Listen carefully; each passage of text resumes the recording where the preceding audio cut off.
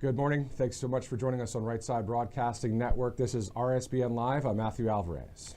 And I'm Robert McNeely. Of course, yesterday a tragic event, an American Airlines commercial flight colliding with a Black Hawk helicopter over the Potomac River in Washington, D.C. That's right. So we'll be following that story. We're also following the huge Senate confirmation hearing today. In just a few minutes, Kash Patel for the top job at the FBI. So we're going to go to that here in just a minute. Thank you so much for streaming in. This all brought to you by a number of great sponsors, including Colonial Metals Group.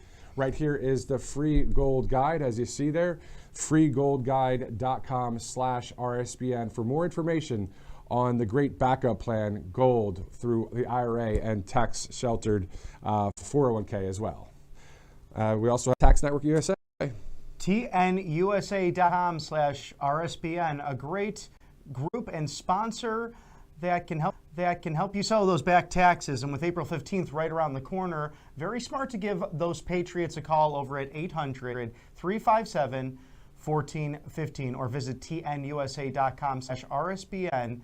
Make sure you're protecting yourself from the IRS in these inflationary times. Also, Brightcore, brightcore.com. You can buy two, get one free. You visit the website right there. You see Kimchi 1 on the right side of your screen there, 888-722-0936. We'll be talking more about these great sponsors in just a minute as we come back here live at 9:24 a.m. Eastern Time as we work on the full stream there, as we know that we will be live in just about 6 minutes from now here at Right Side Broadcasting Network. Again, a lot of people very interested in seeing Kash Patel today for the Senate hearing for his confirmation. Hopefully he gets it because he'll do great, I think, at the FBI. Well, and there were fireworks yesterday with Robert F. Kennedy Jr. taking the questionings on Capitol Hill regarding his confirmation hearing for Health and Human Services Secretary, but the mix of Kash Patel and Tulsi Gabbard truly frightening to the deep state. Exactly. We are about 5 minutes out from that Senate hearing to start. A little bit later today, a 10 a.m. Senate confirmation hearing for Tulsi Gabbard to lead the Department of National Intelligence. And also throughout the day, if there are any statements from the White House regarding the tragic events of last night, we'll bring that to you as well here on Right Side Broadcasting Network. So quite a lot going on. Of course, our sincere condolences to the families of the people that were lost through that collision yesterday. A total of 67 people lost their lives last night with the collision with the helicopter and the American Airlines passenger plane. So we'll be following those details as to how that could happen. President Trump commenting on Truth Social about that as well. But we'll get to that in just a bit. So again, we have Kash Patel, who we know is a rock star in the conservative movement, doing great things for our country, will be very strong as an FBI director. And although he might not be a household name right now, we know how closely he's worked in the first Trump administration regarding intelligence. He's actually one of those insiders in the Beltway that truly has an outside perspective and wants to serve the American people with that transparency, and called for President Trump to release the JFK, RFK, and MLK briefings and backgrounds that were once withheld from the American public, and that was done by executive order on day one in the Oval Office. So this is someone who truly wants to reform the Federal Bureau of Investigation from the inside out, and especially to streamline the agency. He said there's so many thousands of people there. What are they actually doing? So Kash Patel, a perfect pick to head up our premier intelligence agency, at least when it comes to domestic investigations. So this will be something very strong to finally obliterate the deep state. And Kash Patel and, of course, Tulsi Gabbard with the DNI. What a combo. Exactly. And we may have a live look at the U.S. Capitol building or maybe the White House as we await this Senate hearing for Kash Patel, someone who is America first, someone who is going to get the job done and done right. Looking forward to Pam Bondi as well being in that Senate confirmation hearing. That's not today, but we will bring you the live coverage for Kash Patel as soon as that starts on Capitol Hill. Many of President Trump's great cabinet appointees, they're getting confirmed, every one of them so far, including Pete Hegseth just the other day. Right, and overwhelming support for the most part for these nominees. And you saw that Sean Duffy was sworn in yesterday, and hitting the ground running after a 77-29 confirmation vote sworn in by Vice President J.D. Vance. And what a first day on the job for Sean Duffy to overlook this, along with NTSB, which will be taking the lead investigation into this crash. And of course, we'll bring you the most up-to-date information we have here at Right Side Broadcasting. So RSBN Live, we are live right now here at our home studios in Auburn, Alabama. Of course, we will have that coverage inside the White House if the president makes any statements today regarding the tragic events from last night.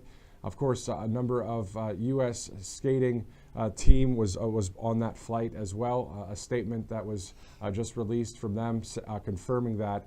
Also in touch with the U.S. Army when it comes to the Black Hawk helicopter, if there's any statement there. As, again, President Trump wondering how this all could happen according to his Truth Social post as well. So we'll be covering that story. But definitely, of course, right here with the Kash Patel Senate hearing, which will start in about maybe a minute from now if it starts on time. We'll go there live right here on Right Side Broadcasting Network. As you know, it's been quite the busy week. Well, it has. And last night, apparently clear skies over Washington, D.C., Virginia, and also Maryland. If you've been living in that area or visited, even recently, you realize that so many helicopters and regular practices with our military. Of course, right there you have Joint Base Andrews and BWI, also DCA, Washington Reagan, which the flight was intended to land there. But Mayor Bowser of Washington, D.C., and Mayor Wu of Wichita, Kansas, and Wichita, a very tight-knit, lovely community, also a large military presence there as well, really speaking to the bipartisan efforts to find what happened, but to keep everyone in our thoughts and prayers, with additional services being provided with many denominations. So communities coming together, and Mayor Wu saying that Wichita and D.C. will be forever united in this tragedy. So we hope to have answers soon, but we'll stay with you here at Right Side Broadcasting Live to make sure you have all the up-to-date information as it breaks. And you're looking live on a split screen there on the left side of your screen. That is the feed that we'll go to in just a second for the Kash Patel Senate hearing. This all brought to you by some great sponsors, including the Colonial Metals Group. This is the free gold guide. So just go to freegoldguide.com/RSBN. Get a lot of great information on the backup plan through tax-sheltered IRAs or 401ks as well. Yes, and scan your QR code now for ultimate savings, but also how to convert your 401k or IRA or properties and assets into gold, silver, tangible metals. Really something that's not solely a privilege nowadays, but really you should have it in your back pocket, because with Biden and the inflation that's taken place in the last few years, it's harder to retire nowadays. Exactly. So freegoldguide.com, also brought to you by Tax Network USA, 800-357-1415. Every time there's a question that might come up about your past taxes, say you missed a few years, these guys can help you out. So it's tnusa.com/RSBN. A great sponsor here at the network. 800-357-1415 is that number. And it's really a wonderful thing to be focused on, as the April 15th deadline right around the corner. So tnusa.com/RSBN. Make sure you are ahead on your back taxes and just taxes in general. So many people overpay on accident, and you want to make sure that you talk to the patriots over the wonderful Tax Network USA. Let's go to Brightcore, mybrightcore.com. Buy two, get one free. It's Kimchi One, a great product that you see on your screen there. Apologies for the little bit of the skipping going on right now. We're going to get that taken care of. But definitely, if you give them a call at that number you see on your screen, and go to mybrightcore.com/RSBN for more information. We'll talk about that great company here in just a bit, as it's 9:32 in the morning, getting ready to go to Capitol Hill to see Kash Patel, the great Kash Patel. We haven't heard from him in quite a minute, so we're looking forward to seeing him there at that Senate confirmation hearing, Robert. As we know, the patriots of this country, we the people who voted for President Trump, also are voting for President Trump's picks, in a way that they want Kash Patel as the top person at the FBI. It's all about transparency now, and Press Secretary Caroline Leavitt just 2 days ago mentioning that the press has full access to her and full access to the best spokesperson for the White House, and that's President Donald Trump. And perhaps his greatest pick when it comes to intelligence and transparency. Kash Patel, he's an expert at it. You might remember him from the documentary about the plot against the president and Lee Smith's book. We know that if it wasn't for Congressman Devin Nunes and Kash Patel, who worked closely with him, the Steele dossier would not have been revealed to be a hoax, the Russia hoax. We remember that from 8 short years ago when the intelligence community was weaponized against President Trump and his first administration. And we will see if Kash Patel makes any comment sharing condolences for yesterday's tragedy as well. Last night at about 8:48 p.m. when that American Airlines passenger plane, regional jet, collided with the helicopter, the Black Hawk helicopter. President Trump saying, quote, "The airplane was on a perfect and routine line of approach to the airport. The helicopter was going straight at the airplane for an extended period of time. It is and was a clear night. The lights on the plane were blazing. Why didn't the helicopter go up or down or turn? Why didn't the control tower tell the helicopter what to do instead of asking if they saw the plane?"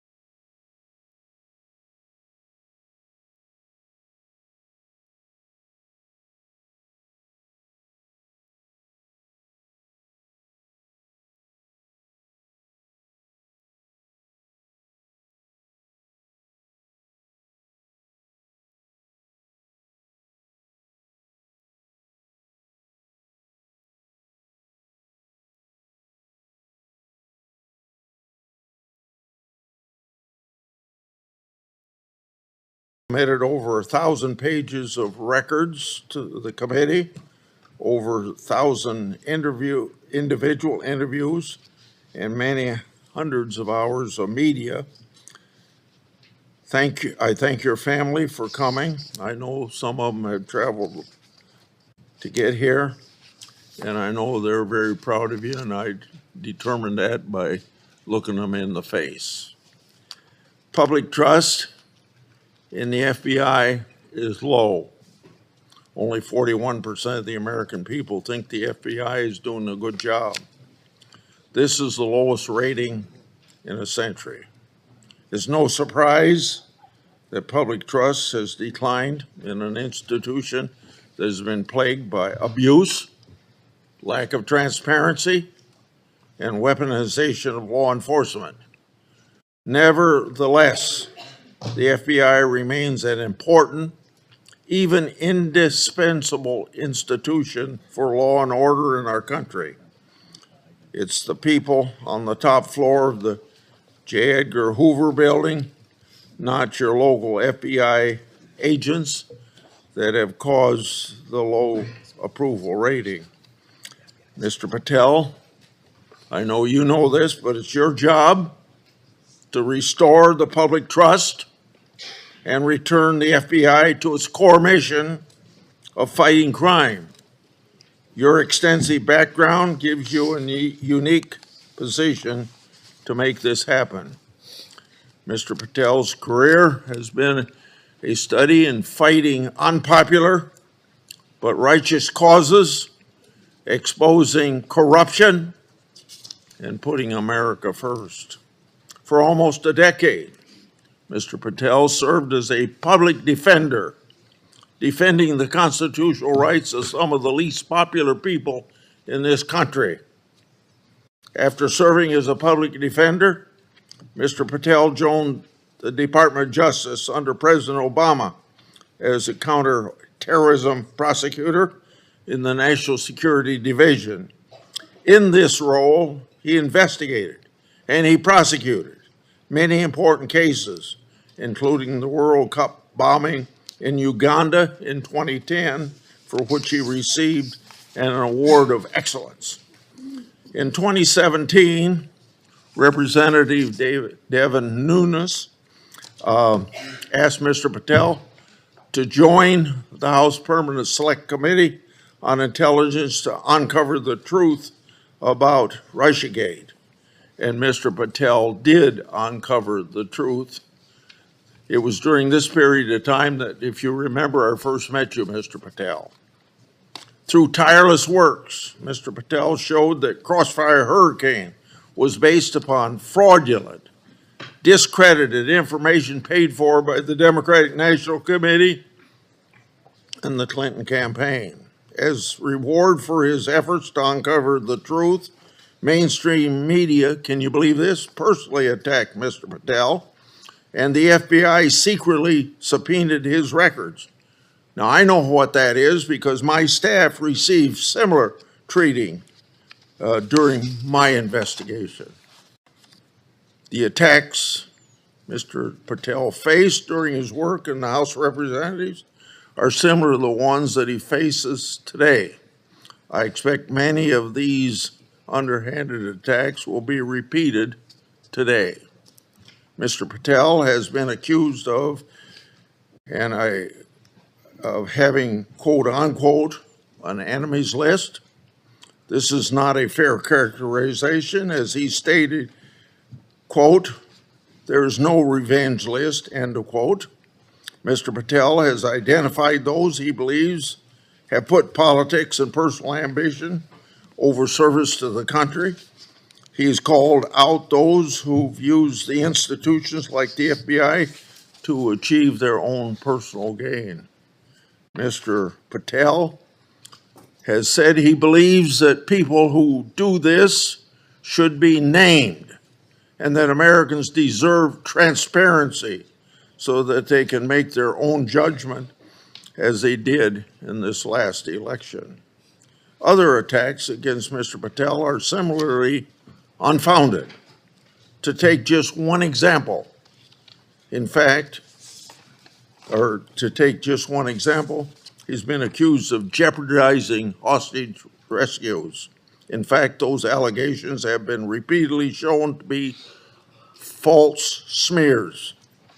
As numerous national security officials have said publicly and on the record, Mr. Patel played a critical role in returning Americans safely home and has done so through hard work and personal cost to him.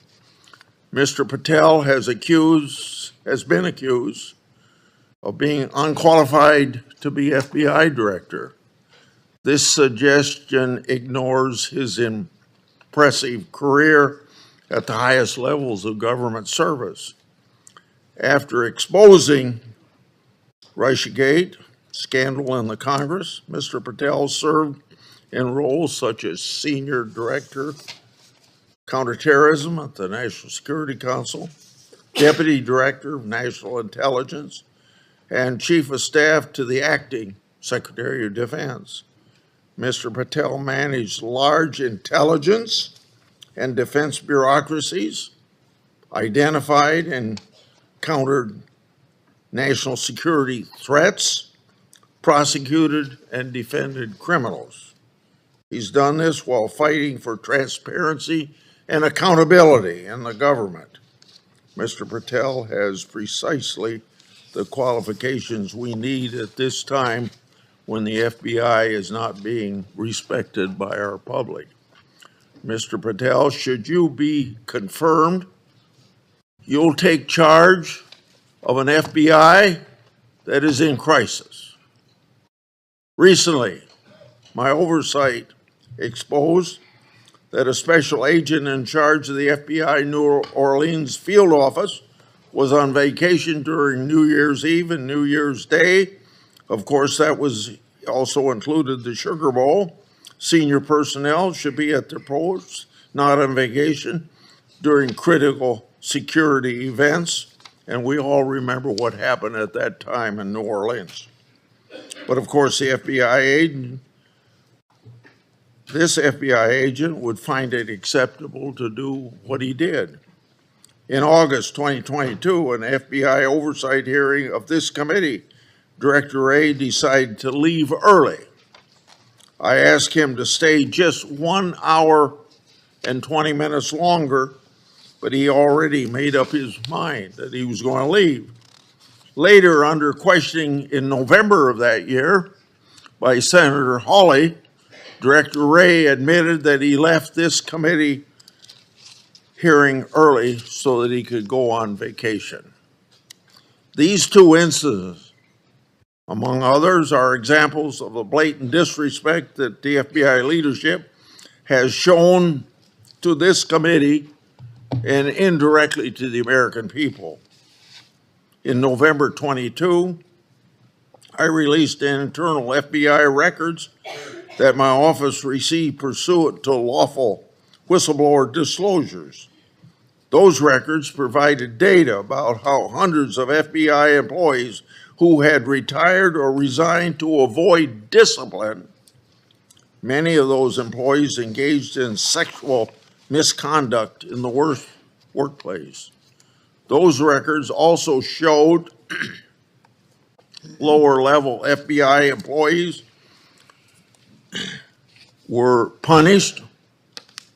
Lower level employees of the FBI were punished more harshly than senior level employees. No, fairness was out the window. Over 1 year later, with no response from the FBI, I asked Director Wray about this at a December 5, 23 hearing before this committee. He publicly pledged to get me the data I requested November, a year before. He and his deputy director never followed through. I also questioned Director Wray about improperly classified information relating to Afghan evacuees placed in our country. At that time, approximately 50 evacuees were already deemed potential national security concerns. So what's the number now? The public has a right to know. I've also raised concerns about whistleblower disclosure, saying that the FBI moved agents from child sex abuse cases to those January 6 cases. The FBI under Director Wray never got his priorities straight. With respect to weaponization, I'd like to turn to a letter I wrote July 20 of 2022. That letter noted that Assistant Special Agent in Charge, Tebow, was a key official involved in opening the elector case that became the Jack Smith lawfare operation. That's not supposed to happen. An official at Tebow's rank and position isn't supposed to open cases. That's the job of special agents. For those who don't remember, Tebow was the anti-Trump agent that violated the Hatch Act for his political conduct in office. My letter also noted that Richard Pilger, who ran the Justice Department's election crime branch, was involved in the approval. Now I'd like to call the committee's attention to something I'm going to share with you, information about the FBI's that's never been made public before. Do you have those? Oh, yeah, I'm sorry. In my hand are a series of FBI emails. The first is an email that Tebow sent to subordinate agent on February the 14th, 2022. He said, quote, "Here's a draft opening language we discussed," end quote.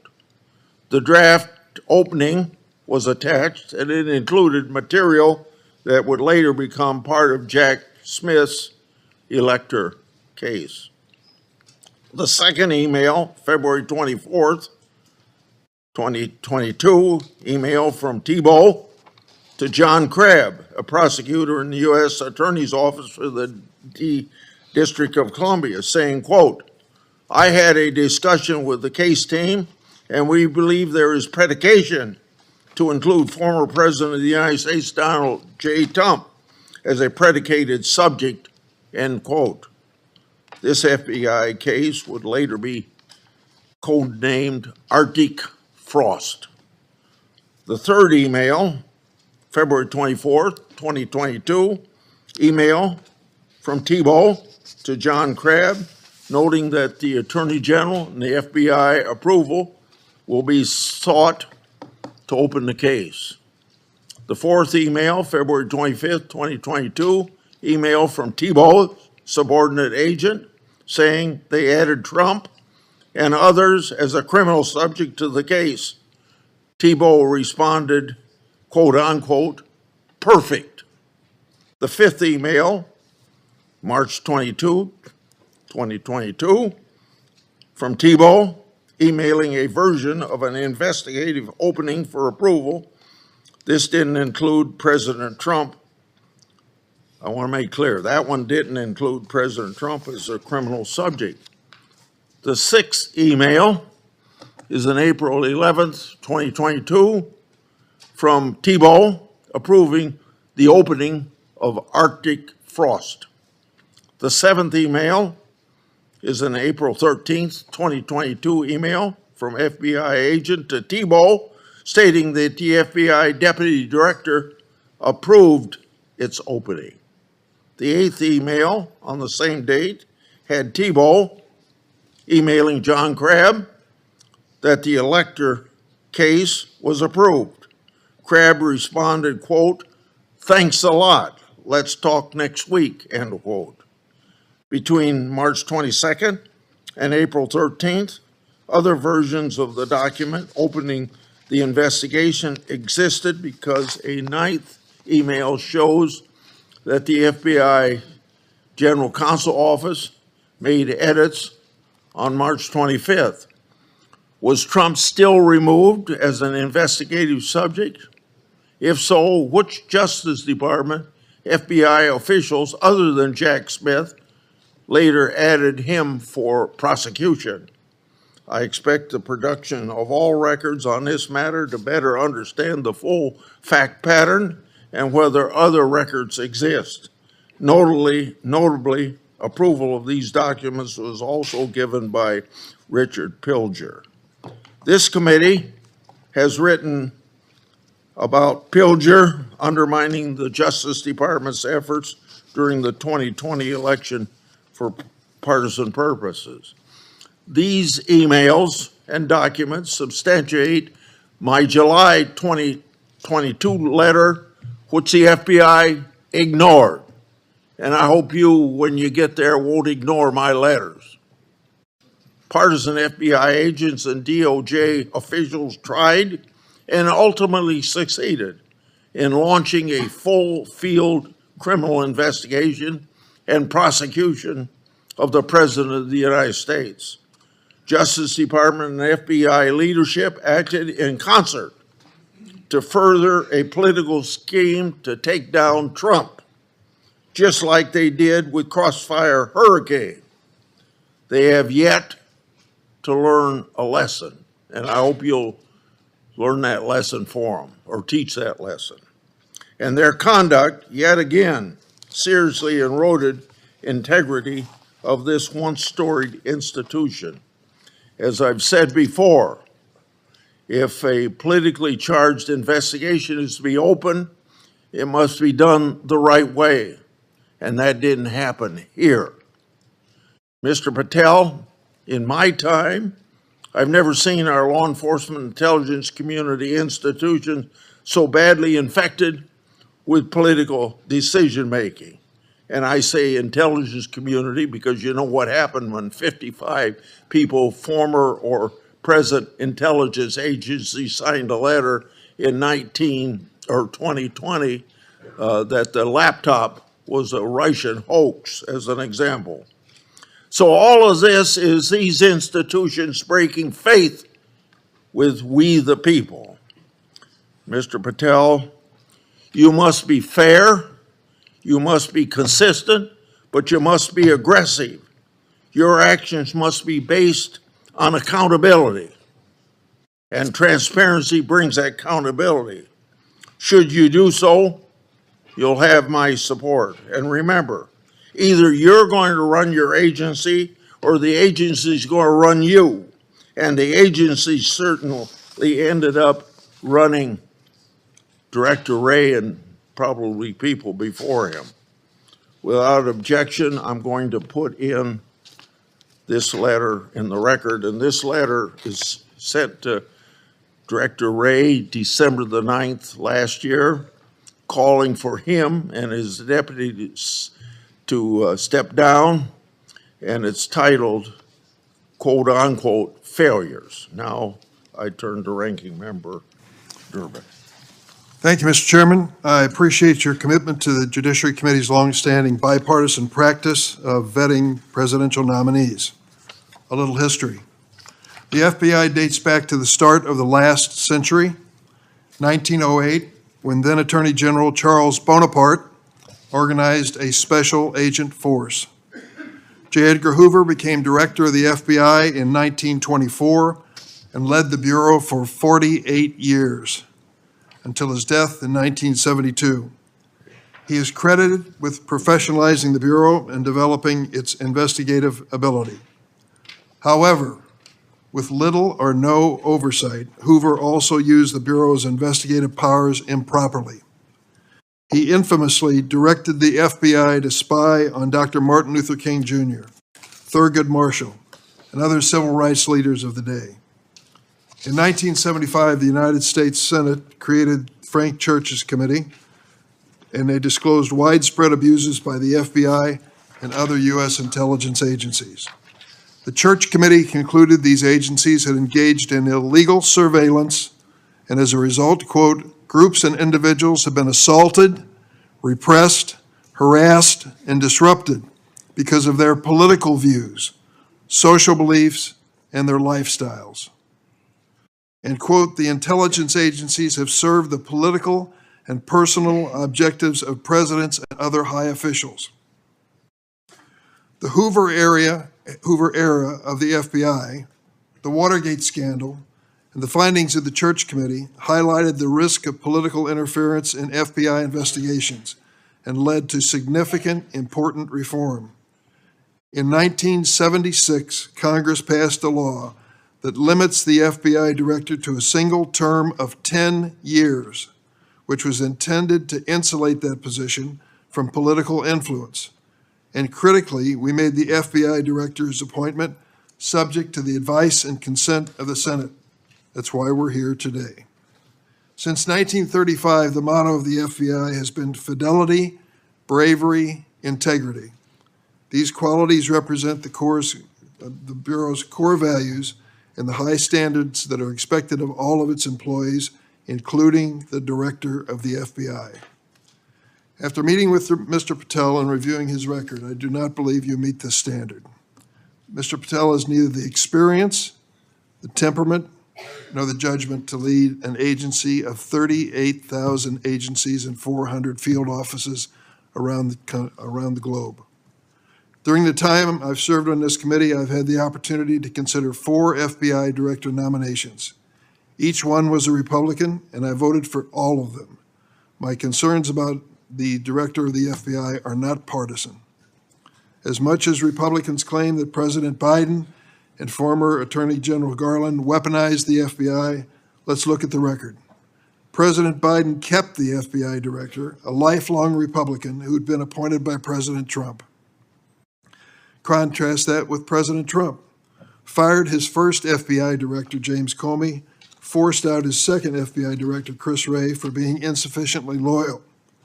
With Mr. Patel, however, obviously the president has found a loyalist. Mr. Patel's loyalty includes touting conspiracy theories that threatened efforts at President Trump's enemies. How do we know Mr. Patel's theories, his beliefs, what motivates him, what he really believes? He wrote it in a book. This book, Government Gangsters, I urge all of you to read before you cast a vote for this gentleman.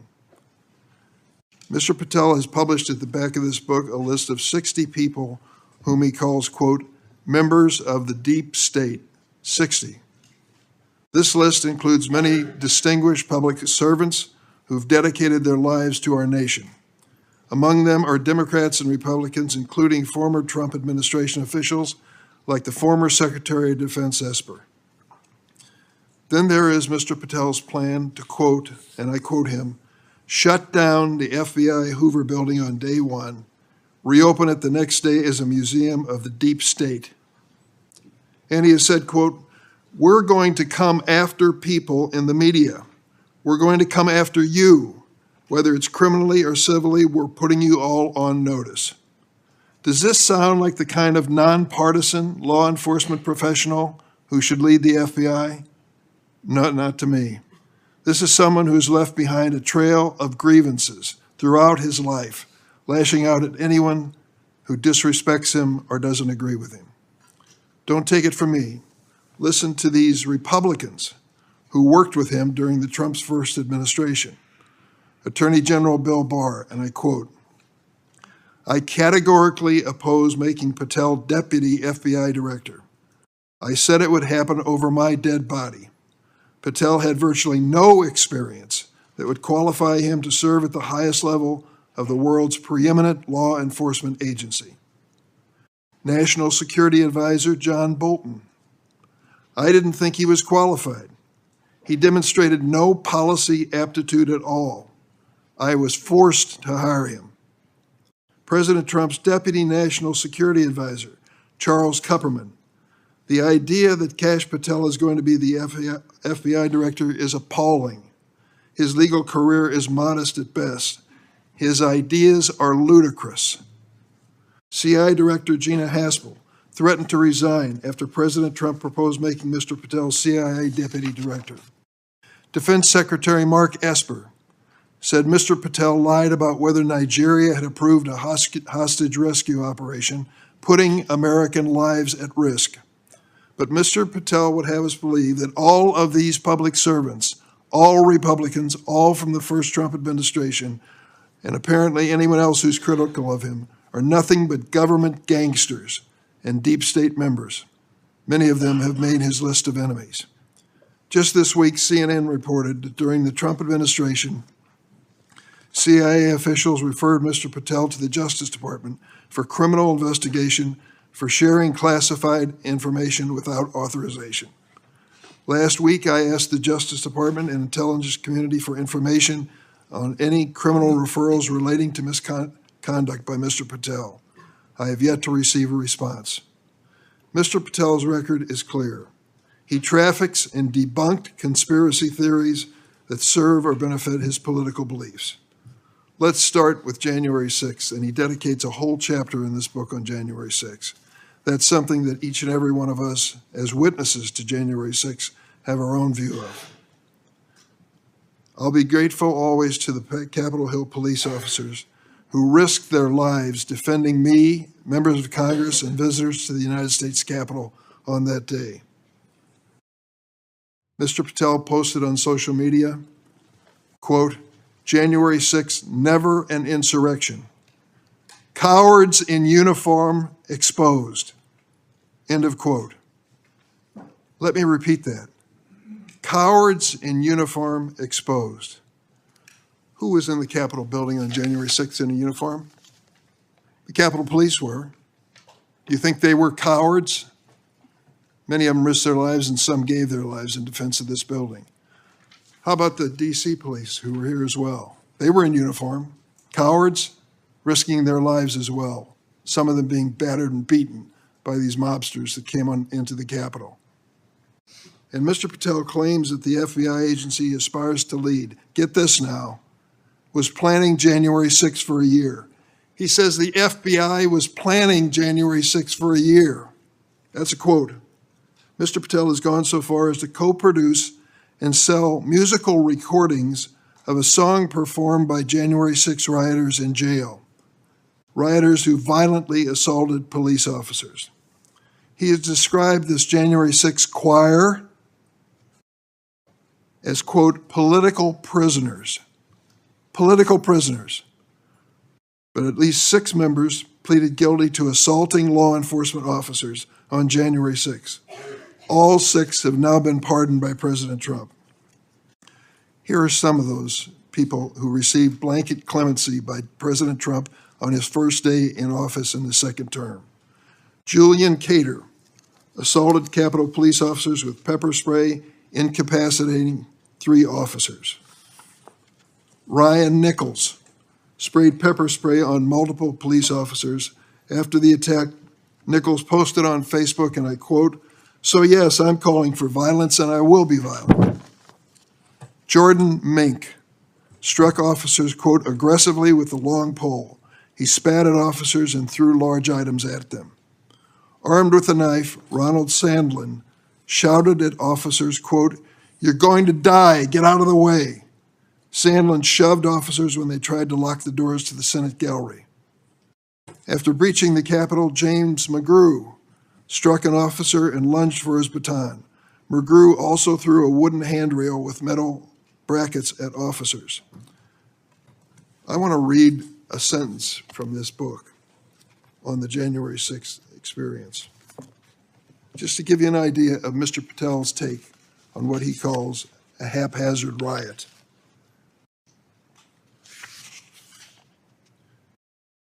By everything we could see, the crowd at the Capitol was unarmed or armed only with non-lethal objects like bottles, flagpoles, or bike racks. Mr. Patel has also peddled conspiracy theories for his own financial benefit, promoting a line of dietary supplements that claim to help people detox from COVID-19 vaccines. During my time on this committee, I was fortunate to get to know and work with former FBI Director Bob Mueller. I met him a few days after 9/11. That's when he took over the FBI. I trusted him, I worked with him, I did everything I could to help him, because I believed that the FBI was a critical central agency in restoring America's confidence that we were safe. Bob Mueller was an extraordinary man. Oh, he was a Republican, make no bones about it. He said it and admitted it, and I knew it. He comes from the San Francisco area. And when he was in college and graduated, a friend of his, a year ahead of him, had enlisted in the Marine Corps and was killed in Vietnam. Bob was inspired to do the same thing, join up in the Marine Corps, and he did. And he was a first lieutenant in Vietnam. He received a Bronze Star with a Valor Pin, and he also received a Purple Heart. He was injured in battle. I read about his experience because after he was healed from that wound to his leg, he returned to combat. He was just that kind of fella. Regardless of party, he was a real American. He was a longtime federal prosecutor, a U.S. attorney, the head of the DOJ's criminal division, and acting deputy attorney general before he became head of the FBI. After 9/11, I worked with him, and we had a good relationship, a professional relationship. We didn't always see eye to eye, but I respected him so much for what he had given to this country. In this book, Mr. Patel calls Director Bob Mueller, quote, a swamp creature. With all due respect, Mr. Patel, I've not worn the uniform of this country, and neither have you. To think that you would denigrate Bob Mueller's service to our country and call him a swamp creature is an indication of the depths your political views take you. The FBI plays a critical role in keeping America safe from terrorism, violent crime, and other threats. Our nation needs an FBI director who understands the gravity of this mission and is ready on day one, not someone who is consumed by his own personal political grievances. The American people deserve an FBI director focused on keeping our families safe from terrorism, drug trafficking, and violent crime, not this checklist of grievances we find in this book. Mr. Patel, your record makes it clear you're not that person. I yield. Thank you, Senator Durbin. Before I call on Senator Tillis, I want to clear up something the way I see it, and I think I'm going to invite everybody that it can be cleared up. This business about what Mr. Patel said about cowards in uniform, it's a mischaracterization of what he actually said. So I'm going to invite you to listen to the interview Mr. Patel gave that linked to his post to hear what he actually said. When he said cowards in uniform, he was talking about senior Pentagon leadership failing to mobilize the National Guard to protect the Capitol.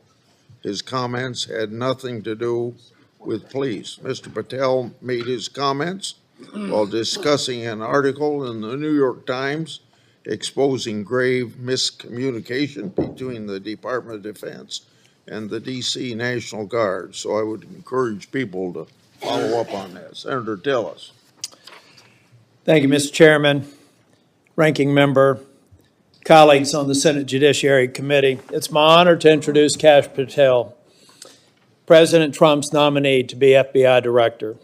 I've completed due diligence on his life and career, and I'm convinced that Kash possesses significant expertise and ironclad commitment to justice, and he's an outstanding choice to lead the FBI. Kash's parents are Indian immigrants of Gujarati ancestry. They're up here in the front row.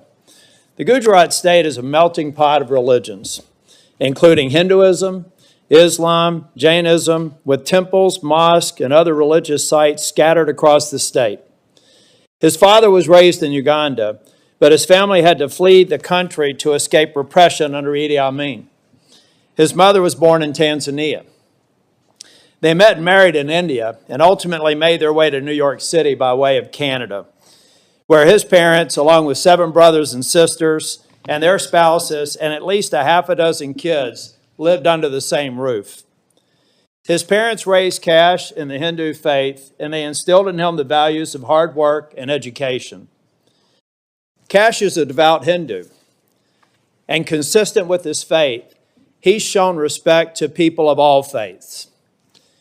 Kash attended the University of Richmond, where he earned his bachelor's degree in criminal justice and history. He went to Pace University School of Law, where he earned his JD, and an international law certificate from the University College of London, Faculty of Laws. Kash began his career as a public defender in Florida, where he led or co-led more than 60 jury trials in state and federal court. Kash clearly demonstrated a devotion to upholding the rule of law and defending the rights of individuals. Kash led the defense of Jose Buitrago in United States versus Buitrago, a high-profile case in Florida in 2015. Buitrago was one of the Colombian nationals arrested in a major drug bust involving Operation Backrim. Kash and his co-counsel successfully argued that key evidence was withheld by the prosecution, leading to Buitrago's release. I suspect some of Kash's disdain for prosecutorial misconduct stemmed from this experience. Kash was hired as a senior counsel on the House Permanent Select Subcommittee on Intelligence Committee, in 2017. He told me he distinctly remembers my friend Trey Gowdy comment shortly after they were introduced. He said in Trey's dialect, "Kash, Congress is where righteous investigations go to die. I hope you're ready." I think Kash was ready, and he went on to establish a solid reputation for pursuing the facts, and from there, he held senior posts at the NSC, the Department of Defense, and the DNI. Since leaving the administration in 2020, Kash has written articles and books on national security, law, and governance. Through his work as an author, Kash continues to advocate for justice and transparency, and to be ever vigilant in defending our great democracy and the rule of law. Colleagues, I created a Kash bingo card that I have available to any of my colleagues who would like it on the other side of the aisle. Some may view this as an unserious caricature and not appropriate for this committee. Sadly, I consider it a serious caricature of what I expect to be witnessed today.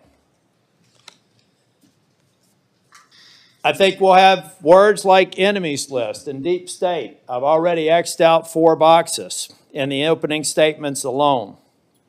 The fact of the matter is, some people will be here to simply substantiate a false narrative. At worst,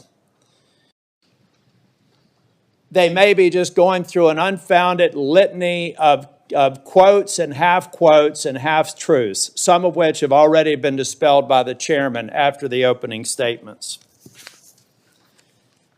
Mr. Chair and Ranking Member, in my 10 years in the Senate, I hope I've established a reputation for being fair, doing my homework, and taking tough positions that have been met with harsh criticism.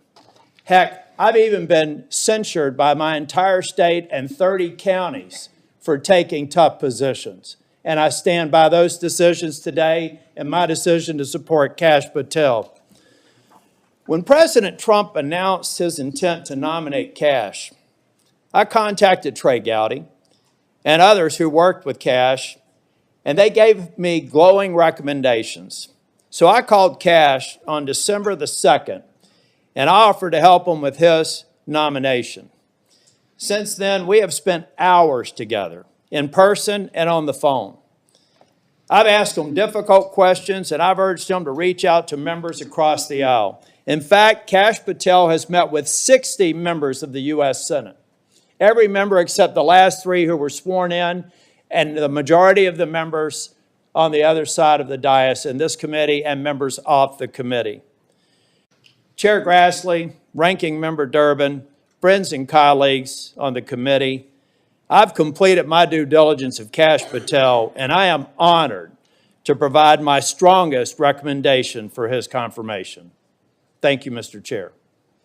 Thank you for that introduction. Before I swear you, I want to make clear that before you give your statement, if you want to introduce family and friends in the audience, you're welcome to do that. Would you please stand? Raise your hand.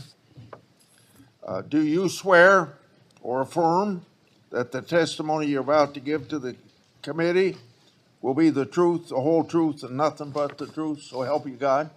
I do, Mr. Chairman. Okay. You may proceed. Chairman Grassley, Ranking Member Durbin, and members of the Judiciary Committee, thank you for the opportunity to appear today. I must start with a word of prayer for the tragic accident that befell our nation last night, where we lost civilians and service members. I pray for their families. I pray for law enforcement and military personnel, and I pray for their souls, and hopefully God will find them peace in the near future. I'd like to welcome my father, Pramod, and my mother, Anjana, who are sitting here today.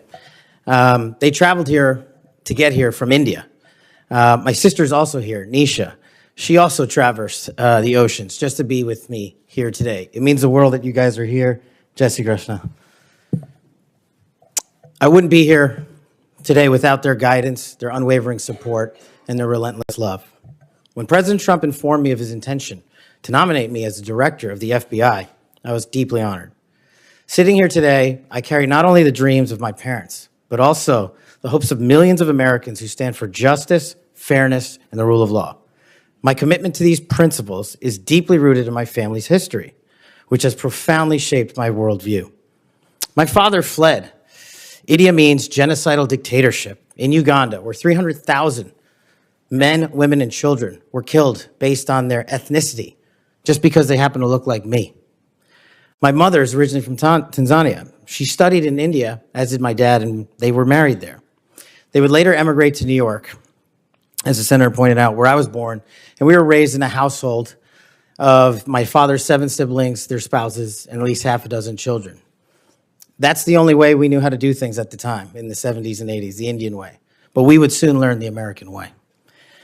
These values have shaped and been the driving force of my career in 16 years of government service. Protecting the rights of the Constitution is of the utmost importance to me and has been every single time I've taken that oath of office.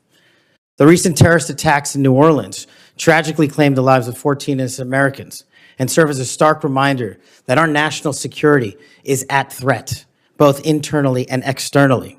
The FBI, the Federal Bureau of Investigation, and the Department of Justice, where I served, play a pivotal role in securing our freedoms and our safeties for American citizens. If confirmed as the next FBI director, I will remain focused on the FBI's core mission. That is to investigate fully wherever there is a constitutional factual basis to do so, and to never make a prosecutorial decision that is solely the providence of the Department of Justice and the Attorney General. For the first 8 years after law school, I served as a public defender, first for Miami-Dade County and later for the Southern District of Florida. During that time, I represented some pretty awful human beings, charged with some pretty heinous crimes. But what I learned there was the core value that has been enshrined in me since, that due process must be provided without bias to all Americans. And if we cannot provide due process to the worst, then there can be no due process for anyone, and our constitutional republic fails. But I battled on that hill for that due process. I would later serve in the Obama Justice Department as a terrorism prosecutor in the National Security Division, where we successfully contributed to the prosecutions of terrorist organizations like Al-Qaeda, Al-Shabaab, and others. I was honored to receive the 2017 Assistant Attorney General's Award from Loretta Lynch for my work in helping the Ugandans bring members of Al-Shabaab to justice for murdering 74 innocent people, including an American. I would also receive the Human Intelligence Award from the intelligence community for related work on that mission. My experiences at the National Security Division and would later be followed by my experiences on the National Security Council as Senior Director for Counterterrorism, and later as the Deputy Director of National Intelligence, responsible for the production, creation, and promulgation of the Presidential Daily Briefing, our nation's most sensitive classified information and secrets to protect our country. My time in the White House was preceded by my time right here in Congress as a staffer on the House Intelligence Committee, where I spearheaded the investigation that exposed serious FISA, Foreign Intelligence Surveillance Act abuses by members of the Department of Justice and the Federal Bureau of Investigation. That misconduct eroded the public trust in our FBI. The erosion of trust, as Chairman Grassley pointed out, is all too low today. 40% of Americans have trust in the FBI. In order to get it back, there's a twofold track, Senator. One, violent crime is exploding in this country, and we cannot afford them to allow it to run away. We must tackle violent crime. Just in 2023 alone, there was 100,000 rapes, 100,000 drug overdoses, and 17,000 homicides. The priority of the FBI, if I'm confirmed, will be to ensure that our communities are protected and safeguarded and our children have parks to play in and not needles to walk over. The way we do this, we let good cops be cops. We let law enforcement, and we provide them with the tools necessary and resources they need to get after violent crime. The second way we do this on equal track is aggressive constitutional oversight from Congress. The public trust can only be restored if there is full transparency, and I am committed to that full transparency. Members of Congress have unfortunately submitted hundreds of questions that have been unanswered by the FBI in recent times. That will not occur if I am confirmed. All appropriate requests for information will be responded to expeditiously and fully. I'm committed to working alongside the dedicated men and women of the FBI. They are warriors of justice, and I will always have their backs because they have the backs of the American people. I look forward to answering your questions, and I want to take a moment to thank my family, my friends, people who traveled here, and my entire team that has made this day possible. God bless America, and I look forward to your questions.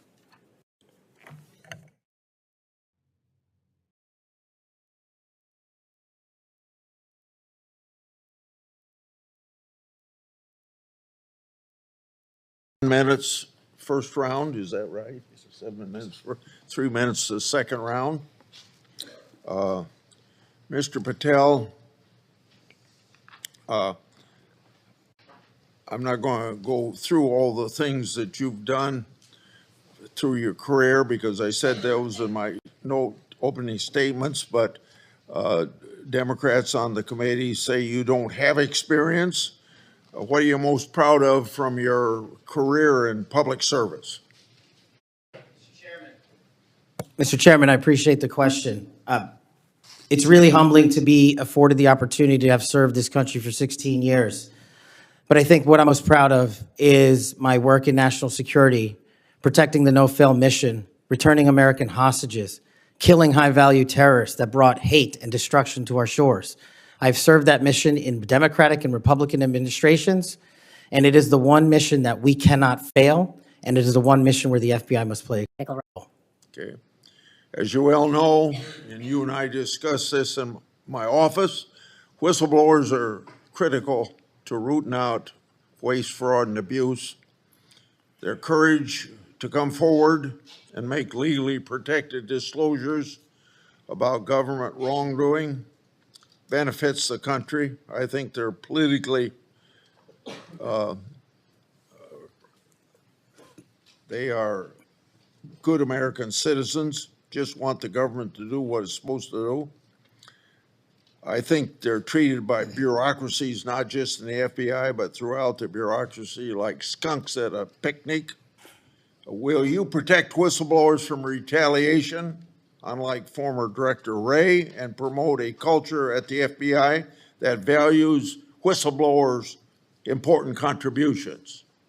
Absolutely, Mr. Chairman. I share in your beliefs about the importance of whistleblowers. So we've spent a lot of taxpayers' money ruining whistleblowers. Will you commit to ensuring that no taxpayer money will be used to identify and retaliate against whistleblowers? Senator, if I'm confirmed, it will not. Okay.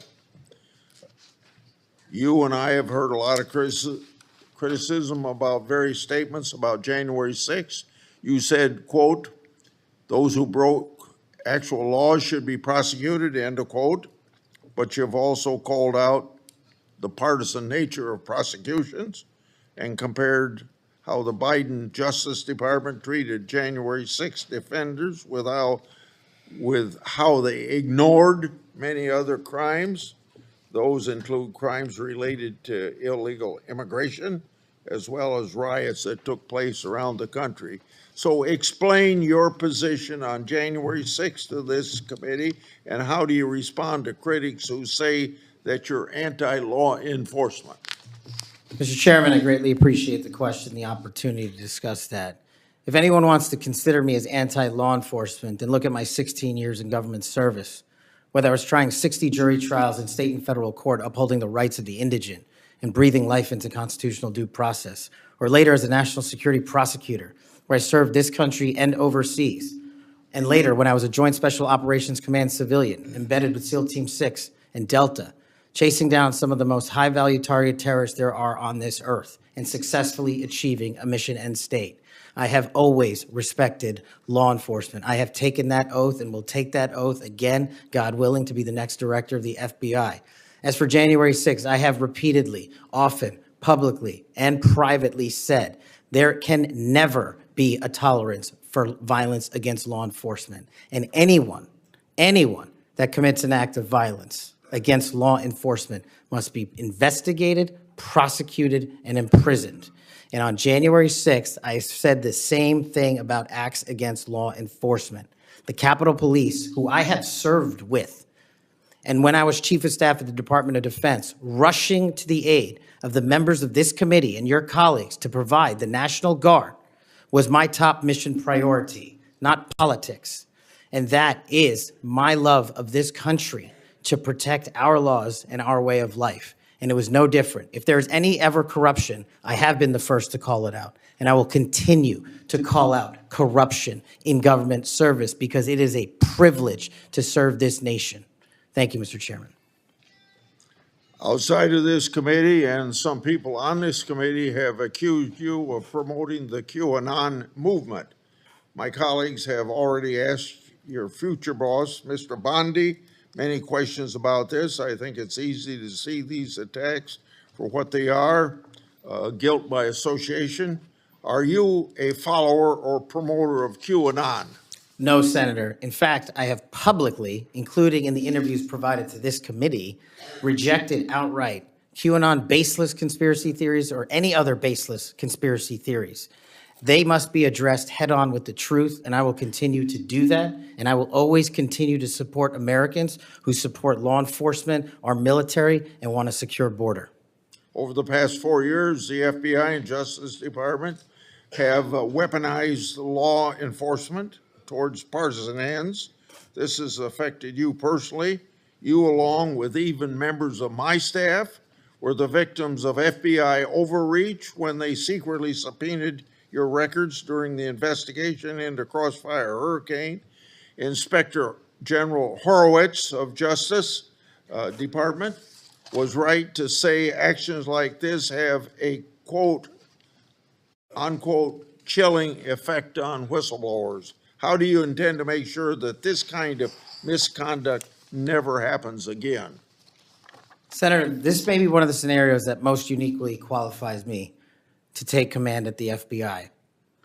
Having been the victim of government overreach and a weaponized system of justice and law enforcement, I know what it feels like to have the full weight of the United States government barreling down on you. And as the Biden Inspector General determined, those activities by the FBI and DOJ were wholly improper and not predicated upon law and facts. I will ensure, if confirmed, that no American is subjected to that kind of torment, to that kind of cost, financially and personally.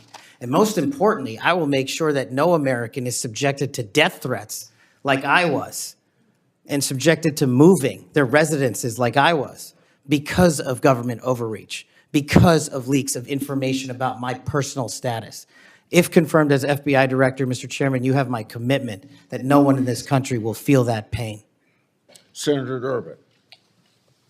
Thanks, Mr. Chairman. Mr. Patel, I woke up this morning to National Public Radio, and they had an item on there about what has happened to those who were given blanket clemency by President Trump. One of these individuals was a man named Matthew Huddle. I'm sorry, what was the last name? Matthew Huddle. If you could remind me, Senator. Well, I was reminded again this morning, he's a man who's been found guilty of numerous crimes. The one described this morning was the outrageous where he beat his 3-year-old child to a point where the poor kid couldn't even sit down for a week. Mr. Huddle was one of the demonstrators who came to the Capitol on January 6th. He was incarcerated and charged with, and pled guilty to crimes that he had committed, violence against police officers. After he was released by President Trump, he returned to his home state of Indiana. A few days later, he was stopped on the road, pulled a gun on a policeman. The policeman, sheriff's deputy, turned, shot, and killed him. This is not the only instance of a person who received President Trump's clemency committing another crime. Peter Schwartz was mentioned this morning on the radio. 38 criminal convictions, 38. He'd been sentenced to 14 years in prison. He was released because of the president's unconditional clemency, which was given to him as well. So I guess my question is this. Was President Donald Trump wrong to give blanket clemency to the January 6 defendants? Thank you, Ranking Member. A couple of things on that. One, the power of the presidential pardon is just that, the president. Well, I concede he has the authority. I'm asking, was he wrong to do it? And as we discussed in our private meeting, Senator, I have always rejected any violence against law enforcement, and I have, including in that group, specifically addressed any violence against law enforcement on January 6th, and I do not agree with the commutation of any sentence of any individual who committed violence against law enforcement.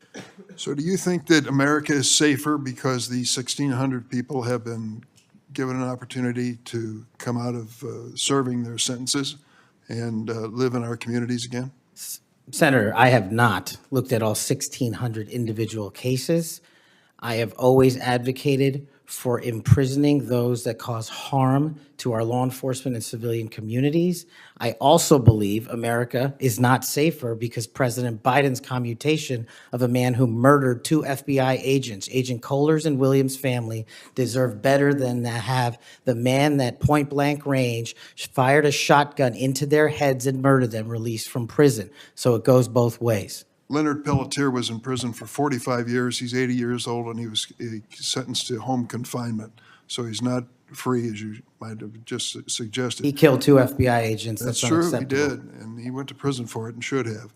My question to you, though, is do you think America is safer because President Trump issued these pardons to 1,600 of these criminal defendants, many of whom violently assaulted our police in the Capitol? Senator, America will be safe when we don't have 200,000 drug overdoses in 2 years. America will be safe when we you're don't have not gonna answer the 50 homicides in a So day. you just won't answer the question. I I'm am going to say, here. I don't think we're safer.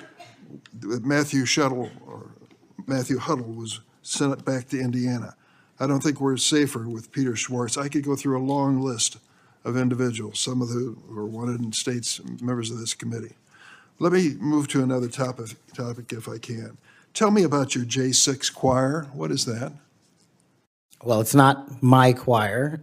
It's simply a recording that was utilized to raise funds for families in need of nonviolent offenders. Who sings on this recording? I don't know, Senator. What did you have to do with it? Simply to raise funds to assist families of nonviolent offenders whose kids needed college education payments and whose rent needed being paid. My understanding is that the performers on this J6 choir were the rioters who are in prison. I'm not aware of that, sir. I didn't have anything to do with the recording. You weren't aware of who made the recording? No, Senator. That's interesting. Did you receive any money for selling copies of that music or that recording? Absolutely not. Okay. You do have a foundation, though, do you not? I'm very proud of the Kash Foundation and the $1.3 million we've given to families in need across this country, including active duty service members, police officers, putting kids in college, and helping people in disaster relief areas rebuild their homes and their communities. 1&0 LLC, are you familiar with that? Sorry? 1&0 LLC? I believe, Senator, you're referring to the LLC that one of the individuals has his private business with. Is it part of the Cash Foundation in any way? Only in that one of the members of the board has that LLC for his outside business. Andrew Allis? I believe that's his name, yes. Yes. Do you know how much was paid to him from your charitable work? Yes, like any other charity, we had to go out and fundraise, something I'm sure every member of this committee is familiar with. And we used digital marketing campaigns, and I believe we paid a digital marketing company through 1&0 $250,000 to raise $500,000, which we gave away to families in need, like when hurricanes struck Florida, Texas, and North Carolina. We will be going through the details of your foundation and the expenditures with the questions for record that the chairman has mentioned. I look forward You'll have a chance to answer those under oath. Mr. Patel, you frequently associated with and sometimes praised extremist figures with well-documented histories of racism, anti-Semitism, conspiracies, and the like. In September of 2023, you appeared with Laura Loomer at an event promoting your book, this one here. You shared a photo of yourself and Loomer in which you held her book and she held yours. Just a few months before this event, Ms. Loomer posted on X that the September 11 terrorist attacks were, quote, an inside job. Around that time, she accused Florida's First Lady, Casey DeSantis, of exaggerating her cancer diagnosis to gain voter sympathy. A number of my Republican colleagues on this committee have criticized Ms. Loomer's extremism. One of my colleagues described her as a, quote, crazy conspiracy theorist who regularly utters disgusting garbage. Another called her really toxic. Given all of this, why did you associate with Ms. Loomer?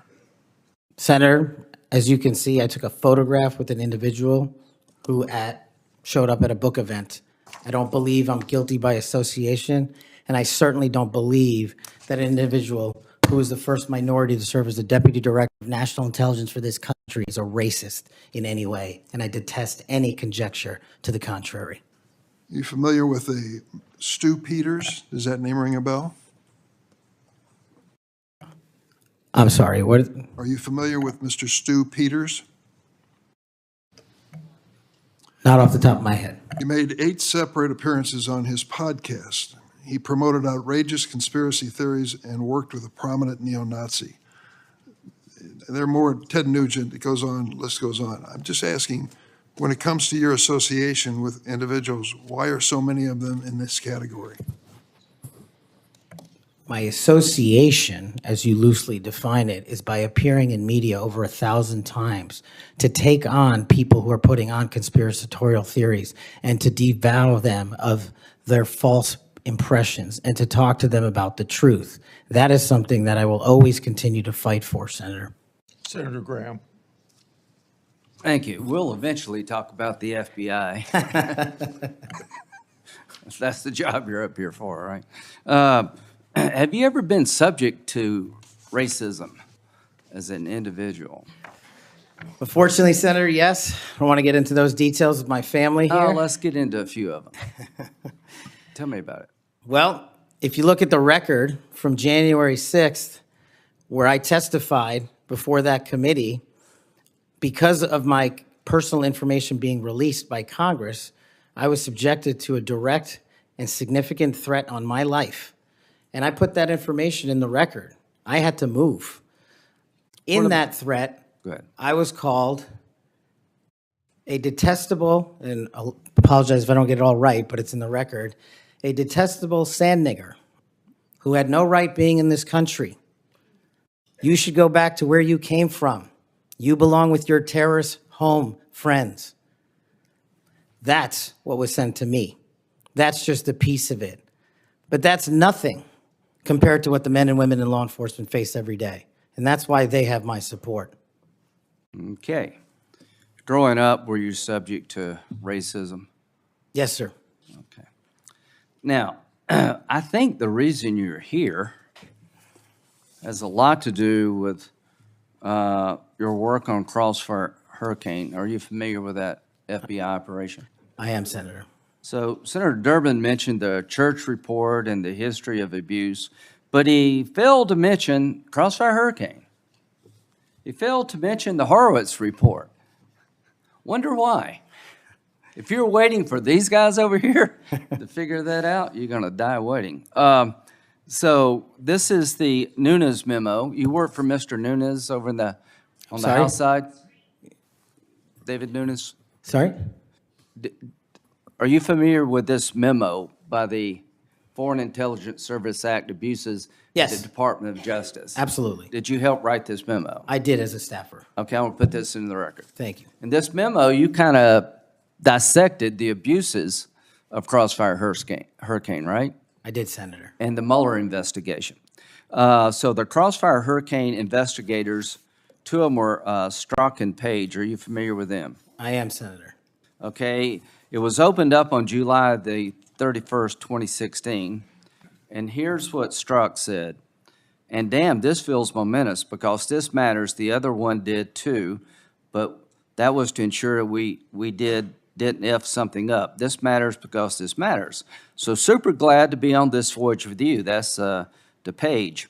And Page responds a couple of months later, he's not ever going to be President right, talking about Trump. Strzok, no, he won't. We'll stop it. Is it fair to say that the people in charge of investigating Crossfire Hurricane hated Trump's guts? Well, you don't have to take my word for it. That statement, along with the statements from the sources Are during that those days operations- over in the FBI, you hope? Well, if they're not, they will be. Okay, good. You know who Carter Page was? I do, Senator. Do you know that the FBI secured warrants against him on 4 different occasions? Yes, Senator. Do you know that the information that they relied upon came from the Steele dossier? I do. Was it you that were able to find out that the Steele dossier was a bunch of crap? Yes, Senator, we followed the money and we exposed the fraud that was the Steele dossier. And the primary subsource was Ignor Danchenko, right? That's correct, Senator. And he was actually a Russian analyst. That's right. Are you aware that in January he told the FBI that, let's see, what did he tell the FBI? Steele had no proof to support the statements, then it was just talk.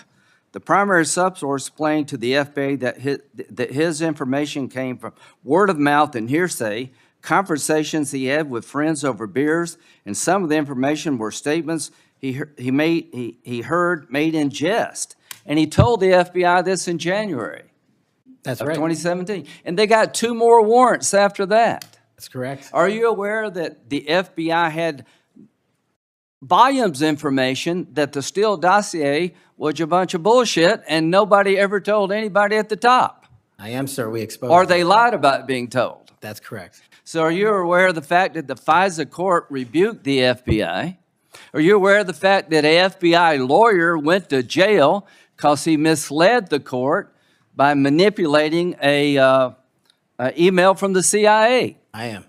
Do you believe that Crossfire Hurricane was one of the most disgusting episodes in FBI history of a corrupt investigation led by corrupt people who wanted to take Donald Trump down? Yes, sir. You think that's why you're in this chair today, to fix that? I think that's a big part of the Without reason. Crossfire Hurricane, this guy wouldn't be here.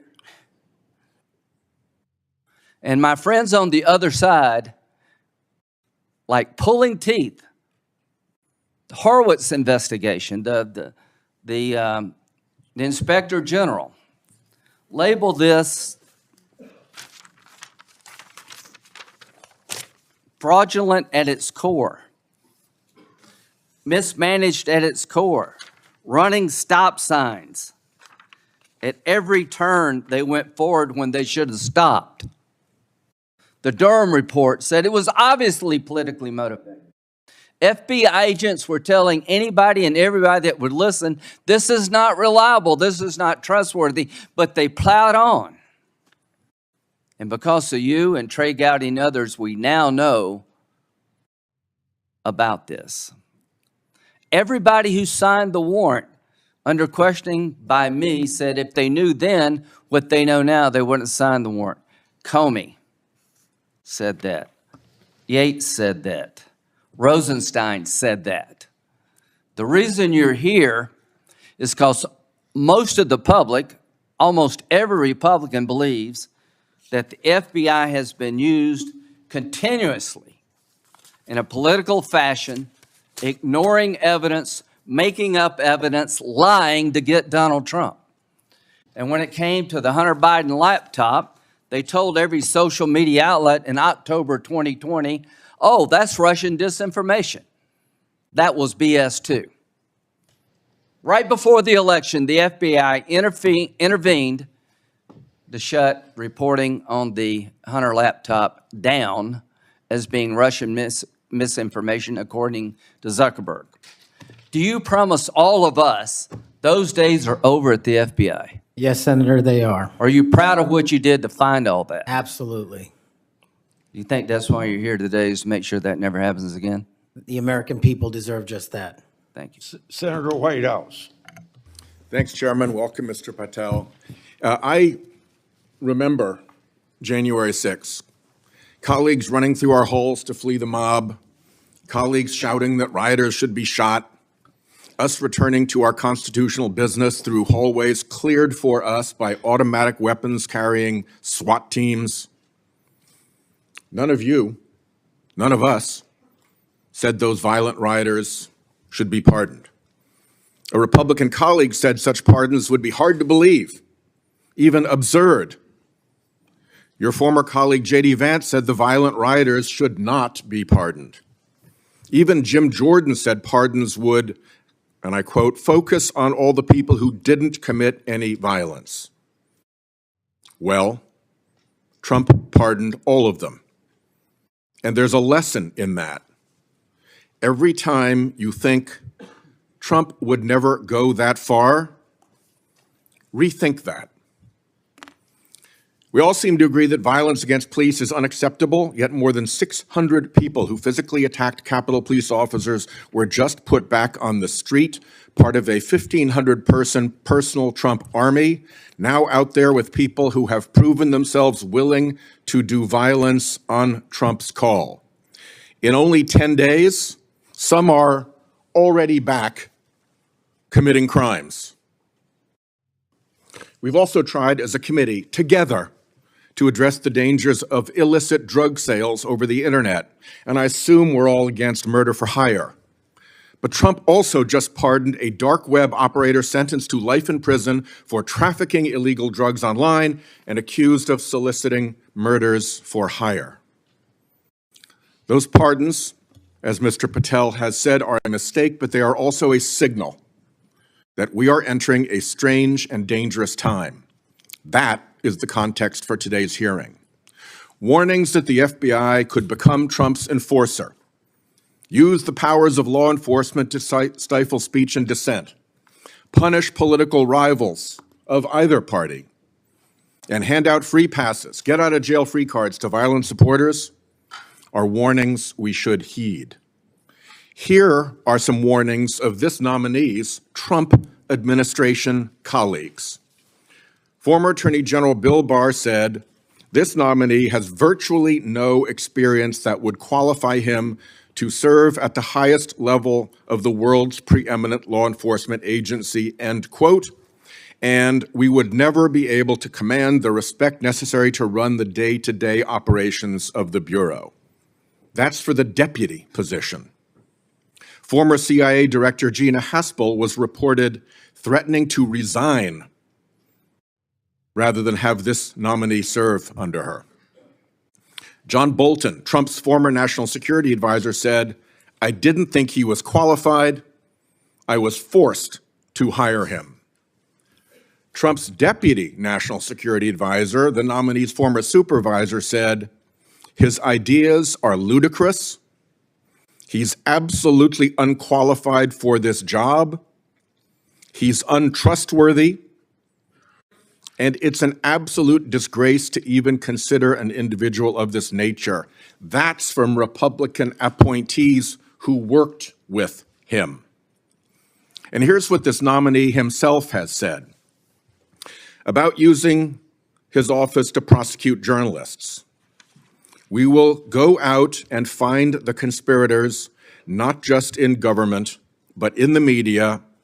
We're gonna come after you, whether it's criminally or civilly.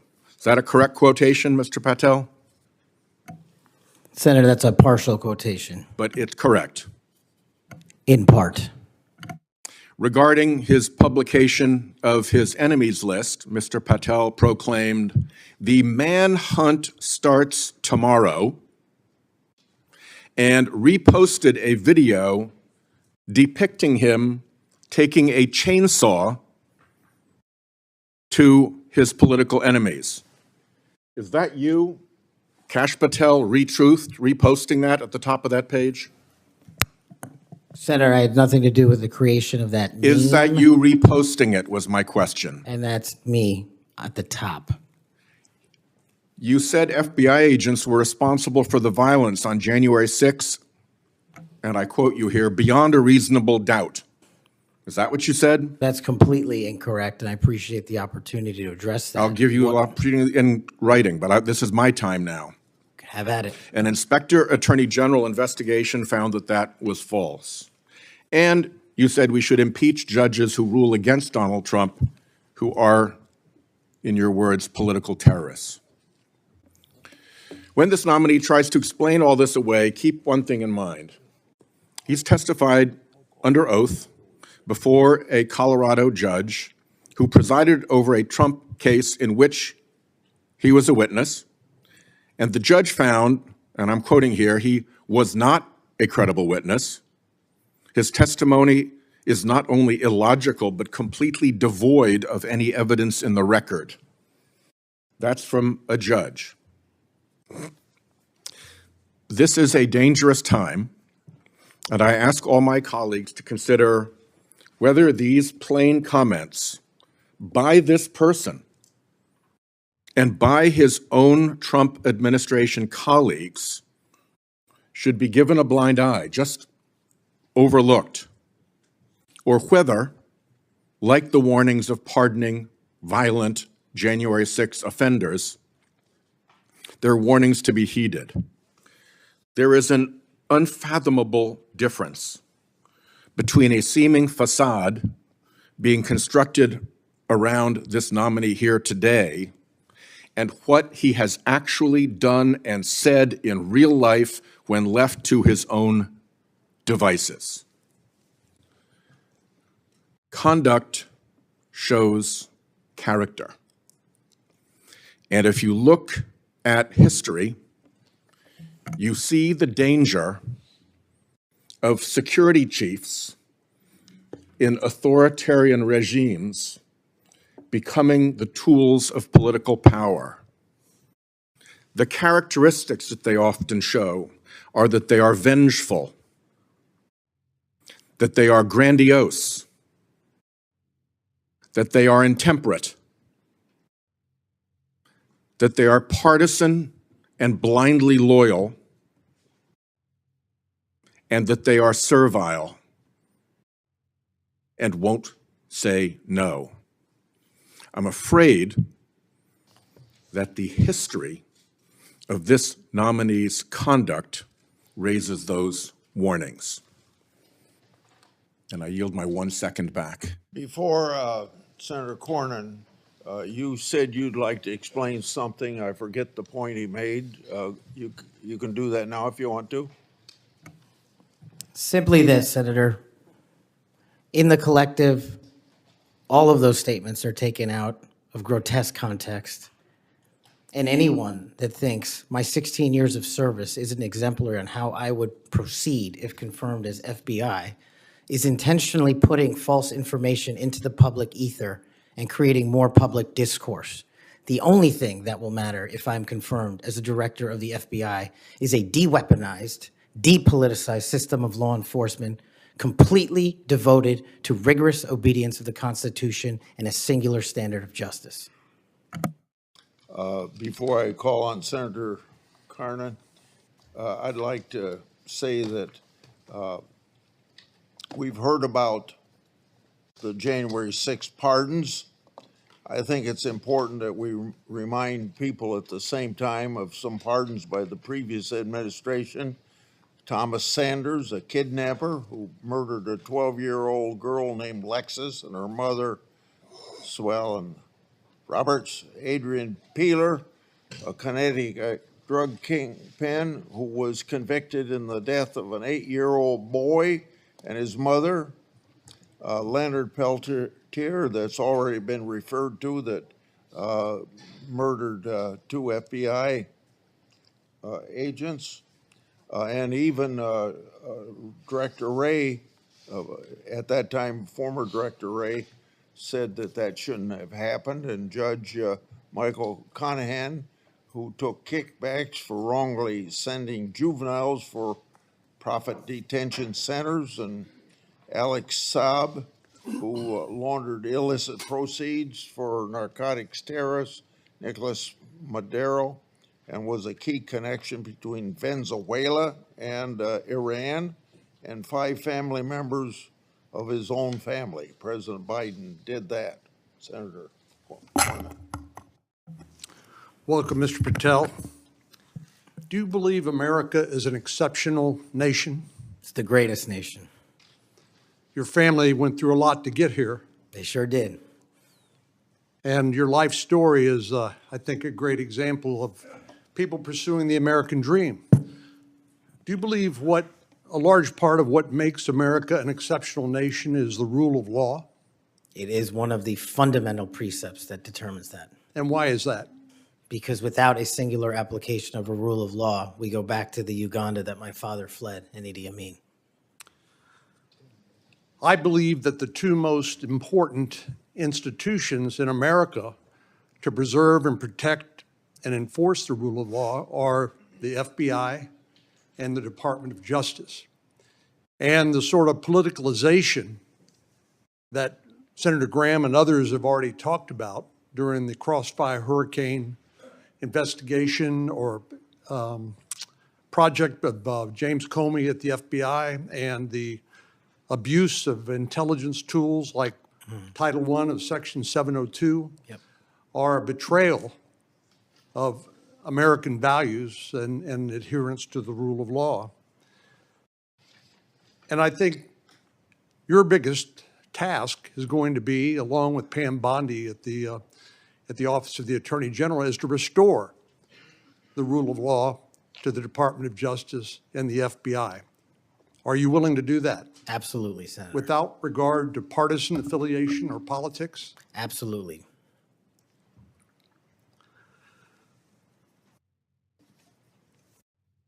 Do you believe President Trump, as the commander-in-chief, needs access to all of the lawfully available intelligence that can be collected by the American intelligence community in order to inform him so that he can make good judgments as commander-in-chief to assure the safety and security of the American people? Having been responsible for the collection and predication and promulgation of that intelligence, I firmly believe he and every president must have it. And so you would not support any impractical or perhaps immaterial or unworkable ways to inhibit the flow of that information to President Trump? No, I would not. So let me just ask you, you and I have talked about this a number of times, and this has come up before in a number of different contexts. But as I've always said, I think Section 702 of the Foreign Intelligence Surveillance Act is the most important law that most Americans have never heard of. Yeah. But when I was questioning my fellow Texan, John Ratcliffe, who now has been confirmed as the director of the CIA, about this, we talked about some of the reforms that have been made to Section 702 over the years. This has been an ongoing conversation here in Congress. People like my colleague here, Senator Lee, and others have proposed reforms, which I think have gone a long way to help protect the privacy rights of American citizens. But let me just point out some of the improvements that have been made over the years. This is not the same 702 that was in effect during President Trump's first terms. These are a number of things that we did together on a bipartisan basis to make sure that the balance between the national security interests of the American people and the privacy and constitutional rights of American citizens were protected. Do you agree with that? Yes, Senator, I do. And I think Senator Tillis, with his typical outstanding graphics, has a wonderful handout which lays all of that out. But one of the things that's come up, and we've discussed this, is the idea that in order to query lawfully collected intelligence under Section 702 that somehow, if a U.S. person's name is involved, that a warrant would be required. Now, you're a lawyer who's represented defendants as a public defender.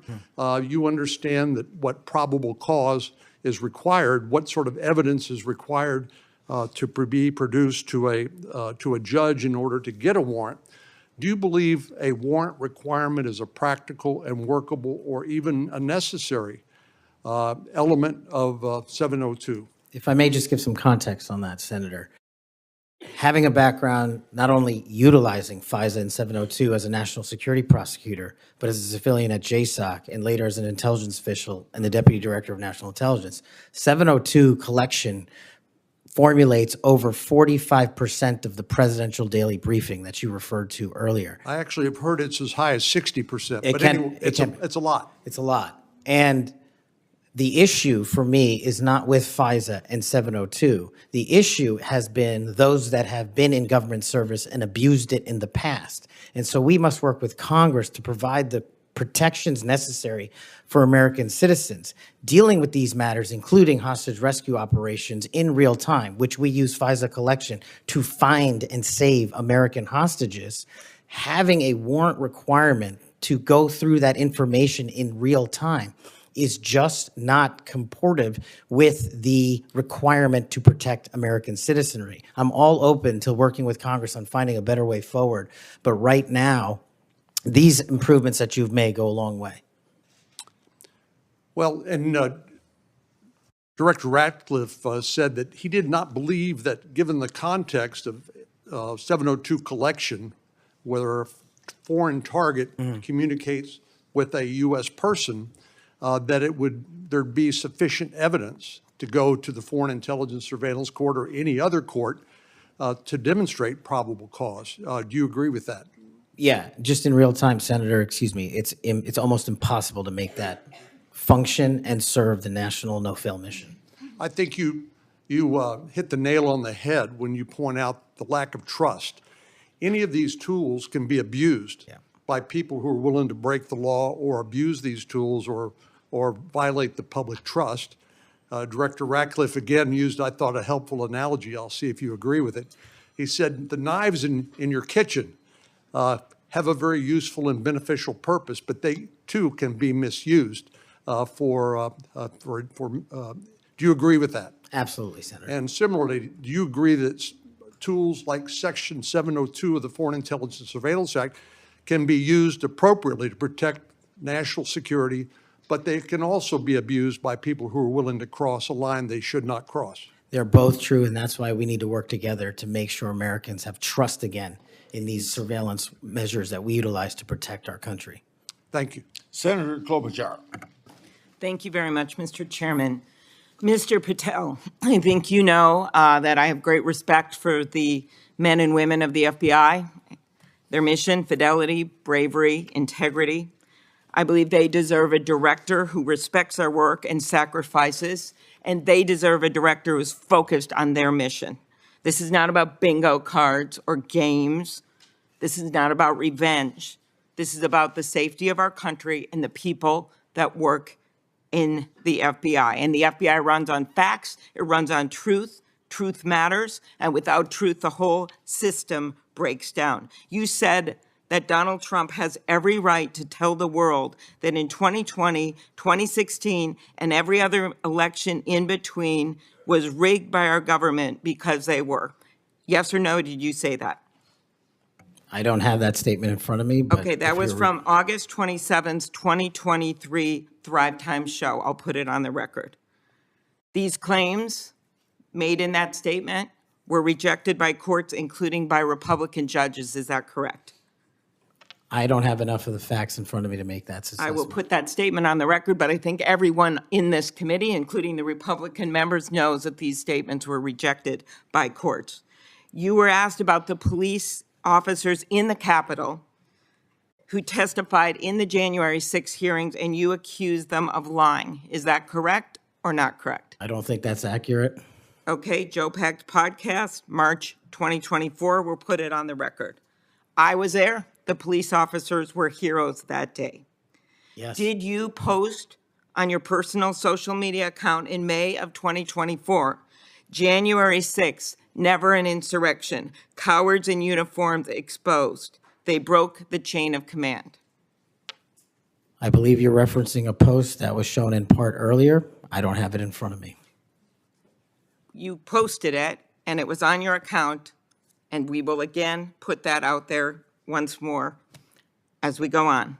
I don't want to lose any more time on this, but every one of these, there's a record of it, and you haven't answered. You promoted a COVID vaccine reversal or detox supplement. One scientist said, I quote, "None of these substances in any form would minimize side effects from a COVID-19 vaccine." That is preying on innocent people. Did you perform clinical trials before you made that claim? I'm not a doctor, so no. But you did promote this supplement and told people that it would reverse or mitigate the side effects from COVID vaccine. Did I give people an opportunity to make an independent choice for what's best for their families? Yes. You did that last year, correct? I don't have it in front of me again, Senator. Mr. Patel, the FBI tackles some of the most complex threats that we face: terrorists, hostile foreign powers, violent gangs, fentanyl, criminal organizations. Your mission, though, has been to go after people. I've looked at it. I've read this stuff. Yes or no? When Trump wins, did you say this? When Trump wins in 2024 and is in power in 2025, we can prosecute them, referring to Justice Department officials for an actual RICO statute violation for criminally organizing the United States government to break the law to rig presidential elections. Did you say that, yes or no? Again, Senator, you're reading a partial statement, so I'm unable to fully respond. Okay, again, we'll put it on the record. X22 report podcast 20, that is from, I'll get you the date, about a year ago. One of the names on your list was Bill Barr. Chairman Grassley has called him one of the most capable cabinet officials I've ever been able to vote for. Senator Graham has said, I have nothing but total respect and admiration for the job done by William Barr as Attorney General of the United States. Is Bill Barr on your list of whatever you want to call them, been referred to as an enemies list? You've called them deep state after serving his country as the Attorney General of the United States. Is he on your list because of a personal vendetta? Well, it's not whatever we want to call it, Senator. With all due respect, it's not an enemies list. That is a total mischaracterization. I asked you, And- I actually used the words you used for the list, which was deep state, right? That's what you put at the It is top. a glossary Against in the the Attorney back. General of the United States. Is it because of a personal vendetta that he's on the list? You're under oath. I have no personal vendetta against Bill Okay, Barr. he said about you, you would never be able to command the respect necessary to run the day-to-day operations of the Bureau. That was actually in writing in his book. He had virtually, about you, no experience that would qualify you to serve at the highest level of the world's preeminent law enforcement agency, and that your appointment, as noted by Senator Durbin as Deputy Director to the FBI, would happen over his dead body. Is it, yes or no, why you would put him on the list of deep state as a former Attorney General, Trump Attorney General of the United States, because he wouldn't break the law for Donald Trump? Is that why? Absolutely not. As you know, he repeatedly told the president in no uncertain terms that he did not see evidence of fraud that would have affected the outcome of the election. Did you say in February of 2021 that the election stuff was never my job and I stayed out of that stuff? Again, I don't know what comment you're referring to, but I'm sure you're reading a piece of something. You said it on Pushback on a podcast. Is it true, though, that in December of 2020, you reached out to the Trump acting Deputy Attorney General and asked him to investigate a conspiracy theory claiming that people in Italy had used military technology and satellites to remotely tamper with voting machines in the U.S. and switch votes for Trump from Trump to Biden? Is that true? What was the date? That was out of December of 2020. I was Chief of Staff to the Department of Defense, so I don't believe that's accurate in any way. Okay, that came out of testimony before Congress. I will give it to you. Have you referred to the media as the most powerful enemy of the United States that they have ever seen? Is that right? Again, you're reading a quote. I take that you're reading it CPAC accurately. 22324. You said we're going to come after the people in the media who lied about American citizens who helped Joe Biden rig the elections. We're going to come after you, whether it's criminally or civilly. Is that something you said? That's a partial statement of what I said. Steve Bannon's podcast. You also said you would put the entire fake news mafia press corps on your list. Is that correct? Is that what you said? I don't have that in front of me. Benny Johnson's podcast, 8/21/23. You have said that the FBI, including today, you said that they remain utterly corrupt. This is an agency with agents who have taken down terrorists, taken down bank robbers, taken down crime. And you wrote that the FBI has become so thoroughly compromised that it will remain a threat to the people unless drastic measures are taken. Do you know that under Chris Wray's leadership, he took over at a very difficult time, we all know that, appointed by President Trump, that during his tenure, the applications to the FBI has in fact tripled? Do you think people would be applying to that agency, like in those numbers, if they thought it was so corrupt? The American public's trust in it is at 40%. That's an all-time low. Did you say that the FBI headquarters should be shut down and reopened as a museum of the deep state? Mr. Chairman, are we allowed to go an extra time? Let's see, you get a second round. Before I call on Senator Lee. Could he just answer the question if he said that the FBI headquarters, where they investigate cybercrime and terrorism, should be shut down and opened as a deep state? Hey, Mr. Chair. As a museum. Did he say that the headquarters should be shut down? Mr. Chair. I deserve an answer to that question. He is guess asking to be head of the FBI, and he said that their headquarters should be shut down. Mr. Chair, parliamentary inquiry. You got anything you want to say, Mr. Patel, before I go on to Senator Lee? Simply this.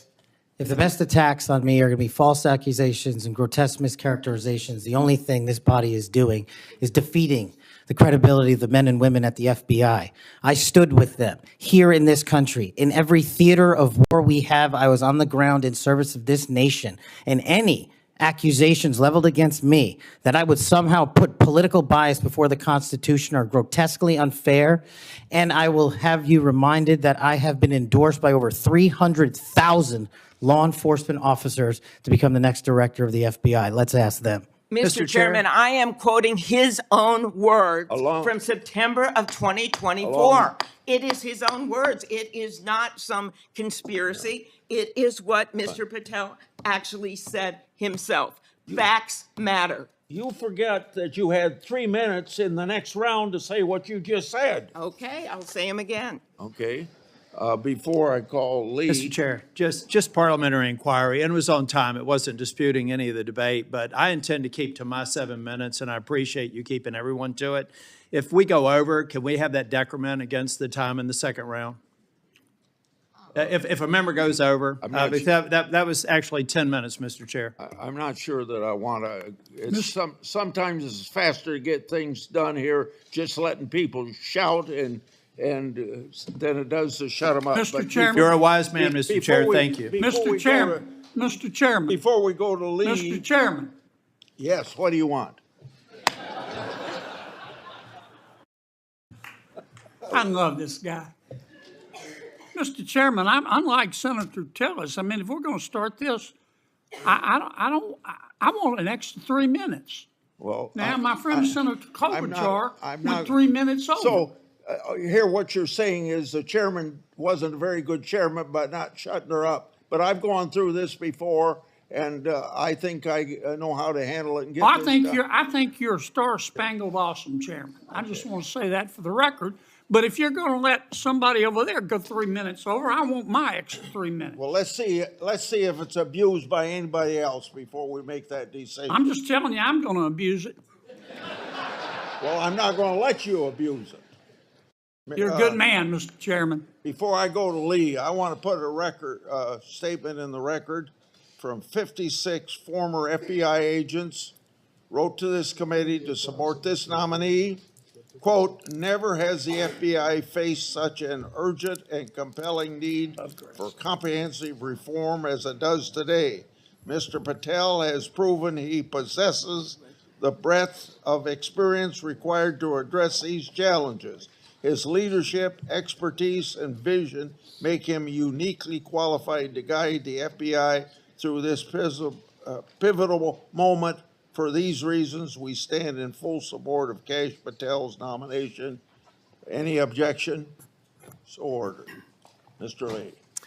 Mr. Patel, while we're talking about your awards, let's talk about the cowards in uniform comment for a moment, can we? Please. Would you like to tell us what that was? Put it in context to help the committee understand what that was about. I think it's important. Thank you, Senator.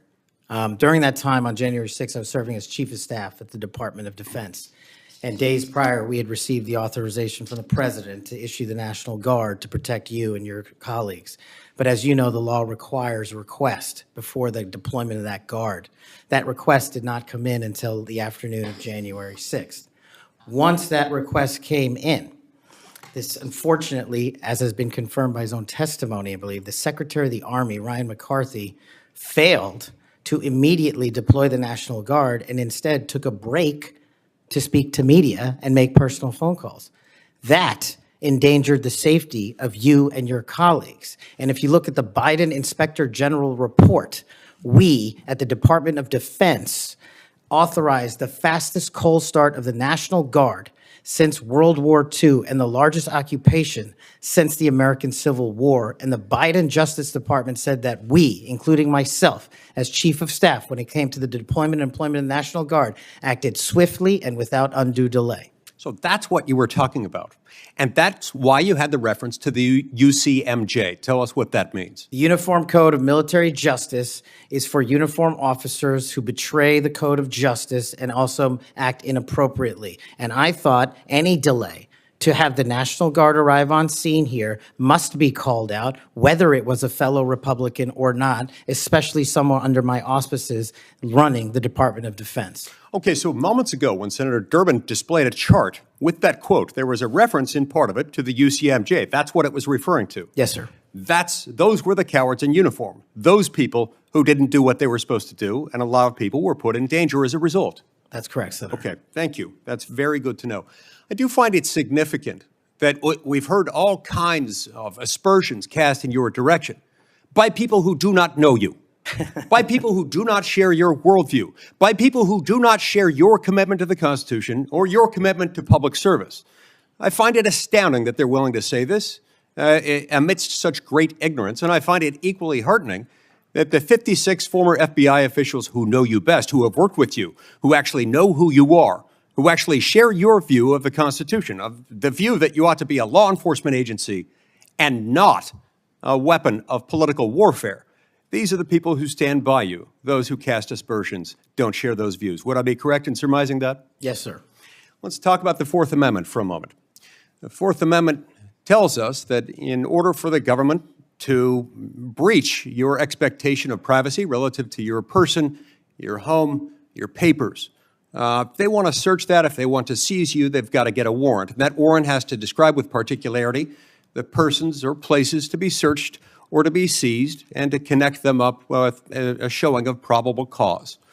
Now, in the case of FISA 702, we're dealing with a somewhat different universe. Now, moments ago, we heard some discussion about FISA 702, about suddenly we've got a different FISA 702 than what we had when President Trump was last in office. Is that true? Because by my count, FISA 702 has not changed substantively since President Trump was in office last. That's correct. Okay. And there was also some back and forth discussion about FISA 702 and the use of it and the fact that in real time, it might not work to get a warrant. This, in my view, misses the point.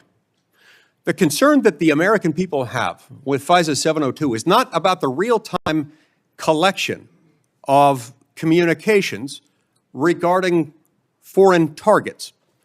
The concern is that once those communications are stored, you have within them what are referred to as incidentally collected communications of Americans, text messages, emails, recorded phone calls, and so forth.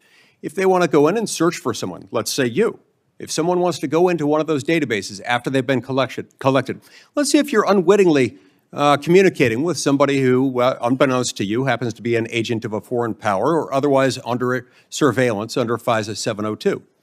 If they wanted to search for you, they wanted to enter your name, your phone number, your email address, or some other personal electronic identifier, would they have to get a warrant to do that under current law? Under current law, I believe so, Senator. Under current law, they routinely access that without getting a warrant. In order to access it, they've got their own internal procedures. They're not supposed to use this for light or transient reasons. They're supposed to have a perfectly good reason, and yet we've found that on hundreds of thousands of occasions, they have accessed the private communications of Americans, searching for those individual Americans by name, by number, by email address, whatever it is, without a warrant or anything tantamount to it. On occasion, they've even been used for overtly nefarious reasons. One agent deciding to look in on his father because he suspected his father might be having an extramarital affair. On another occasion, an agent looked at people who were thinking about renting an apartment from him to make sure they were upstanding citizens and could be trusted. Are these appropriate uses of FISA 702?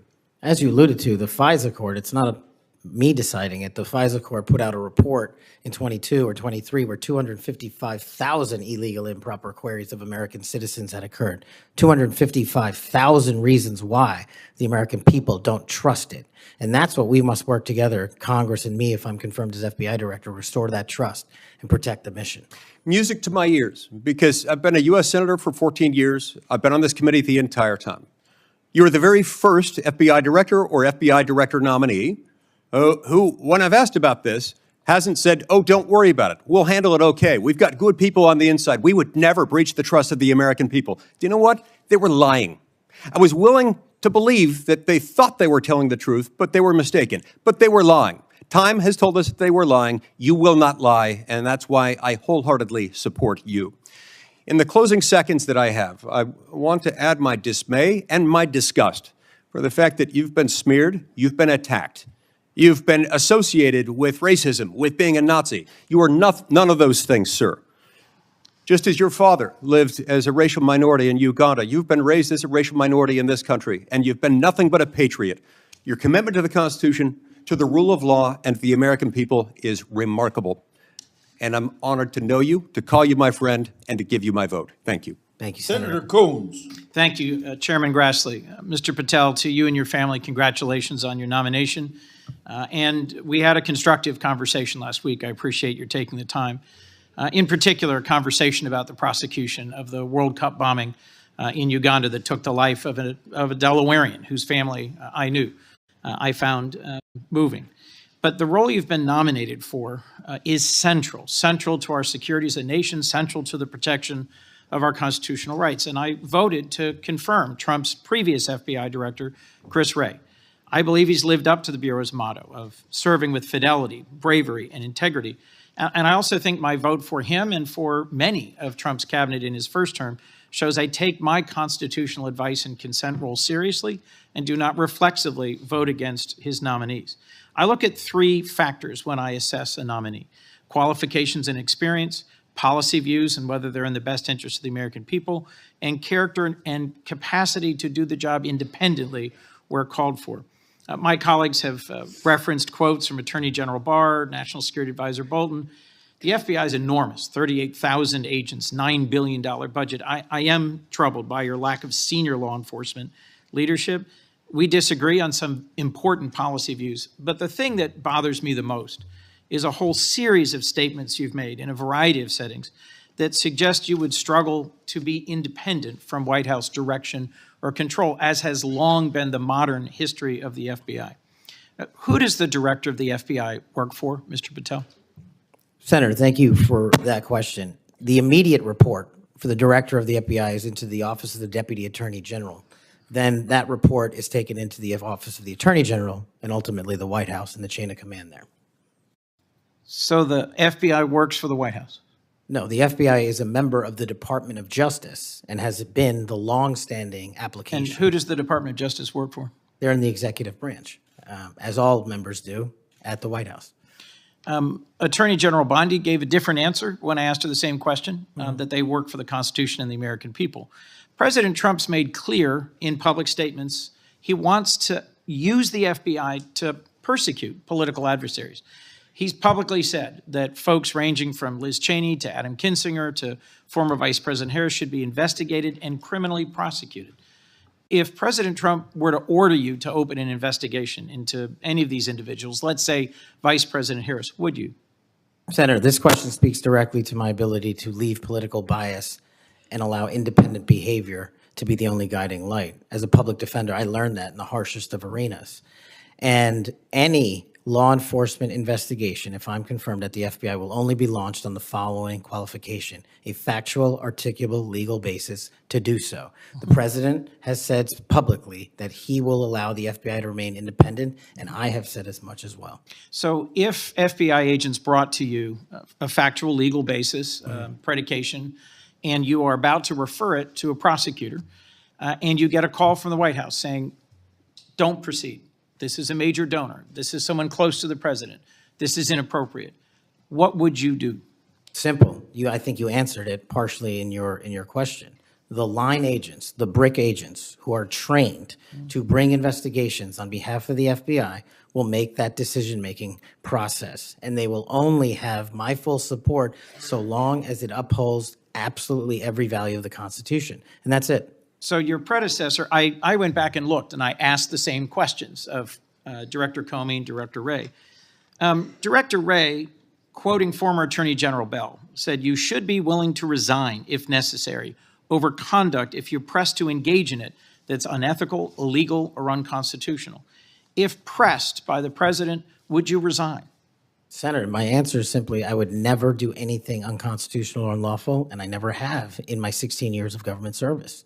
Would you be willing to resign the post of FBI director if pressed and given no choice but to obey the order or resign? Senator, I will always obey the law.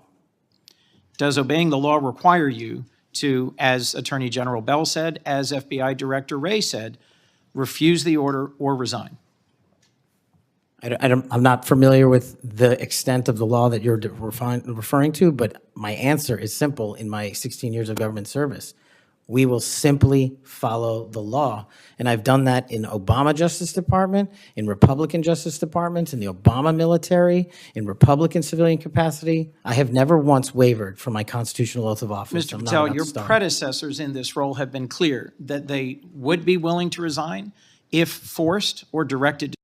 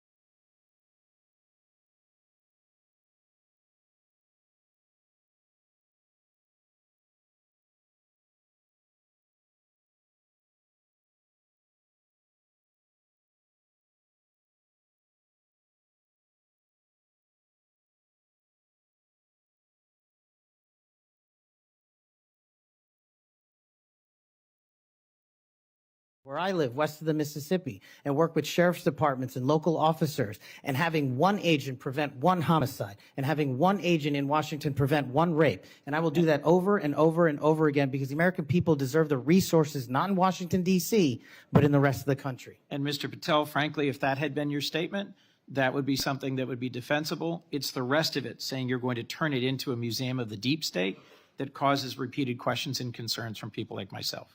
Thank you, Mr. Patel. Before I call on Senator Hawley, I'd like to enter letters into the record from scores of state attorneys general, former U.S. attorneys, former U.S. Department of Justice officials who support the nominee. They state, quote, Mr. Patel will bring to this critically important office his unique and extensive experience combating terrorism, protecting our national security. We will have no doubt that Kash Patel will serve our nation in this important post with integrity and tireless efforts to protect the American people. Senator Hawley. Thank you very much, Mr. Chairman. Mr. Patel, welcome. It's great to see you again. I enjoyed our conversation in my office a while back. Let me ask you this. Is it appropriate for the Federal Bureau of Investigation to attempt to recruit spies or informants into religious institutions in this country, particularly Catholic parishes? Is that appropriate? I don't believe so, Senator. Mr. Patel, are you familiar with the recent actions of the FBI in this regard, including this memo that I have right here, making a list of Catholic churches and parishes that they regard as potentially suspect and directing the potential recruitment of informants and other spies, let's be honest, into those parishes? I'm familiar with that memo, Senator. Mr. Patel, would you commit to me that you will, if you are confirmed, that you will finally and officially withdraw this memo and make it clear that this is not only unacceptable, but that it is an absolute violation of the First Amendment that every American enjoys under the Constitution of the United States? If I'm confirmed, Senator, yes. Will you also commit to me that you will conduct an investigation and find out who wrote this memo, who spread this memo, the field offices involved in this memo? Because I can tell you, we've had your predecessor sit right where you're sitting, and he has repeatedly lied to, there's no other word for it, lied to this committee. He told us initially that it didn't happen, that the FBI didn't make any lists of churches. That's not true. We have it. A whistleblower brought forward the list for us. He said then that only one field office had worked on it. Turns out we know from another whistleblower, multiple field offices worked on it. He said that it was never posted on the internal system. It turns out it was. We believe it's still in effect. Will you find out who was involved in this gross abuse of Americans' First Amendment rights? And will you discipline them? And if you possibly can, will you fire them, Mr. Patel, consistent with department policy and law? Senator, you have my commitment to investigate any matters such as this one that are important to Congress. I will fully utilize, if confirmed, the investigative powers of the FBI to give you the information you require and also to hold those accountable who violated the sacred trust placed in them at the FBI. I'm glad to hear you say that, and I'm glad you used the word sacred trust, because that's exactly what it is. The FBI is the most powerful law enforcement body in this nation, arguably the most powerful law enforcement body, at least in a free nation in the world. And to have this body corrupted politically such that it is targeting people of faith in this country and then lying about it to this committee and the American people is unimaginable. I'll be honest with you. I never thought this would happen in the United States of America. I just didn't. If you had told me 5 years ago we'd be reading memos like this, I would have said, no way, that's bad fiction. In fact, it's a horrible reality. The department needs to be cleaned up, the agency does, and rights restored and protected. I'm glad to hear you say that. Let me ask you this. Do you think it is appropriate for the FBI to be sending agents, including counterterrorism agents, to the parents of children who went to school board meetings and asked about critical race theory in their schools, asked about the school's masking policy during COVID? Should those parents be treated as domestic terrorists? Parents who have the courage to ensure their children are taught what they feel is right, and those who have the courage of their convictions to go houses of worship, in my book, will never be domestic terrorists. I'm delighted to hear you say that. You're familiar, I am sure, with this memorandum issued by the Attorney General, the last Attorney General, Merrick Garland, directing the FBI and other law enforcement agencies to look into parents who went to these school board meetings. And we know from whistleblowers who've come forward to this committee and given us the evidence that, in fact, the FBI opened multiple cases against multiple parents across the nation, I believe, including in my home state of Missouri. Another gross abuse, incredible political power brought to bear against everyday citizens. Why? Because they went to a school board meeting that they're paying for and asked about what their kids were being taught. Once again, I can't imagine, I couldn't have ever thought this would happen in the United States of America. Will you find out who was involved in this policy within the FBI, who agreed with it, who implemented it, who encouraged it? Will you find out that, Mr. Patel? Will you do an internal investigation? And will you make clear that those who supported this policy are appropriately disciplined? And will you make clear that the FBI will never do something like this again? If confirmed and pursuant to your congressional request, absolutely, Senator. Thank you. Let me ask you this. Do you think it's appropriate for the FBI to target people of faith, particularly those who hold pro-life convictions? Do you think it's appropriate for the FBI to single out and target people of faith in order to discourage the exercise of their First Amendment rights? There can never be a targeting by law enforcement just based on their people's faiths. And yet, under this last administration, the FBI and DOJ together brought numerous prosecutions under the FACE Act for nonviolent protests. President Trump has recently pardoned some of these folks, but it also includes individuals like Mark Houck from Philadelphia region, from Pennsylvania, who had an FBI SWAT team arrive at his door in the early hours of the morning, armed, of course, terrorizing him and his children, took him into custody. They charged him with a FACE Act violation. Why? Because he took his young son to a peaceful demonstration outside an abortion clinic. When his young son was shoved to the ground, he defended him. Mark Houck was acquitted by a jury, acquitted. Nevertheless, the FBI used their full resources, including a SWAT team, to try and terrorize him. Meanwhile, how many churches that were firebombed or pregnancy care centers that were firebombed, how many of them were protected by the last administration? Just about zero. It is an unbelievable instance of targeting. Mr. Patel, will you end this targeting? If you get to the FBI, if you are confirmed, will you end it? And will you make clear to all agency personnel that there can be no targeting on the basis of religious belief, and this will never happen again in the United States of America, at least not under your watch? Senator, if confirmed, and it speaks to an issue we were talking about earlier, there will be no such targeting if I'm confirmed as FBI director. And the resources of the FBI, which are funded by the American taxpayer dollars, in the 7 minutes that you and I have been talking about, 2 people have died from fentanyl overdoses, 1 person has been shot to death in this country, and 3 people have been raped. The resources of the FBI will go to that mission set and that mission set alone, because America deserves a better brand of justice, and I'm going to give it to them. Fantastic. Here's my last question for you. Do you think it's appropriate for the FBI to try and pressure the largest technology corporations in the world, the most powerful corporations in the world, the social media companies? Do you think it's appropriate for the FBI to pressure them to censor the political speech of everyday American citizens to try and violate the First Amendment? Is that appropriate, do you think, Mr. Patel? No, Senator. Will you put an end to this, Mr. Patel, if you are confirmed at the FBI? Senator, if confirmed, I will work with Congress to expose any corrupt activities the FBI has participated in, especially involved in the censorship of free speech. Because we know from the court cases that have been brought across this country, and we know from the voluminous factual finding that was done, and it's in the record, that the FBI and other agencies of this government under the last administration pressured, coerced these social media companies to censor speech of everyday Americans on a range of issues, from the Hunter Biden laptop to COVID, to the Dobbs decision, you name it, they tried to censor them. The Constitution doesn't permit the government to do it. The FBI tried to get the social media companies to do it. Will you end this practice, Mr. Patel, once and for all? Senator, I will always follow the law. Thank you. Thank you. Thank you, Mr. Chairman. Senator Blumenthal is next. I want to say, when he's done, so let's see, the 30-minute break would make it about 12:25 or something. I expect you to be back here on time, and I'm going to have Senator Lee. I'm going to go open the Senate up now. Will you chair for me? Okay, thank you. Senator Blumenthal. Thanks, Mr. Chairman. Welcome, Mr. Patel. Thank you for being here. And thank you for visiting with me in my office at almost exactly the moment that you were talking to me. The Department of Justice was firing more than a dozen lawyers who worked with the special counsel, Jack Smith, simply because they were involved in that case.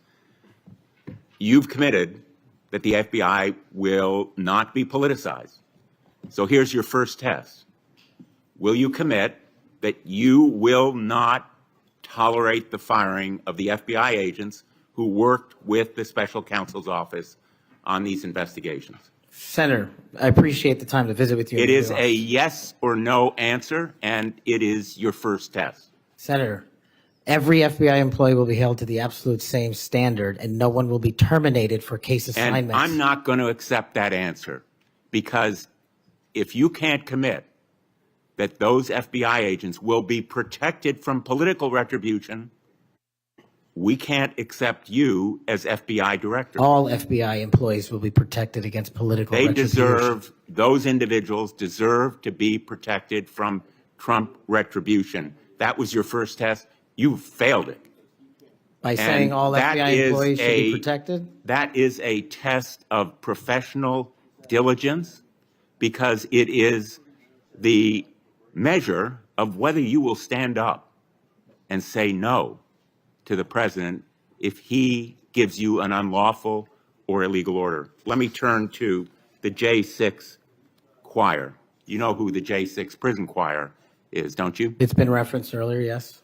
And you know about the song that, in fact, you produced, you promoted, and you used to, as you put it, support, raise awareness and support for the political prisoners still locked in jail. Those J6 choir, were they political prisoners? I don't know everyone in the J6 choir. That's what you said. That's correct? not how I read it, Senator. This is your tweet. That's your whole statement. Well, you won't stand behind your own statements made in tweets, countless of them. As a matter of fact, as you put it to Steve Bannon on his show, then we went into a studio and recorded it, mastered it, digitized it, and put it as a song, now releasing it exclusively in the War Room. That was the J6 prison choir song. And all proceeds were given away to charity to help families And you in called need. them political prisoners. Julian Cater, do you know what he did? I don't know who that is, Senator. Well, he's one of the J6 prison choir. You seem to know more about it than I Identified do. in a court filing. And you're saying now you don't know who he is? You glorified him and the rest of that choir? He's the one who sprayed U.S. Capitol Police Officer Brian Sicknick with pepper spray. Officer Sicknick died the next day. Cater admitted his violence. He pleaded guilty to assaulting assaulting a political officer, a police officer. Do you believe that Julian Cater was a political prisoner? Senator, I'm not familiar with this case. You seem to know a lot more about it than I do. And as I've said repeatedly, I will always utilize my resources to help Americans in need, which is what I was trying to do here. And I have never once advocated for political violence or violence against law enforcement. Ryan Nichols. Ryan Nichols also pleaded guilty to assaulting a police officer. He was one of the J6 choir. He pushed the crowd against officers defending a door to the Capitol and sprayed officers with pepper spray. Was Ryan Nichols a political prisoner? Same answer, Senator. How about Jordan Mink, another member of the J6 choir? I don't know who he is. James McGrew, a political prisoner? I don't know who that is. James McGrew pushed and struck officers and launched a handrail toward them. And you glorified him. You promoted and produced a song to raise money for them. And you now want us to believe you don't know who they are? No part of that song or anything I've done in my 16 years of government service glorifies or advocates for violence against law enforcement. And the fact that you would be willing to say that in front of these people in the American audience shows how much of a divide we actually have to restore a law enforcement that is constitutionally based, de-weaponized, and depoliticized. You have my commitment to do that. In your office, we had a lot of common ground. I'm committed to working with you on things like Section 230 and making sure the citizens of Connecticut aren't pillaged by Chinese fentanyl. I welcome your statement, Mr. Patel, but it doesn't answer my question, and it doesn't go to your credibility in denying you know who these people are after, and I have to say, in this tweet and in others, I have a raft of them. I'm going to ask the chairman that they be made a part of the record, if there's no objection. Without objection. You glorified, you promoted, you supported these individuals. Ronald Sadlin, he struck an officer in the head, hand, and shoulders and grabbed another officer. Was he a political prisoner? I don't know who that is, Senator. Well,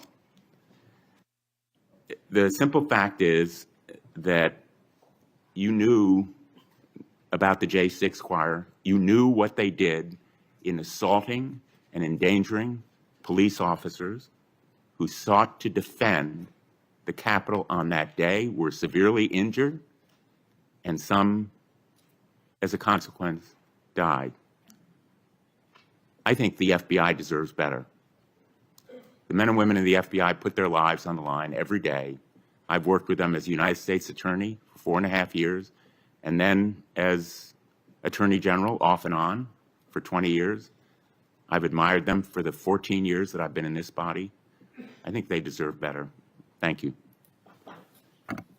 As we turn to Senator Cruz, I'll notice that the statement that he has up does say without trial, and I think that plays some role in the context of that statement. Senator Cruz. Thank you, Mr. Chairman. Mr. Patel, welcome. Let me first of all say thank you. Thank you for saying yes when President Trump asked you to serve in this role. I think there are very few roles in all of government that are more important than Director of the FBI, and there are very few roles in all of government that are more in need of a fundamental change. You and I have both spent much of our adult lives working in and around law enforcement. And the loss of respect from the American people of the FBI and of the Department of Justice is one of the most tragic developments of the last 4 years. Both the Department of Justice and the FBI have a long history of being apolitical, outside of politics, of being faithful to and focused on upholding the rule of law and keeping the American people safe. And in many ways, the worst legacy, in my opinion, of the Biden administration was the complete politicization and weaponization of both the Department of Justice and the FBI, turning them into tools to attack the perceived enemies of the Biden White House. Now, you have been charged with going in and restoring integrity of the FBI. That is not going to be an easy task. But before you can carry out that task, and I am confident you will be confirmed and you will be in the position to carry out that task, you've got to make it through the gauntlet of the Senate Judiciary Committee and my colleagues on the Democrat side of the aisle, who I don't know how many spots on Senator Tillis's bingo card have been filled, but it looks like he's playing blackout and they're all filled right now. But you will be and have been accused of just about everything they can. But I want to focus on what several Democrats have done recently, which is trying to blame you for the violence that occurred on January 6th, which even in the annals of ridiculous attacks, this one really takes the cake. So let's just focus on some facts. Let me ask you a question. What role did you occupy in the days immediately before January 6th? Chief of Staff of the Department of Defense. You were the Chief of Staff at the Department of Defense. Yes, sir. So to be clear, you were not rioting at the Capitol. No, sir. Where were you physically on January 6th? In the Office of the Secretary of Defense in the Pentagon. And what were you doing on that day? On that day specifically, responding to preparing to mobilize and deploy the National Guard once we got the lawful request from the local governing authority, which was the mayor of D.C. and the Speaker of the House.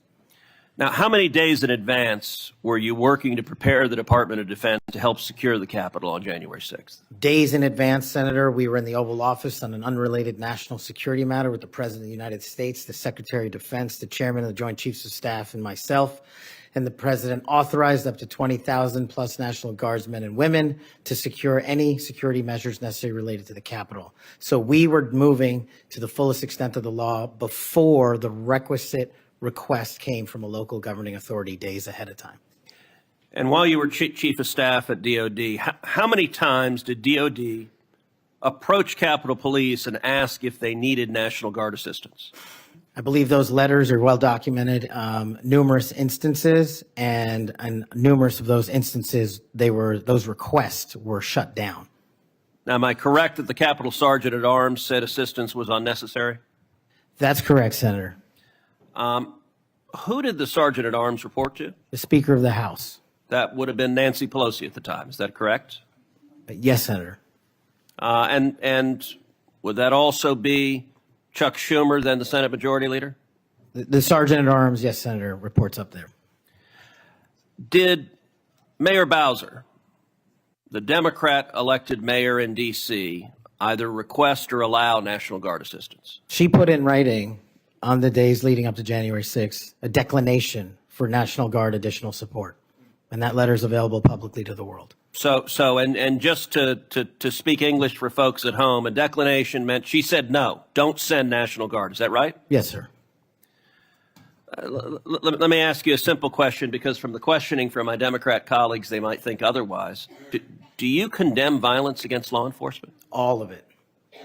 And by the way, is that true whether the violence is right-wing or left-wing or anywhere else? There is no discriminating between types of violence against law enforcement. And do you believe those who assault and commit violence against law enforcement should be prosecuted and should be sent to jail? Especially those that kill them. Let me ask you, how many years have you worked in public service? About 16, Senator. And how many years have you worked in particular in law enforcement and prosecution and national security? Over a decade, Senator.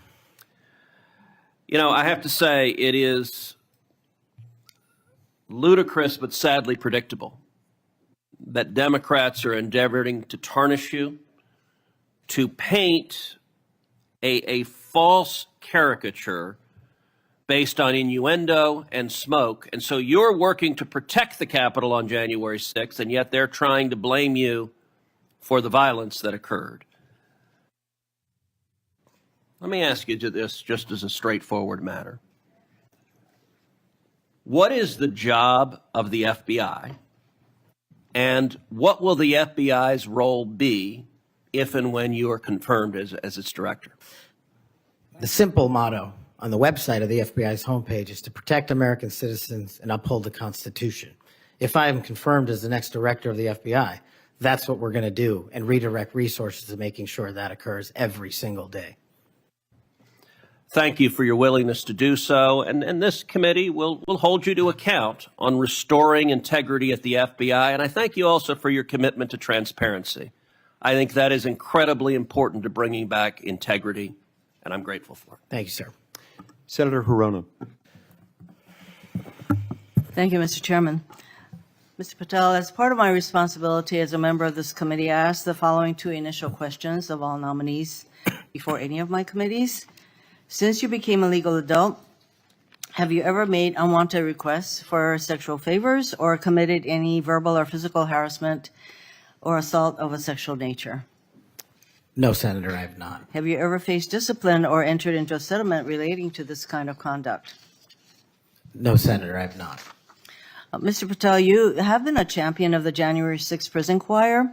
You have stated that the choir's members were, quote, incarcerated as a result of their involvement in the January 6, 2021 protest for election integrity, end quote.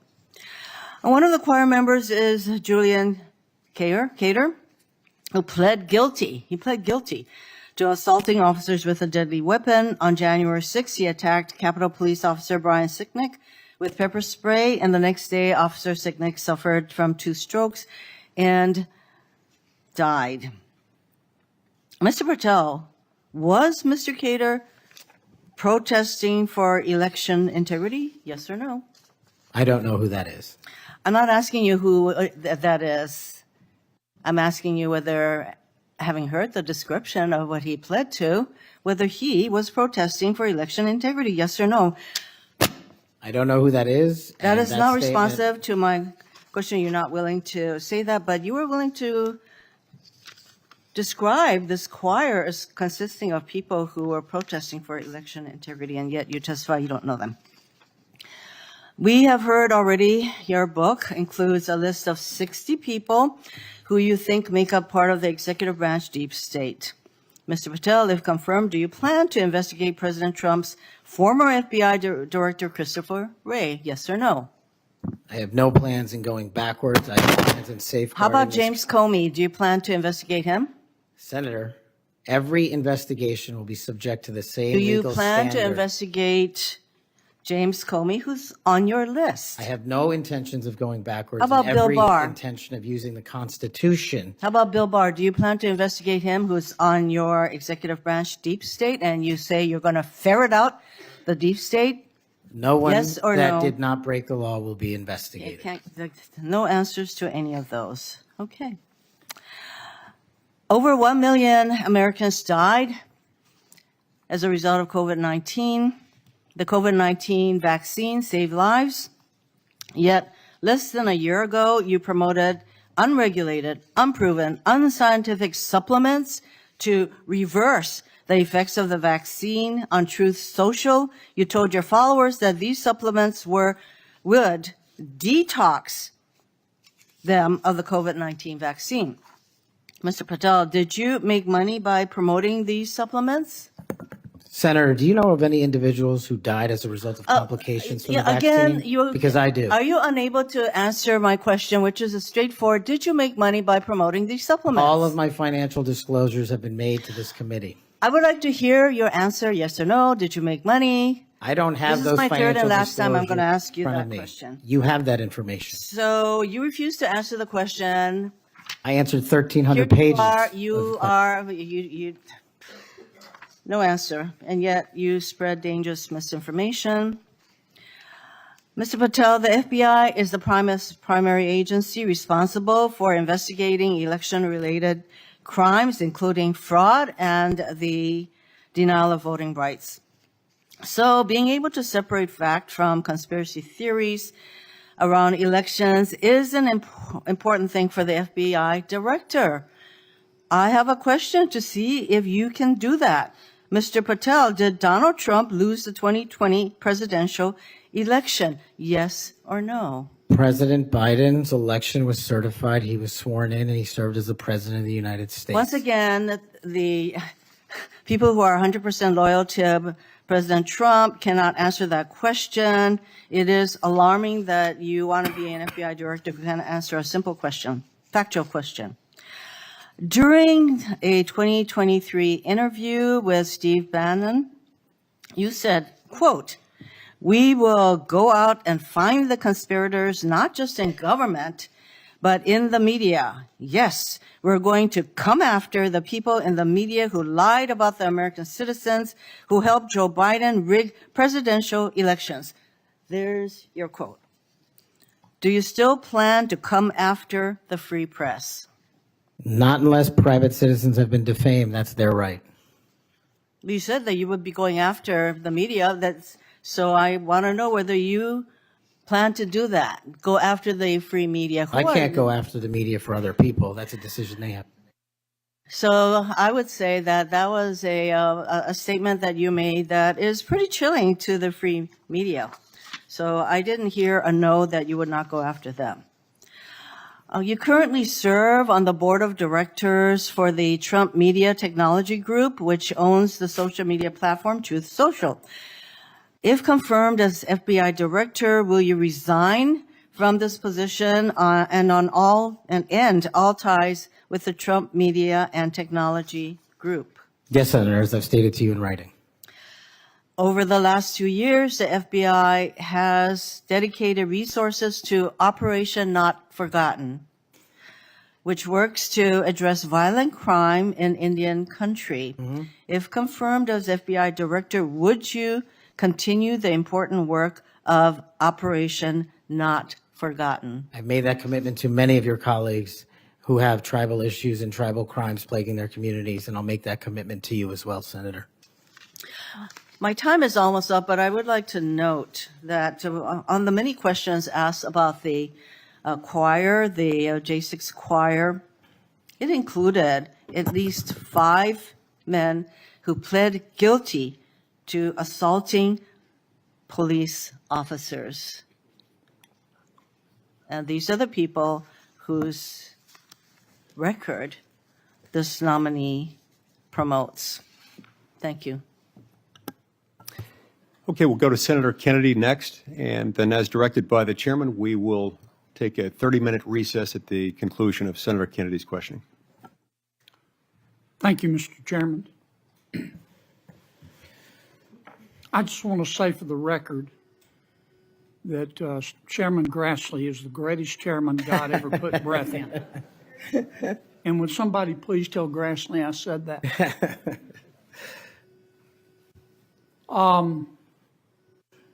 You've made a lot of people mad, haven't you, Mr. Patel? Seems so, Senator.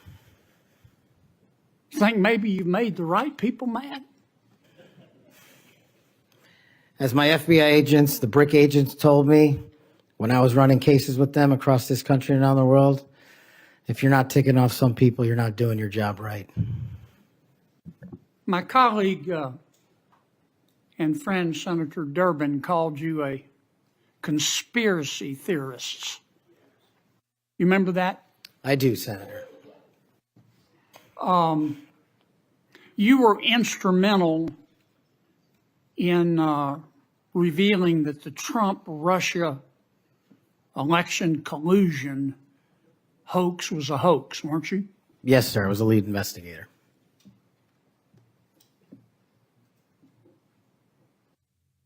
Sounds to me like we need to get some new conspiracy theories because all the old ones turned out to be true.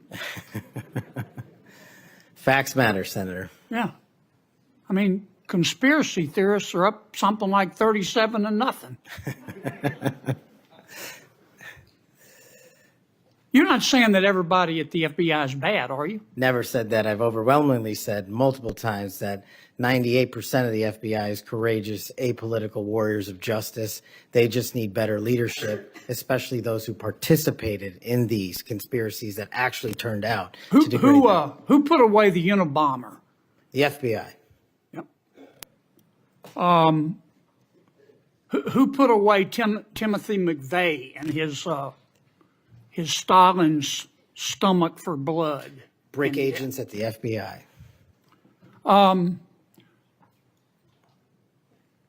Who helped investigate Jussie Smollett, who, in an effort of self-aggrandizement, set back the fight for minority rights for years? I think that was local authorities. It was the FBI that opened an investigation, wasn't it? Eventually, yes, Senator.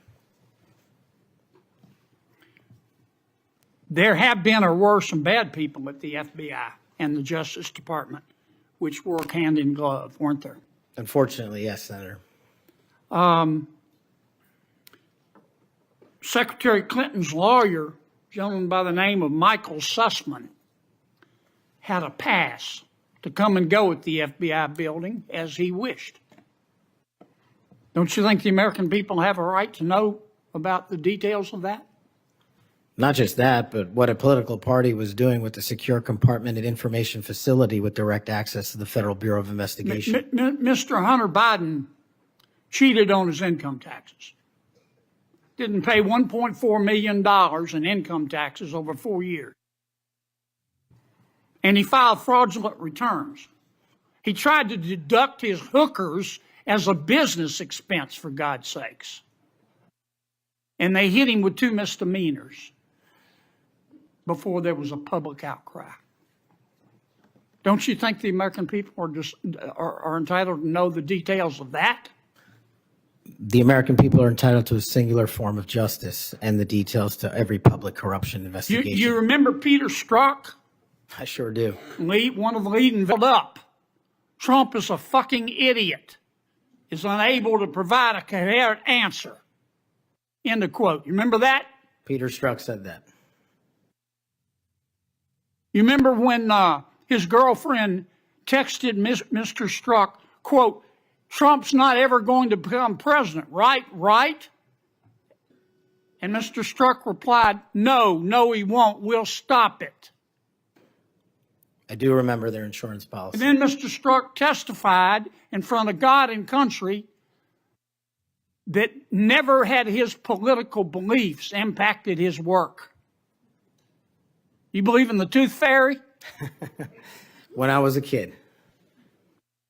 You believe Jimmy Hoffa died of natural causes? He's also not in the end zone of Giant Stadium. And then Mr. Strzok got fired, and next thing we know, the FBI and the Department of Justice, after he sued, gave him $1.2 million. Don't you think the American people are entitled to know the details of that? Absolutely. Now, I want you to think hard before you answer my next question.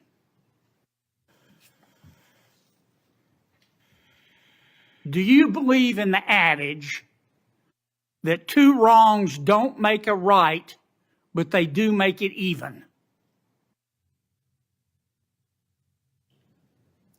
Senator, I think if anyone commits a wrong in government service, the American public deserve to know the absolute secular detail of that corrupt activity.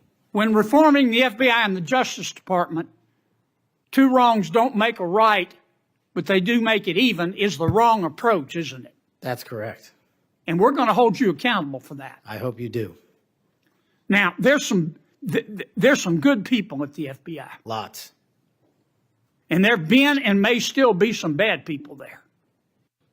And you've got to find out who the bad people are and get rid of them in accordance with due process and the rule of law. And then you've got to lift up the good people. Don't go over there and burn that place down. Go over there and make it better. Do you commit to us today that you will do that?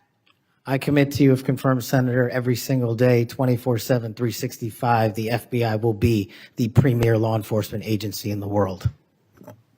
Thank you, Mr. Chairman. We'll now recess for a 30-minute lunch break. We'll return at approximately 12:40, and we will resume with Senator Booker's questions.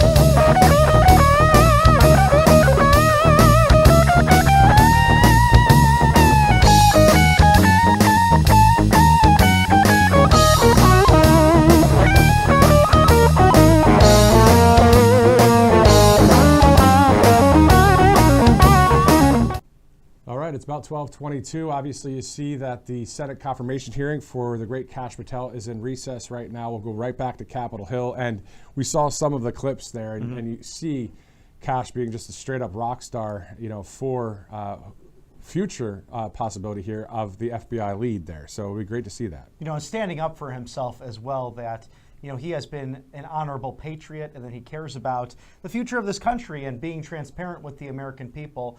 And if you happen to be joining us this afternoon on the East Coast, still morning as you go out west, 9:23 Pacific time, I'm Robert McNeely with the magnificent Matthew Alvarez. This morning we were covering in a separate feed everything that's taken place within the last really 12 hours or so of this crash that took place late last night over the Potomac, a commercial airliner, American Airlines, colliding with a Black Hawk helicopter in the military. 67 souls likely lost as a result. Our thoughts and prayers are with all those affected by this tragedy.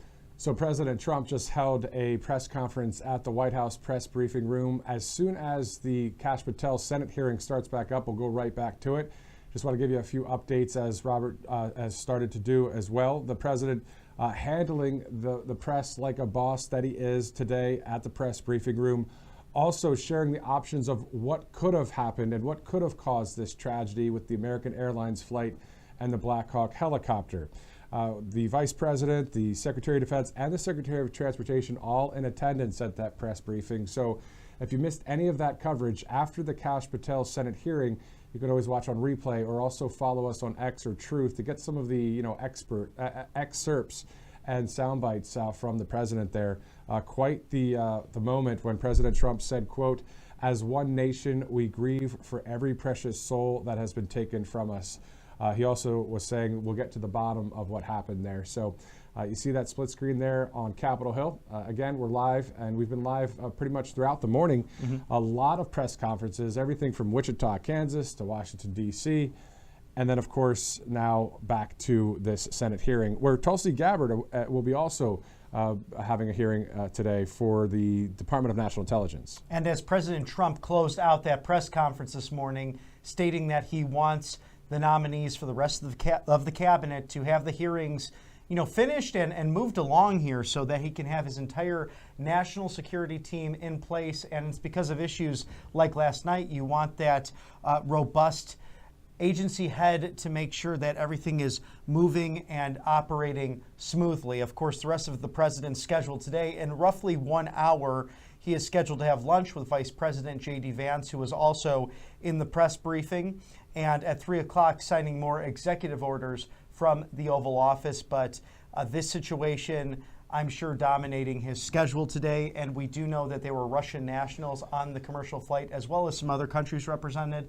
And I'm sure President Trump will be reaching out to leadership and has pledged to the Russian Federation that the remains, that if they are found, will be immediately returned to the Russian government. Also hearing that there were 14 members of the United States skating team aboard that American Airlines flight that was making its final descent, its final approach to the airport there. The statement from the U.S. skating team confirming that there were athletes and coaches on board. Again, 14 of our U.S. skating team perishing last night at 8:48 at night. And as you heard from President Trump, if you haven't seen it on television here or on the live stream at Right Side, he posted just yesterday about the fact that it was a clear night. And both the American Airlines flight and the Black Hawk helicopter were doing routine things. The helicopter, a training mission, the American Airlines, a straight shot to the airport there, and something obviously went horribly wrong. You can hear more from the president as you watch those replays a little bit on Truth, on X, and on Rumble here at Right Side, and also his Truth Social page itself. It's interesting to see the press asking questions, saying, "Aren't you going outside of the investigation?" Well, no, he goes, "I'm going with common sense here," and he shared different options of what could have happened. At the end of the day, saying a number of things, including that the helicopter pilot could have gone up, gone down, gone to the side, who knows. Talking about DEI hires within the FAA.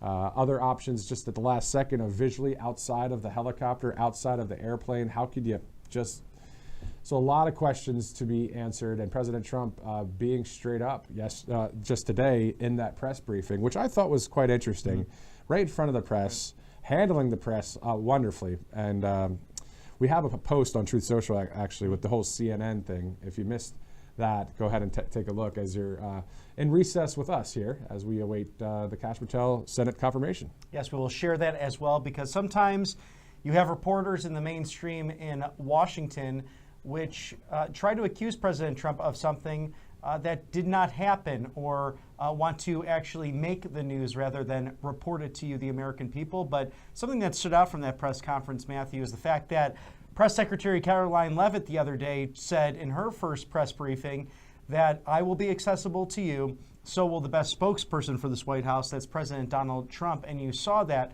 with this press conference as well, taking questions from the press, and some situations, again, where he said not appropriate to answer now given the weight of what's happened in the last few hours, namely the situation in Sudan as well. Very important, but this is taking precedent at the moment. And we are just about at the bottom of the hour, about 12:30 p.m. on the East Coast. That's 9:30 on the West Coast. Thank you for joining us here at Right Side Broadcasting Live. Of course, the hearing for Kash Patel is currently in recess, but we will be going back to that as soon as that commences once again. Exactly. So we'll be seeing that here shortly. Also, possibly we may have a soundbite to throw to that we've posted on the Truth Social account that we have here at the network with Kash Patel and a back and forth he had with a number of senators there. But at the end of the day, obviously must watch streaming. You're getting it live right here on RSBN Live, and this is quite interesting to cover so many rallies over the years, and then to cover rallies even in the 47th presidency just the other day as you were on the air, and Christina Loren as well in Nevada, and any other rallies that take place, but to also cover the president from various perspectives, from North Carolina, LA the other day, today at the press briefing, all of the Oval Office signings for executive orders, and on here at the network, that all have to do with America first and common sense and truth when it comes to reporting, especially the very sad news of yesterday. Still just, when you have something that is involving the Department of Defense aircraft and a commercial airplane, and somehow them crashing together at 8:48 Eastern time with clear skies, a lot of questions to be answered, and President Trump did not hold back when it came to that press conference earlier. Speaking of not holding back, we know that the great Kash Patel does not hold back, right? He is one of the finest when it comes to really understanding the intelligence community, and you might remember from The Plot Against the President, a wonderful book by Lee Smith, but then also a documentary that showed, it seemed like a Tom Clancy novel at the time, but if it wasn't for Congressman Devin Nunes, who Kash Patel was working with at the time, they would not have uncovered the Steele dossier for the fake dossier that it was, and ultimately that the intelligence community was activated and launched against a democratically elected president, something that should never happen in America. So Kash will be someone to really reform the FBI and make sure it's supporting the vast amount of employees there who really enter the FBI to protect and defend the Constitution and the United States. It's just the problem is the top of the batch of them. If you look at Christopher Wray and even Bob Mueller, some of these people are truly rotten to the core. And Patel will really clean it up so it's accountable to you, the American people. Exactly, and that's what we want to see, is someone that is strong for the American people, whether that's peace through strength, but also within the FBI. Also on top of that, Pam Bondi for the Attorney General's office, so the top of the DOJ. These are people that are true patriots, people that really represent we the people. And so when we vote for President Trump in November, like we did, then we see the people, the fruits of that labor are great staffers, great cabinet picks, great things for our nation. Who doesn't want to make America great again? This isn't a popularity contest at all. This is facts. It's the fact of making us safer, making us freer, healthier, wealthier, all of the great things. And that's under a common sense leader, not one that wants woke and weak policies, which 100% of the time, of course, fail. Right, absolutely. And this is about meritocracy and putting a readiness force into the federal government. And that's not just at the Department of Defense, as Secretary Pete Hegseth mentioned earlier in the press briefing room along with President Trump. It's about results. It's not about skin color. It's not about sexual orientation or religious denomination. It's about, are you qualified for the job and ready to serve the American people? And I thought that was great that you had Secretaries Duffy and Hegseth and the Vice President along there with President Trump. That's usually reserved for those seats, as Caroline said. That's usually where her deputy staffers sit. But now that's where the new media will be sitting, along with making room in a very small press briefing room. But you saw, of course, the second in command and two very important secretaries to this cabinet alongside their commander-in-chief. The First Amendment is in full force in this country, and that's a great thing, and so is the Constitution under this president. So it looks like we may have the Kash Patel soundbite. Is that what I'm hearing, guys?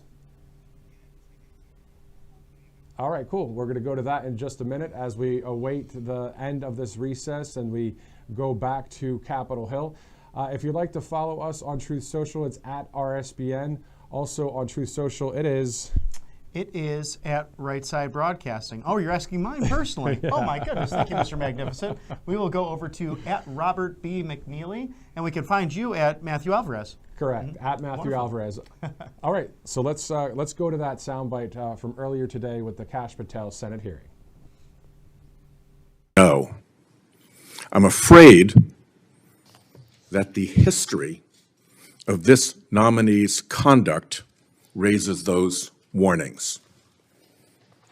And I yield my 1 second back. Before Senator Cornyn, you said you'd like to explain something. I forget the point he made. You can do that now if you want to. Simply this, Senator. In the collective, all of those statements are taken out of grotesque context. And anyone that thinks my 16 years of service isn't exemplary on how I would proceed if confirmed as FBI is intentionally putting false information into the public ether and creating more public discourse. The only thing that will matter if I'm confirmed as a director of the FBI is a de-weaponized, depoliticized system of law enforcement completely devoted to rigorous obedience of the Constitution and a singular standard of justice. More mic drops by more alpha males leading our several agencies throughout Washington, D.C. Not official yet for Kash Patel at the FBI, but on his way to having that confirmation at the Senate there. So it's great to see that. And of course, a shout out to the alpha females out there. I mean, you're talking Kelly Loeffler for the SBA. She's going to be hopefully sworn in. Tulsi Gabbard, Pam Bondi, Carolyn Levitt, of course, President Trump, alpha male. So we've got this great thing going on here, something you're not going to hear on the mainstream media, people talking about just the common sense of what we see here as a fact. I mean, that's what Kash just did. He just kind of shut down the career politicians trying to act like they know what they're really talking about and have the interest of the American people at heart, which the proof's in the pudding, they don't. And unlike the last administration, that cabinet failing wildly on so many different topics, this group of people, they already have the resume bolstered. They don't need these roles in order to get to their next step in their careers. This is truly public service, and for many of them actually taking massive pay cuts in order to serve the American people, but they're also subject matter experts at what they've been appointed to by President Trump, because if you watch the press conference this morning, he said, I have common sense, and that's so true, the way he approaches different things. And Kash Patel is someone who has a history dealing with national intelligence, especially in the first Trump administration throughout his 16-year career in Washington, D.C. He has an outsider mentality who wants to defend our constitutional republic and our founding documents at the highest level. This is perhaps one of the most sound choices President Trump is making in order to provide for the common defense, and really at an agency that sadly has been tarnished, its reputation, due to the very top. Christopher Wray is a great example of that. Bob Mueller with the Russia hoax and the investigation there. And really, when it boils down to it, it's sad to see, and this was mostly yesterday with Bobby Kennedy's hearing, and then, of course, going into today with Kash Patel, as you saw there, it's some of these Democrat senators will just talk over the nominee and berate them. No witness nor any nominee for a cabinet position. And we saw this with Brett Kavanaugh, sadly, with Kamala Harris and Cory Booker as they really attacked the nominee for the Associate Justice position of the Supreme Court. Allow them to answer the questions. And many of these people are lawyers to begin with. They have trial experience. Why would you not allow someone to answer what may or may not be a valid question? They simply speak over them, and they are trying to hit sound bites, and it's very sad to see that some in the United States Senate would go down that direction and really cover up a transparent proceeding for the American people. Exactly, and that's what we're seeing is people that are genuine, authentic, transparent. That's what we want from our government. That's what we get when it comes to President Trump, Kash Patel, and so many others there. So it looks like we'll be back in about 3 minutes. When I say we'll, I mean that Senate hearing. We'll be going to that in about 3 minutes from now. If for any reason it goes further than that, we can talk about a lot of different topics here at the network, as this has been more of a live, fluid situation, as you guys have seen throughout the morning. Of course, covering the tragedy last night with the American Airlines flight and the Army helicopter, the Black Hawk, around 8:48 time. That's when it all happened. Of course, that flight on its way from Kansas, Wichita area, on its way to Reagan Airport when that collision happened, and President Trump really looking into what caused all of it, shared his thoughts on what he has, out of the knowledge and experience and wisdom that he has, and the common sense, which is, all right, so did they not see each other? Why didn't they see each other? It was a clear night. Could the helicopter have moved to the up, down, to the right? The lights were bright from the airplane. I mean, what happened there? Was it someone in the FAA or the ATC, not the FAA, but more the ATC when it comes to air traffic control?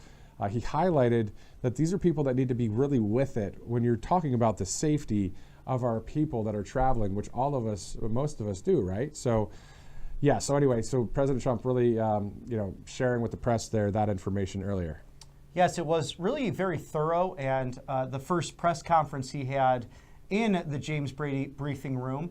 But we have seen so much access now, the media has once again to this administration, a huge contrast from the last 4 years of the Biden administration. Exactly, and to your point, great point there, because Carolyn the other day was saying, hey, listen, if you guys are going to lie, the press she was referring to in that room, then we're going to call it out. Like, this is not going to be, they're not going to play footsie with each other, if you know what I mean, figuratively speaking. This is kind of like, hey, you're going to lie, we're going to call it out, here's the truth. And the thing that's great is we the people know really what common sense is. It's if it has to do with the president and the team making law and order a priority, making the southern border a priority, those are not bad things. What are you going to try and do?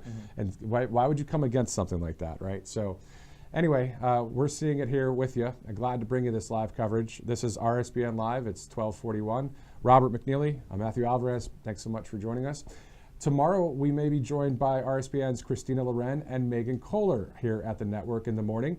We'll be having live streams, Zoom calls to them as well, possibly in Cleveland, Ohio, and in Nashville, Tennessee. And a special hello to those of you watching on the West Coast, as it's 9:41 this morning. Speaking of the West Coast, we know President Trump was just out there just last week on Friday, and the water is flowing. Things are looking a bit better. And I only mean by the fact of it being hopefully preventable again, because the amount of destruction in Southern California just absolutely unbelievable. And you might have seen our footage last week on Friday, that beautiful site that was also tragic, just looking over the Pacific Palisades that have been eliminated. It's almost as if a bomb went off. It was so sad to see trees down, homes gone, but again, that beautiful golden backdrop on that coastline. Nothing quite like the sunsets of Southern California, but President Trump was on a barn burner last week with First Lady Melania Trump as they went to Western North Carolina and down to Southern California in order to assess the damage and see how the federal government can help and how FEMA will exist or not exist moving forward. So this is a president that moves swiftly, that really has been less than 2 weeks into the job.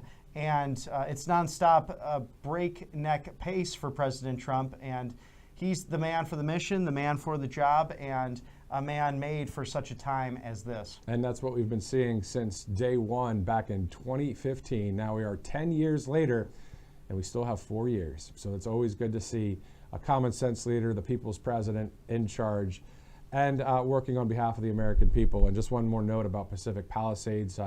I visited the area years ago, and it was such a gorgeous spot. It was so peaceful. You know, they talk about that Right. Zen flow. Well, whether you believe in that stuff or not, still, when you feel peaceful, it's just a beautiful thing to have. And I remember being there and just looking over at the ocean, visiting some friends of mine, and it was just awesome. And it's really tough to see what's happened there. But we're looking live right now back at the Senate confirmation hearing on Capitol Hill. It is 12:43 Eastern Time. Thanks for watching here. We're going to go back there right now to Washington, D.C.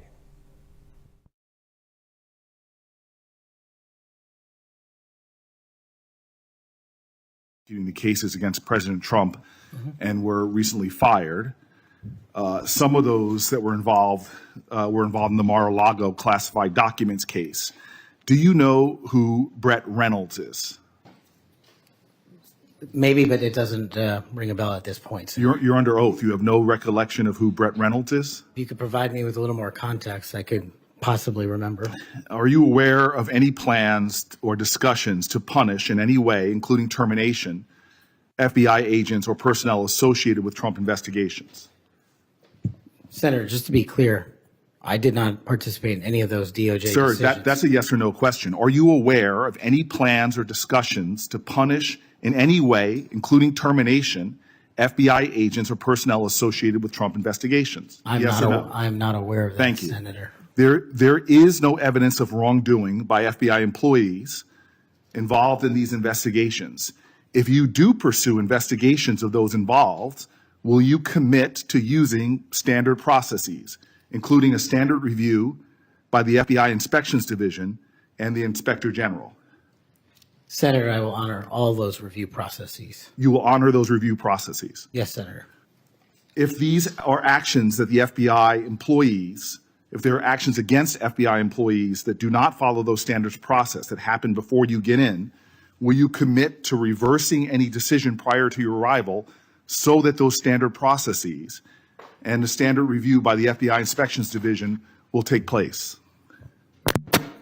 I don't know what's going on right now over there, but I'm committed to you, Senator, and your colleagues that I will honor the internal review process of the FBI. Have you made any commitments to anyone about pursuing any investigations or targets if you are FBI director?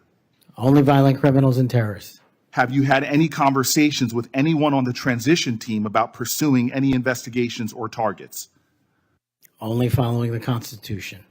Again, are you certain? That I have told people on the Are you administration. certain? Have you had any conversations with anyone on the transition team about pursuing any investigations or targets? Senator, to the best of my recollection, I've only said I will use the Constitution. Have you discussed specific investigations or targets you would pursue as FBI director with the President of the United States? Senator, to the best of my recollection, no. Are you certain? To the best of my recollection, no. According to public reports, you were subpoenaed by the federal prosecutors to testify as a witness before the grand jury investigation investigating the Mar-a-Lago classified documents case. And you testified before the grand jury, correct? Yes, sir. And when you were before the grand jury, you pled the fifth on the basis of self-incrimination, correct? I utilized my constitutional rights during that process with the advice and consent of counsel and appeared before that grand jury. I will take that as a yes. And you are familiar, I imagine, with Section 6002 of Title 18. Off the top of my head, Senator, not. Well, Section 6002 is the immunity statute. Whenever a witness refuses to testify or provide other information before a grand jury based upon the privilege against self-incrimination, the court can order the witness to testify. The witness must comply with the order, but they receive immunity, which means that no testimony or any other information provided before the grand jury can be used against them in any criminal proceeding. You were compelled to testify as a witness in the Mar-a-Lago classified document case. Did you participate in any criminal conduct involved in that case? Involved in which, the Mar-a-Lago classified documents case? Yes. No, I testified through compulsion by court order. You received immunity for providing information that was self-incriminating. Do you remember the name of the prosecutor who questioned you? There were multiple, Senator. I do not. Was it one of the people, were any of them people that were fired this past week? I have no idea, Senator. Are you certain? You're under oath. I'm aware that I'm under oath, Senator, and I have no idea, and I did not participate in the removal of any DOJ prosecutor. What was the information you provided that you received immunity for? Senator, I would love my grand jury testimony to be released, but as you know, that grand jury testimony has been sealed by the Department of Justice, and I'm not allowed to discuss it here. Well, I find it troubling that you do not know the law here, and let me tell you what the law is. Rule 6 governs grand jury proceedings. Under Rule 6E, grand jurors, court reporters, and prosecutors are bound to secrecy. But witnesses are not bound by secrecy. You were a witness in the classified documents case. You are not bound by secrecy.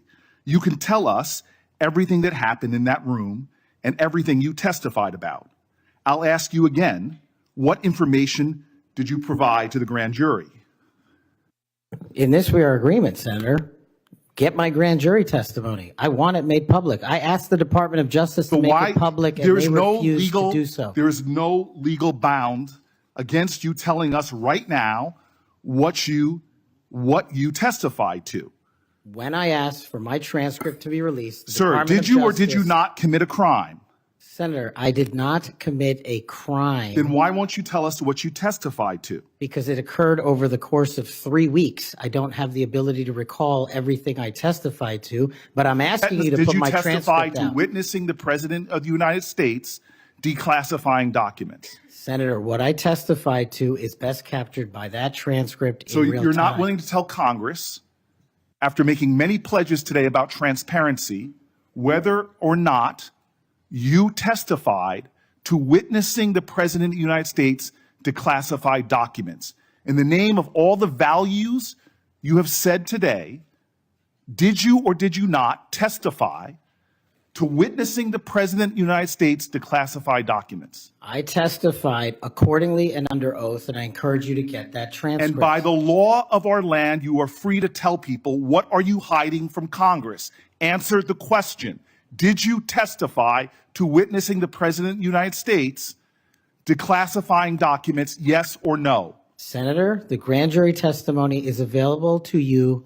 I encourage you to make it public. As you likely know, the second volume of Jack Smith's report about the classified document case is not public yet. To fulfill our constitutional duty of advice and consent, the President, on nominations, members of this committee have asked the DOJ to review the report. Do you agree that Congress should thoroughly review its nominees? Yes or no? Yes. Okay. Now, last question and I'll be done. When you and I met, you told me that you wanted to remove 11,000 FBI personnel or move many of them, and you said that again today. You have looked at the org chart to understand what offices and functions that you'll be pulling from. I don't think you've done a serious analysis, but I do think you have an assignment from Donald Trump to gut the FBI. You said yourself, I'll shut down the FBI Hoover building. There are people specifically that you are targeting, I believe. And do you agree that you have already prepared plans to remove certain individuals from their offices? For example, individuals that will be replaced by political personnel. The political personnel that are being put in an institution that you and I discussed that has no political appointees but one, the political personnel involve these names: Erica Knight, Tom Ferguson, Greg Bittner. You stated your question. Would you answer? Or don't you want to? Okay. We can move on. Senator Blackburn. Thank you, Mr. Chairman. And Mr. Patel, there is absolutely no doubt that you have the experience and the expertise to lead the FBI, and we welcome you here today. We are pleased that you are here. I've been listening to my colleagues across the dais and listening to their questions, and it has led me to one thing. Why are the Democrats so afraid of you? I don't know, Senator. You'd have to ask them. Well, I tell you what I think, and listening to their questions and your responses, which we appreciate, they know that you're going to go in and you're going to clean up that political cabal that has been over there for years. You are going to reposition the FBI to its core mission. You stated that earlier in this hearing, and there will be no more political persecutions and no more two tiers of justice. And they have liked having two tiers of justice. They have enjoyed it, and it has helped them. They think in their political mission, they've enjoyed targeting Catholics. They've enjoyed targeting parents. But the American people have said they want no more of that. And our colleagues know you're going to clean it up. I want to talk to you about the Epstein case. I have worked on this for years, trying to get those records of who flew on Epstein's plane and who helped him build this international human trafficking, sex trafficking ring. Now, earlier I urged then Chairman Durbin to subpoena those records, and I ended up being blocked by Senator Durbin and Christopher Wray. They stonewalled on this, and I know that breaking up these trafficking rings is important to President Trump. So will you work with me on this issue so we know who worked with Jeffrey Epstein in building these sex trafficking rings? Absolutely, Senator. Child sex trafficking has no place in the United States of America, and I will do everything, if confirmed as FBI director, to make sure the American public knows the full weight of what happened in the past and how we are going to countermand missing children and exploited children going forward. Thank you for that. I do want to touch on the political persecution. I find it so interesting that they feel like you would carry out political persecution. Your parents are with us today. They fled Uganda and persecution from Idi Amin. And I think that with your background and given your family's history, that you would never move to political persecution. Is that accurate? Yes, Senator, that is. And we appreciate that you would remove any kind of two tiers of justice from the FBI, because they have practiced that every day for years. Not all FBI agents. There are some good ones, and we certainly want to keep them, but the politics has got to be moved out of the agency. Now, they've tried to frame you as being anti-police. We've discussed that some today. And I know that you grew up working with NYPD officers in your community. And I know that law enforcement groups, including the National Association of Police Organizations, have endorsed your nomination. And on top of that, your brother is a law enforcement officer. Is that accurate? Many of my family are, yes, Senator. How many of your family, sir? Well, I guess the Indians have a different definition of family. We got a really big one, and they're all family. We all love big families. So we got a lot. I appreciate that. But it is accurate to say that in your role, you're going to do everything that you possibly can to protect the men and women who are protecting our communities. That is of the utmost importance. Thank you. I want to go to the Nunes memo. You were the principal author of the Nunes memo. Is that accurate? Yes, me and staff. Thank you. And that did really so much to focus the light on the Russiagate hoax and the political cabal that was for years operated out of the DOJ and the FBI. And I know that there are some that felt like that memo was not accurate. We know now differently. And I'm quoting a comment that was made about that memo and by a member of that House Intel Committee, and I quote, "It was meant only to give Republican House members a distorted view of the FBI," end quote. I find it so interesting. They use the term distorted view. I think the American people who for 4 years under Biden saw the FBI weaponized against them, against parents, against people of faith, weaponized against President Trump, I think they would disagree with that. Do you stand by the good work that you did on the Nunes memo? Our team, and yes, absolutely. And the Nunes memo was accurate in its description of the details, correct?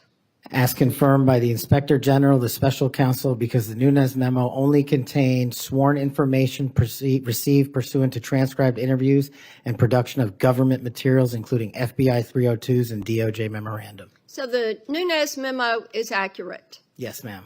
Thank you for that. In your new role as director, how will you work to root out 2 tiers of justice at the FBI? The same way I have always done so, ma'am, with the utmost fidelity to the Constitution and integrity to law enforcement. Government must allow those who are privileged to serve to execute their law enforcement duties fully, but at the same time, the American people deserve accountability inwards to government, to any of those who violate that sacred trust. And as you prepare to take this new role, what are the top areas of concern for you as we look at our national security? The top areas when it comes to national security, ma'am, have remained unchanged and the threat dynamic has increased. It's thwarting terrorist activities and terrorist attacks here and overseas against our citizens and our allies. And it also includes CCP espionage, which is running rampant these last 5 years through our country, including our cyber infrastructure and our agricultural properties. And it also includes taking on Iran, the #1 state sponsor of terror, and any other adversary that wishes to harm America.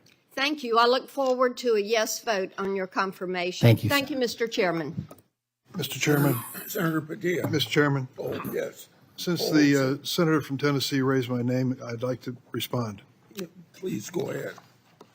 Mr. Chairman, while I was chair of the committee, protecting children from sexual exploitation was one of our highest priorities.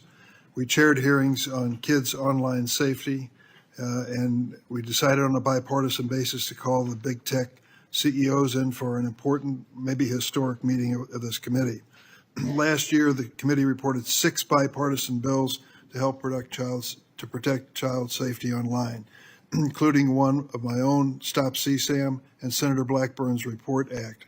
In the previous Congress, Senator Blackburn and I led legislation that was signed into law that eliminated statutes of limitation for federal civil suits by survivors of childhood sex abuse. I've worked to ensure the DOJ's unethical non-prosecution agreement with Jeffrey Epstein is investigated.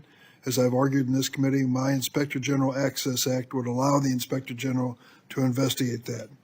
Yet, in 2023, I was falsely accused of preventing releasing the names of Jeffrey Epstein's network by Mr. Patel, when my Republican colleagues prevented Senator Blackburn from offering an amendment to the flight logs.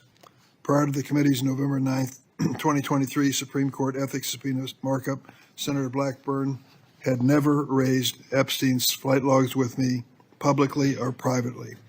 During the November 30th, 2023 Supreme Court ethics subpoena authorization markup, I tried to recognize her multiple times, but there was an effort to close down the committee before any further business went forward on the Republican side. Many Epstein records, including flight logs, have been public for years. My office subsequently reached out to hers to try to identify what record she was actually seeking. We did not receive a response. Mr. Chairman, if I may respond to Chairman Durbin. I had raised the issue with Chairman Durbin. I had raised it on the floor that we wanted to get these records. And then during that hearing that you're recognizing, sir, or that you're mentioning, I sought recognition. It was not my Republican colleagues that ended that hearing. Mr. Chairman, you had the gavel, and you were the chairman, and you sought not to recognize me. And I know, and you know, and so many people are aware, sir, that you and Christopher Wray did not want those out. And I know we need to move on for questions, but Mr. Chairman, we have fought this issue for quite some time. I look forward to having an FBI that will work to help get these records and end this human and sex trafficking in this country. 15 seconds? Yeah. Yes, go ahead. The senator from Tennessee knows what the 2-hour rule is.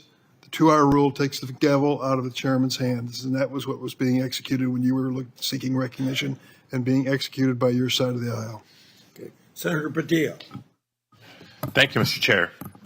Colleagues, as we know, it's not just the nominee for FBI director that's before us today, but there's been a lot of chaos and confusion this week in regards to executive orders that have been issued as it pertains to the federal budget, federal spending, hiring freezes, etc. But relevant to this confirmation hearing, colleagues, the FBI has paused its new academy classes while they assess how the firing freeze impacts them. President Trump's executive orders has a national security exception, but it is unclear how it will apply to agencies like the FBI. The FBI has a large civilian employee population, so it's not certain if they will qualify for exceptions. The White House memo stated that nearly 1,000 probationary FBI employees would stay on only if, quote, justified, without clarity on a timetable or process for justification. Mr. Patel, how does this help or does this hurt the FBI improving public safety in America? Senator, I know about as much of this late-breaking news as you do by reading it in the media, and I will say the following in terms of FBI employees, if I'm confirmed. FBI employees represent the front line of defense for national security and crime, and if I'm confirmed, I will ensure that all FBI graduates of the Academy will be protected and funded so that we can continue the fight together. But would you agree that even just causing a pause or confusion in being able to grow the ranks is not helpful to public safety in America? Not having law enforcement there. Thank you. 7 minutes goes by fast, so I want to get to as many topics as I can. As you know, the FBI plays a critical role in national security and public safety, yet the reports are that this hiring freezes is damaging. I want to submit for the record, Mr. Chairman, a New York Times article outlining the questions and concerns I just stated. Now, on to the next topic. FBI agents rely on their leadership to ensure their safety and success of operations. As Senior Director for Counterterrorism at the National Security Council, you were involved in a SEAL team rescue mission to recover a 27-year-old American hostage in Nigeria. According to former Secretary of Defense Mark Esper, you falsely informed senior leadership that the United States had secured permission to fly over other nations' airspace en route to Nigeria. This misinformation forced the aircraft to circle the border for an additional hour, potentially jeopardizing the mission's success and putting service members at undue risk. Can you explain your decision to falsely claim airspace permissions had been secured for the mission? I greatly appreciate this. This is one that hits home squarely because my guys, my friends, were on that operation. They were in that helo. They were in that V-22.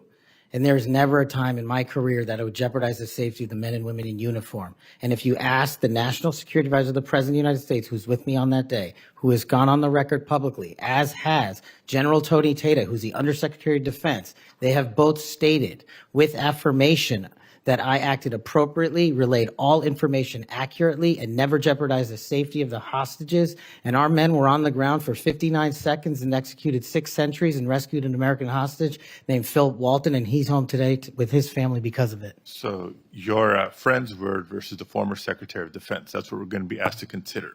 Next topic. In September of 2024, just a couple of months ago, you stated that Chris Wray was caught illegally using 702 collection against Americans 274,000 times. That's a quote. And you criticized Congress for failing to implement necessary reforms when reauthorizing Section 702. Now, earlier in this hearing, I heard you respond to Senator Cornyn's questions and saying that the improvements to FISA 702 accountability go a long way. That's what you said today. Earlier, on the record and under oath. But on that September podcast that I'm referring to, you said that by passing the reauthorization bill, Republicans, quote, bent the knee. So which is it? They bent the knee and didn't reform 702 as you would suggest, or that they've gone a long way?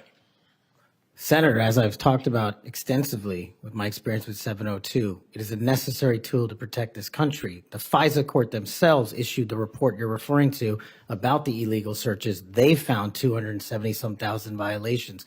So I think we need it, and I think we need to work with Congress to reform it. Let me rephrase my question more bluntly. Which is your opinion on the most recent reauthorization of 702? That Republicans bent the knee for not insisting or adopting significant reforms, or that reforms have gone a long way? Because they seem like contradictory statements.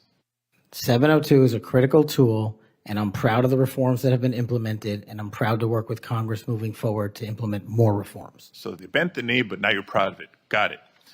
Next topic. I know you've been asked about the J6 prison choir prior in this hearing. My question is not going to rehash previous questions. Funds have been raised, as you explained to me in our meeting last week, to support families of insurrectionists, my words, clearly not yours, that have been in jail, including those who committed acts of violence against police officers. I want to know, in any of your work around the J6 prison choir, was any of the funds that were raised used to support the families of the police officers who were brutally attacked by the insurrectionists? Senator, my foundation has used funds Yes to or help no? police It's a yes or officers no. across the country. It's a yes or no.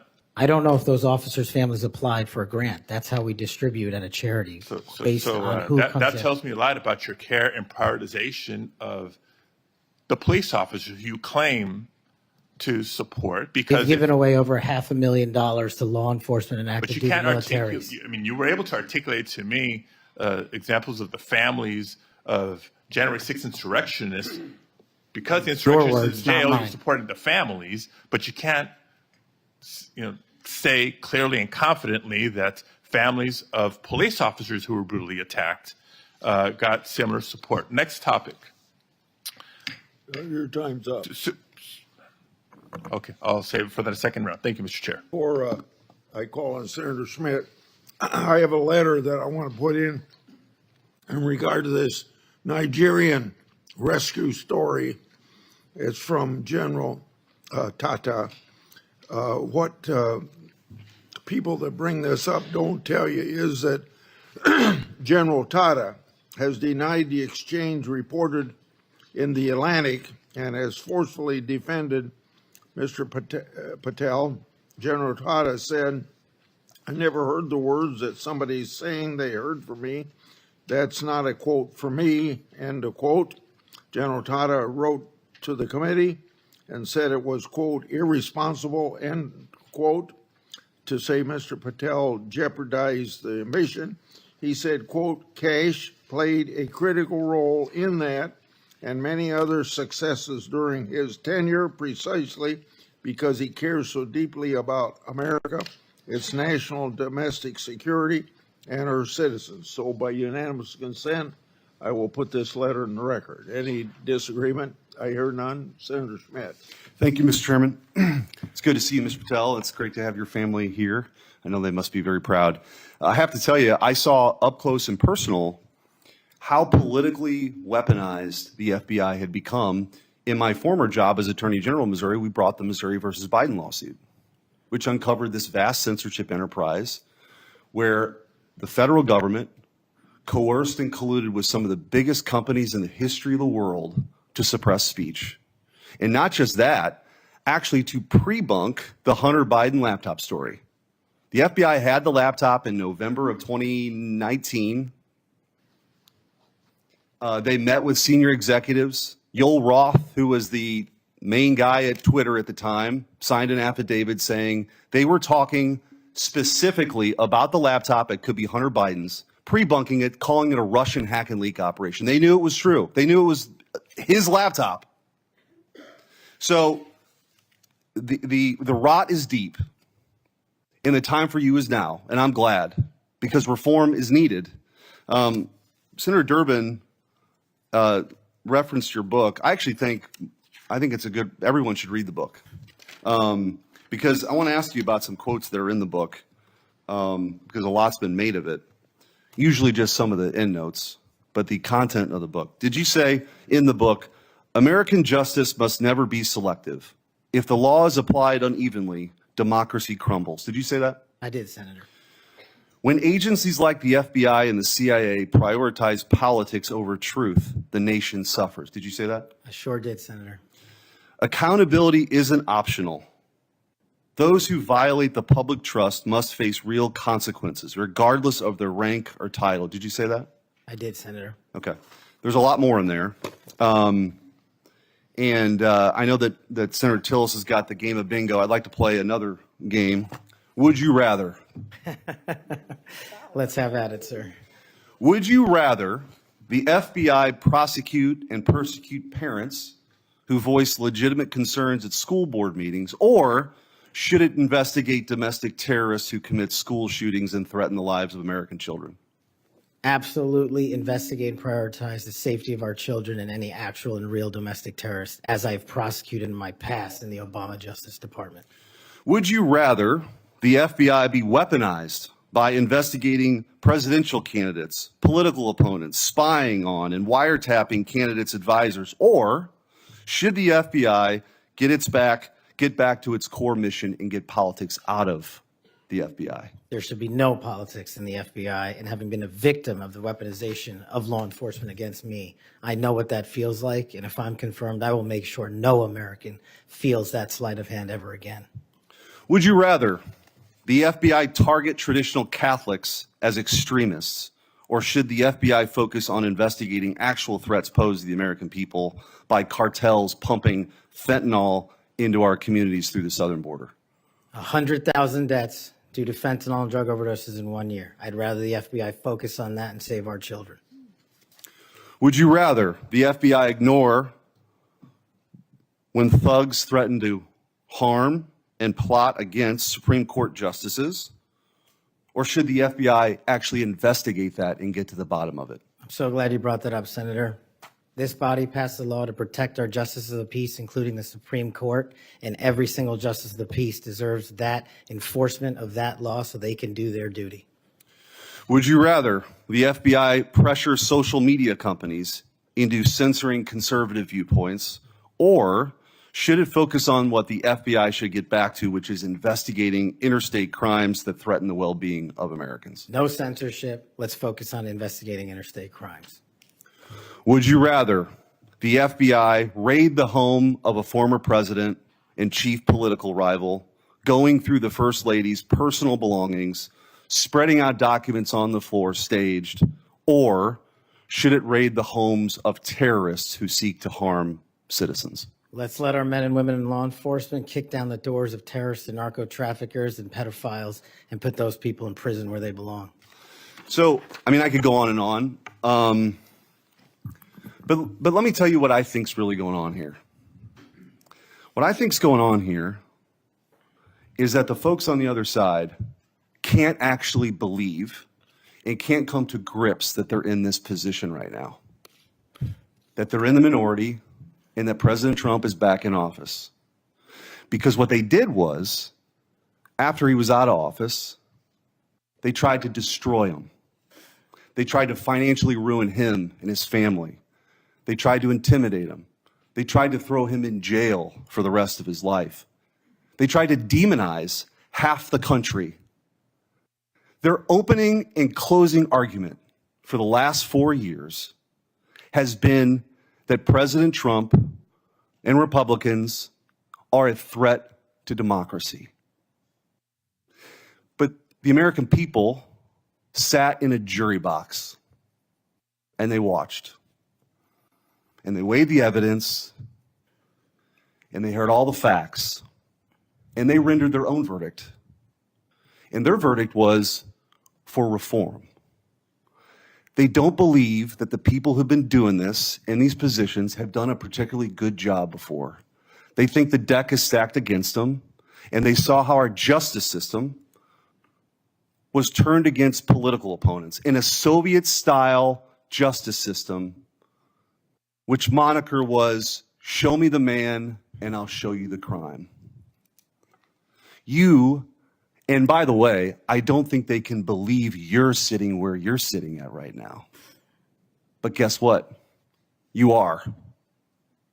And you're going to get confirmed, and you're going to lead this agency back to what it always should have been, which is to protect the American people, to fight crime, to put the bad guys in jail, not to execute a political agenda like some banana republic form of justice where you point to the person on the other side that you want taken out and you go do that person's bidding. This country was founded on the idea that people could say what they wanted, they could believe what they want, and that the government wouldn't come after them. The government's job is not to tell you what you should think or what you can say or what you can do or what you believe. And this Justice Department under Christopher Wray and under Joe Biden and Merrick Garland has done just that. And that's why the trust has plummeted. So you got a big job. You got a big, big job. But I have all the faith in the world in you that you're going to restore that trust because you believe in the rule of law. You have an incredible personal story. You're going to get confirmed. And I wish you all the best. And you have my vote. Thank you, Senator. Appreciate that. Senator Welch. Thank you very much. Just responding, you guys won. There was, if you want to call it a jury box, the American people elected you. And you're the majority party in the House and in the Senate. You've got President Trump was duly elected. But let me tell you, the source of my ongoing concern, which I regret, it sometimes does not seem to be a common concern. We had a catastrophe for our democracy on January 6th. And you're asserting that you won, and you did, and I acknowledge it. It troubles me that so many people have difficulty saying Biden won the election. And I listened to your response, Mr. Patel, and many of the people who congratulated you and your parents on your extraordinary story. I share that, so I want you to know that. But what's so hard about just saying that Biden won the 2020 election? What's hard about that? Senator, as I've said before, that President Biden was certified and sworn in, and he was the president. I don't know how else to say it. Well, the other way to say it is he won. He was the president. The other way to say it is he won. I can say Trump won. I didn't vote for him, but he won. You know, Al Gore said Bush won when they were having that recount in Florida. And we have had a peaceful transfer of power here in very contested elections. And I'll just be very direct with you about why I think this is of consequence. When Donald Trump has never acknowledged that he lost in 2020. And he invited people to come to the Capitol on January 6th to stop the steal. And after that happened, police officers died. People were injured. It created enormous ongoing bitterness within the country. And that's your boss. Do you believe that the 2020 election was stolen, as President Trump says it is? Sir, my opinions on the 2020 election have been expressed in this hearing, and he's entitled to whatever opinions he wants. Do you agree with him that the election was stolen in 2020? Senator, millions of Americans have expressed concern going back to multiple elections over election integrity. You know, you're so skillful. You understand what I'm asking you. Can you say the words, Joe Biden won the 2020 election? Joe Biden was the president of the United States. You understand this? There's a difference. I can say the words, Donald Trump won. I don't like to say it, but I must say it. And you cannot say that Joe Biden won the election. What I can say is the same for both of them, Senator. Both of their elections were certified, and they are both, one was and one now is president. Okay. The reason I have some concerns about that, my colleagues on the Republican side, is that whoever is the FBI director, and I suspect it will be Mr. Patel, has a boss. And he has strong points of view. He said Vice President Harris was a criminal and should be prosecuted. Is that a prosecution you would initiate? There is no prosecution or that the FBI will ever initiate because the FBI will only do investigations, and those will only be open where there's a factual and constitutional basis to do so. Your boss has said that General Milley, who served us with great distinction, I happen to have great admiration for, should be tried for treason. Do you agree with that? Senator, everybody's entitled to their opinion. The only thing that matters at the FBI is whether the law is followed. Okay, I know everybody's entitled to their opinion. I'm asking you your opinion. Should General Milley be tried for treason? Vice President Harris, Kamala Harris, or General Milley or anyone otherwise will not be subjected to an FBI investigation that doesn't meet the rigorous standards of the Constitution. You've talked about your devotion to the men and women in the FBI. I accept that. But as you know, President Trump used the power of the pardon to let people who are cop beaters out of jail, right? He also let a drug dealer out of jail. You're familiar with Ross, or maybe you're not. Ross Ulbricht started the Silk Road, the dark web. He made millions of dollars selling drugs, providing a vehicle by which people could get things that were going to kill them, and people died. He also sought a couple of people to murder on his behalf because he thought his empire was threatened. What is your opinion about Trump pardoning this drug dealer, attempted murderer? My opinion on presidential pardons is that, one, I was not consulted. And No. I'm the FBI. I'm asking you your opinion about Mr. Ulbricht. Should the person who created that dark web drug dealer situation, should he be pardoned in your opinion? Senator, it's not appropriate for me to speak on pardons, but I've spoken out against pardons against cop killers and those who do violence in law enforcement, whether it's President Biden or Trump. I'm with you on that. Okay, I'm with the chairman over here, but I'm just trying to find out on Ulbricht. You're going to, again, bottom line here, you're going to have a tough job, and you're going to have a tough boss, because he gets it in his mind he wants to do something, nothing gets in the way, and there's going to come a time when an FBI director or an attorney general has to make a decision about the Constitution and what's being requested, and can that person at that time, when the important values of the Constitution are at stake, say no to a person who is insisting you take an action? And Senator, that's why I think it's time, for the first time in this country's history, that a public defender be the next director of the FBI, because no one knows more about constitutional due process than PDs. Well, you're appealing to mutual pride here with the public defender, but you know what? I still understand you didn't answer the question. That's the public defender in me, okay? Look, and I say this to my colleagues, we cannot have a weaponized Justice Department or FBI. And what's weaponized is in the eye of the beholder, like the prosecutions of President Trump, and I get that. We cannot have it. But what I think we all have to acknowledge when we've got a president who's basically saying a political enemy, whether it's Harris, whether it's Liz Cheney, whether it's Adam Schiff, should be prosecuted, that's doing damage to the mutual goal we have of not weaponizing a department. I yield back.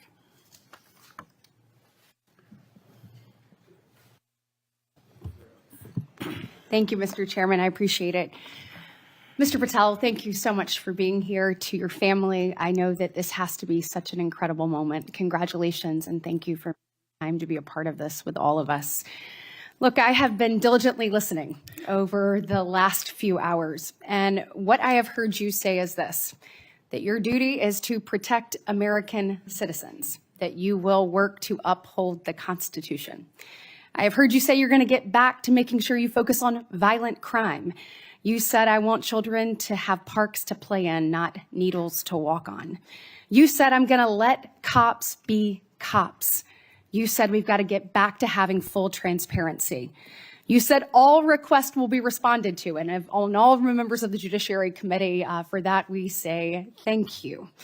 You said you were going to have the backs, as you always have, of law enforcement. You reminded us about being embedded in SEAL Team 6. You said our law enforcement officers deserve the very best. You said you know and you will not allow there to be victims of government overreach because it has happened to you. You talked about having no intention of going backwards. You have talked about making sure that we actually address drug overdoses. You talked about your work with 1.3 million active duty service members, making sure they had resources they needed. You've talked about de-weaponizing and making sure that we don't politicize the department. You said America is the greatest nation. You said you believe that because you believe in the rule of law. You have told me personally, gone will be the days of identifying a person and looking for a crime. You have said everything you do will be factual and constitutionally based. You have said there will be no targeting based on someone's faith. You have said that when these FBI agents are upholding the law, you will always have their back. You have said that there will be a singular form of justice once again. And most importantly, I think in addition to all of this, is I have really not gotten to hear you talk about the FBI. And so I would love, you mentioned in the 7 minutes that it takes one of these senators to ask you questions, that unfortunately there are, I believe you said, 3 rapes, 2 overdoses, 1 murder. Look, yesterday we signed the Laken Riley Act and the law President Trump did. And when we look at what's happening across our country with the surge of illegal migrants that have come in, when we look at fentanyl overdoses being the leading cause of death between the ages of 18 and 45, I've heard you say you want to tackle that. When we look at parents like Laken Riley's mother yesterday, as she talked about her heartbreaking loss that should have never happened, Rachel Marin's family there, Sarah Root's family there, Jocelyn Nungberry's family there, they deserve an FBI that is focused on finding these criminals and getting them out of here. So my question for you is, I'd like for you to talk about that. You've talked about cleaning up America, making it safe and secure for its people. Please tell the American people your plans. Thank you, Senator. I really appreciate it. And the 2 themes that, if I'm confirmed, that I have for the FBI are really just going back to keeping it simple. 1, let good cops be cops. 100,000 drug overdoses, 100,000 rapes, 17,000 homicides. That's only with 70% of the precincts reporting in. That is violent crime exploding out of control. We've got 38,000 employees at the FBI, and as I alluded to earlier, almost a third of them work in and around the Washington, D.C. area. Well, those crimes are committed out in the rest of America. And I'm going to let good cops be cops and put handcuffs on the bad guys and put child molesters in prison and put murderers in prison and make sure CCP fentanyl doesn't kill another one of your constituents. That's track 1. Track 2, to restore the trust in the FBI. That has degraded, not by my opinion, by the Gallup poll, that only 40% of Americans have trust and faith in the FBI. It is a cataclysmic failure in leadership to get to that point that did not happen over time. And so what the FBI must do while tackling violent crime and protecting Americans' national security and our sovereignty is work with Congress, Republicans and Democrats, to expose any government corruption, provide government accountability through transparency, and get you all the documents that you are the custodians of. The FBI reports to Congress. If I am confirmed as FBI director, I will report to Congress. And I will just save you with this one caveat here about my personal experiences with the FBI. The men and women of the FBI do the most courageous work on God's green earth. I was fortunate enough to utilize FISA 702 national security measures to prevent a shopping mall from blowing up in Houston and the state capitol from being attacked in California. Courageous men and women do that work every day, and these are cases you never hear about. Instead, the only things you hear about are the baseless conspiracy theories and attacks levied at me. Well, here's something for America. You can say whatever you want about me. If I'm confirmed, bring it on. But you will not denigrate the men and women of the FBI that saved this country. Amen. Thank you, thank you, thank you. And speaking of, I want to talk to you a little bit about how you're going to make sure that those men and women have the opportunity to get out and about throughout the country. And so when we look at that, obviously Huntsville, Alabama, to me is a Redstone. That's exactly right. Redstone Arsenal is a beacon of what we should look at, putting our men and women out amongst the very people that they serve. And so in my next few minutes, I certainly want to talk to you about that. I'll save it for the next three. But just finishing up on what's happening at our border. We saw under this previous administration that there were about, I think, 1.7 million special interest aliens that came across our border. I think the House Judiciary Committee put it out. That's obviously from the 26 countries that DHS determines have the greatest threat here in our homeland. When you're looking at how do you tackle that? So, they're in the interior. Additionally, the people on the terrorist watch list, the hundreds of people that have been released into our country. How do you man your men and women to go and find those individuals and make sure that our country is safe? This is going to require a collection of law enforcement, what we call 1811 agents across the various agencies. Specifically, HSI and Secretary Noem are going to be prioritized with tasking and going after illegals to follow the law and the orders issued by the White House. But also at the same time, the FBI possesses an enormous amount of resources to go into our jails and find those already imprisoned and with pending deportation orders, with pending violations of their parole status. So if I'm confirmed, the full resources of the FBI, where appropriate, will be committed to that cause, but I believe primacy rests with other agencies. Excellent. Thank you so much. Senator Schiff. Mr. Patel, early in this hearing, Senator Durbin asked you about the January 6th choir of inmates whose song you promoted, and here's what you said. I did not have anything to do with the recording. I did not have anything to do with the recording. Do you stand by that testimony, Mr. Patel?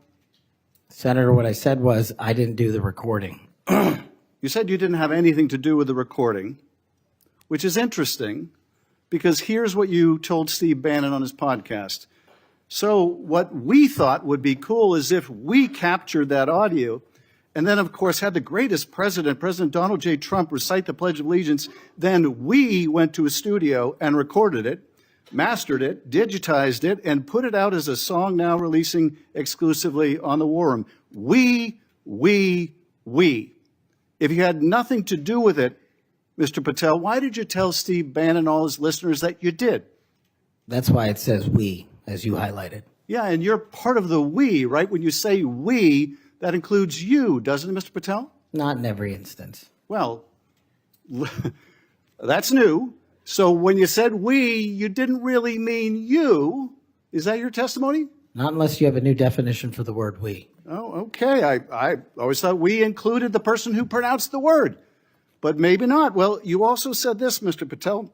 We were able to capture the recording thanks to their courageous singing, and we were able to take it to a studio. So let me ask you, Mr. Patel, after saying we took it to a studio, did you take it to a studio? Me personally, no. After you said that we digitized and recorded it and all that, did you take it to a studio and digitize and record it? Me personally, no. Okay, so you were lying to Steve Bannon and his audience. Is that what you're saying? No, I was using the proverbial we appropriately, as you've identified. The royal we. Oh, I see. And so you certainly promoted the hell out of it, though, didn't you? I don't know what that means, but I promoted the heck out of raising money for families in need. With promotions on social media and saying you were going to get this to #1 on the billboards, right, Mr. Patel? I think it did. Yes, it did. Yes, it did. Isn't that great? People who violently attack police have a #1 song thanks to you, Mr. Patel. That's something to be really proud of. Now, you've claimed, Mr. Patel, you didn't know about any of these people in the choir. Is that right? I did not know about the violent offenders, and I did not participate in any of the violence in and around January 6th. Tell me, Mr. Patel, what due diligence did you do to find out who was in the choir before you promoted their beautiful music? These people who assaulted law enforcement. What due diligence did you do? Senator, I didn't record it myself. So you did no due diligence before you promoted this song by these violent felons. Is that what you're telling us? Senator, I did not record that myself. So you're being considered for director of the FBI. And here you did no diligence to find out whether people you were associating with now the President of the United States in song were convicted of attacking police officers. Is that who we want running the FBI? I want you to turn around. There are Capitol Police officers behind you. They're guarding us. Take a look at them right now. Turn around. I'm looking at you. You're talking to me. No, look at them. I want you to look at them if you can, if you have the courage to look them in the eye, Mr. Patel, and tell them you're proud of what you did. Tell them you're proud that you raised money off of people that assaulted their colleagues, that pepper sprayed them, that beat them with poles. Tell them you're proud of what you did, Mr. Patel. They're right there. They're guarding you today. Tell them how proud you are. That's an abject lie, and you know it. I've never, ever accepted violence against law enforcement. I've worked with these men and women, as you know, you my entire glorified life, it in song, and I did Mr. not Patel. make a single dime out of In it. song. Well, let me. How about you ask them if I have their backs, and let's see about that answer. Let me ask you this, Mr. Patel. Let me ask you this. If an FBI director promoted a song of people who sprayed pepper spray in the face of an FBI agent, would you say they were fit to be director? Mr. Schiff? Yes or no? Would they be fit to be director? I am fit to be the director of the FBI. If you were the FBI director and you promoted a song with someone who beat an FBI agent with a pole, would you say you were fit to be FBI director? Mr. Schiff, I am fit to be FBI director based on my 16 years in government service. And yet you did all these things, Mr. Patel. You can say, oh, I support law enforcement. I decry violence against law enforcement. You could say all that. It's what you did, Mr. Patel, that matters. It's what you did that matters. Well, let me ask you about something else that you did, Mr. Patel. Did you claim that Donald Trump declassified all the documents at Mar-a-Lago? Did you claim that? In what proceeding? To the public, ever. Did you tell anyone that Donald Trump declassified all the documents at Mar-a-Lago?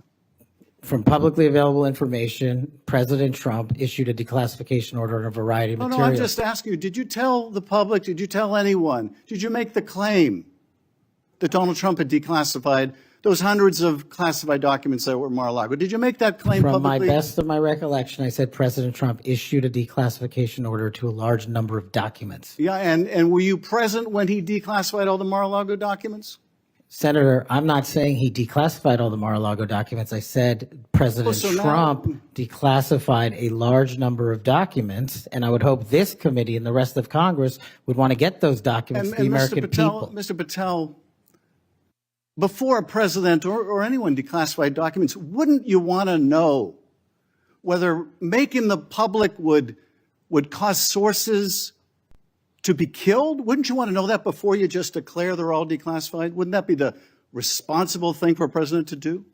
It was the responsible thing for us to do. That's why we declassified the Nunes memo. And did Donald Trump declassify? And no one died. And did Donald Trump ever ask any of the agencies who produced those documents whether declassifying them would put people's lives at risk? Did he ever do that, to your knowledge, Kash Patel? I don't know that he didn't. Do you? No, that's the problem, isn't it? That's the problem, isn't it? So let me just ask, Mr. Chairman, if you would, Mr. Patel has said he has no problem. He would support the release of his grand jury testimony in that case. I would ask you, Mr. Chairman and Ranking Member, to join me in requesting, with Mr. Patel's approval, the release of those grand jury transcripts. And I would also ask Mr. Patel whether you support the release of Volume 2 as it pertains to you of the Special Counsel's report. Any reference to you in the report, to your truthfulness, will you support the release to this committee of those sections of Volume 2 of Special Counsel's report? I support following the law and providing whatever information the law requires. Well, you said to the Wall Street Journal that you support transparency. Here's your chance, Mr. Patel. Do you support release of that to this committee? Yes or no? Your time's up.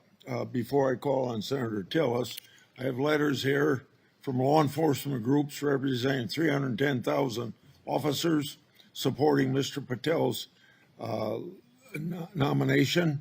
And they'd be like the Association of Police Organizations, National Police Association, United Federation of Police Officers, Police Benevolent Association, United Coalition for public safety. I'll put these in the record. Senator, tell us. Thank you, Mr. Chairman. And Mr. Patel, thanks for being here. I want to thank my colleague, Senator Welsh, for being so measured and respectful in the way that he engaged with you. I just want to cover a few things, and I don't know if it'll take 7 minutes or not. I want to go back to the we versus I, since it was the last discussion. Other people may not have been paying attention. I've only missed Senator Booker's questions, but in your exchange with my colleague from one of my former states that I lived in, Louisiana, he repeatedly said you with respect to preparing a memo or documents, and you repeatedly said we. So you are somebody who's not like a lot of people around here that say I a lot, even though it was the we that got things done. So I, for one, appreciate how you focus on that. Now let's talk about how things change over time. I don't know if if the presidential candidate Clinton ever claimed that President Trump was legitimately elected. I know that Stacey Abrams never really, allowed or acknowledged that Governor Kemp was governor until the second time she lost. I don't know what's wrong with you simply saying that President Biden is duly elected. Now, I believe that Senator Welsh is asking for a legitimate reason, but most people aren't. Most people are going to say, now we got you. And now we're going to create a wedge between you and the president and other people by using that word that they can absolutely exploit. So you've answered the question. President Biden was duly elected. I don't have any problem with saying he won because I certified the election along with so many others on January the 6th. Now let me talk about January the 6th. Y'all may not know this. I don't know if it's public. I can't imagine why it'd be classified. This was the room that we retreated to on January the 6th. I was the last Senate member out of the chamber. I was actually approached by one of the vice president's details saying it's time to go. Part of it was because I was really angry and a little way wanting to fight, which was probably not a good idea. But what I saw, and what I saw for these people, and it's unfair to tell you to get up, order you to physically get up and turn around. It's a great tactic used frequently here in the committee, but you were right to engage the senator respectfully in a line of questioning. I looked at all the ones who were in the chamber on January the 6th, and they were heroes. I looked at the ones after I transcended down the stairs and went into the trains connecting the Capitol. Those heroes were bloody. They were bruised, and they were still holding the line, and we saw and heard people 50 yards away. Every one of those people in the Capitol, I've said, were thugs, and I don't apologize for it. They were either caught up in the moment and didn't do damage to a police officer, or they harmed a police officer, and I disagree absolutely and said it on the Senate floor with the pardons of people who did harm to the president. And I've had conversations with you that suggest that if you had been consulted on that, we'd have probably had a little bit different structure for the pardons, folks. This man understands what happens when the leadership of a law enforcement agency fails to protect their own. And I have to admit that in the last administration, I saw a commander-in-chief who looked the other way when you should have been saying the people who were mostly peaceful protesters in Kenosha with a building burning in the background, well, they had a righteous cause. So it's okay if they harm law enforcement or public safety officers. And when they damaged a federal building in Portland and they harmed police officers there, I didn't see anybody calling for arrest and the insurrection in those government buildings, federal buildings. Folks, let's be consistent because I am. I said it then and I said it now. These folks are heroes. They got us to this room. We spent hours here. And they were so successful with securing this building, we went back the same day and finished our job. That only happened because of these proud law enforcement officers, and I know you would support them. Okay, let me take a breath. You answered the question on Section 702, but I have to refer to my friend Alex Padilla. We co-chair the Mental Health Caucus together. I love working with him. One of the problems around here with people who pretend like they're bipartisan, but they never do it when it's hard, is that they also make it more difficult for other people. When Section 702 was reauthorized in April of 2024, we had 4 or 5 of our members agree to walk the plank to make sure that and I didn't, by the way, because I wanted the reforms done. But I have to say, I'm glad that they did. Because I just had a colleague say they were guilty of bending a knee. What they were guilty of is protecting this nation. Now, were they happy that the reforms weren't done? No. I've heard John Cornyn say things. Mike Lee's got a lot of, Senator Cornyn. They've got a lot of great ideas, and we should reform it.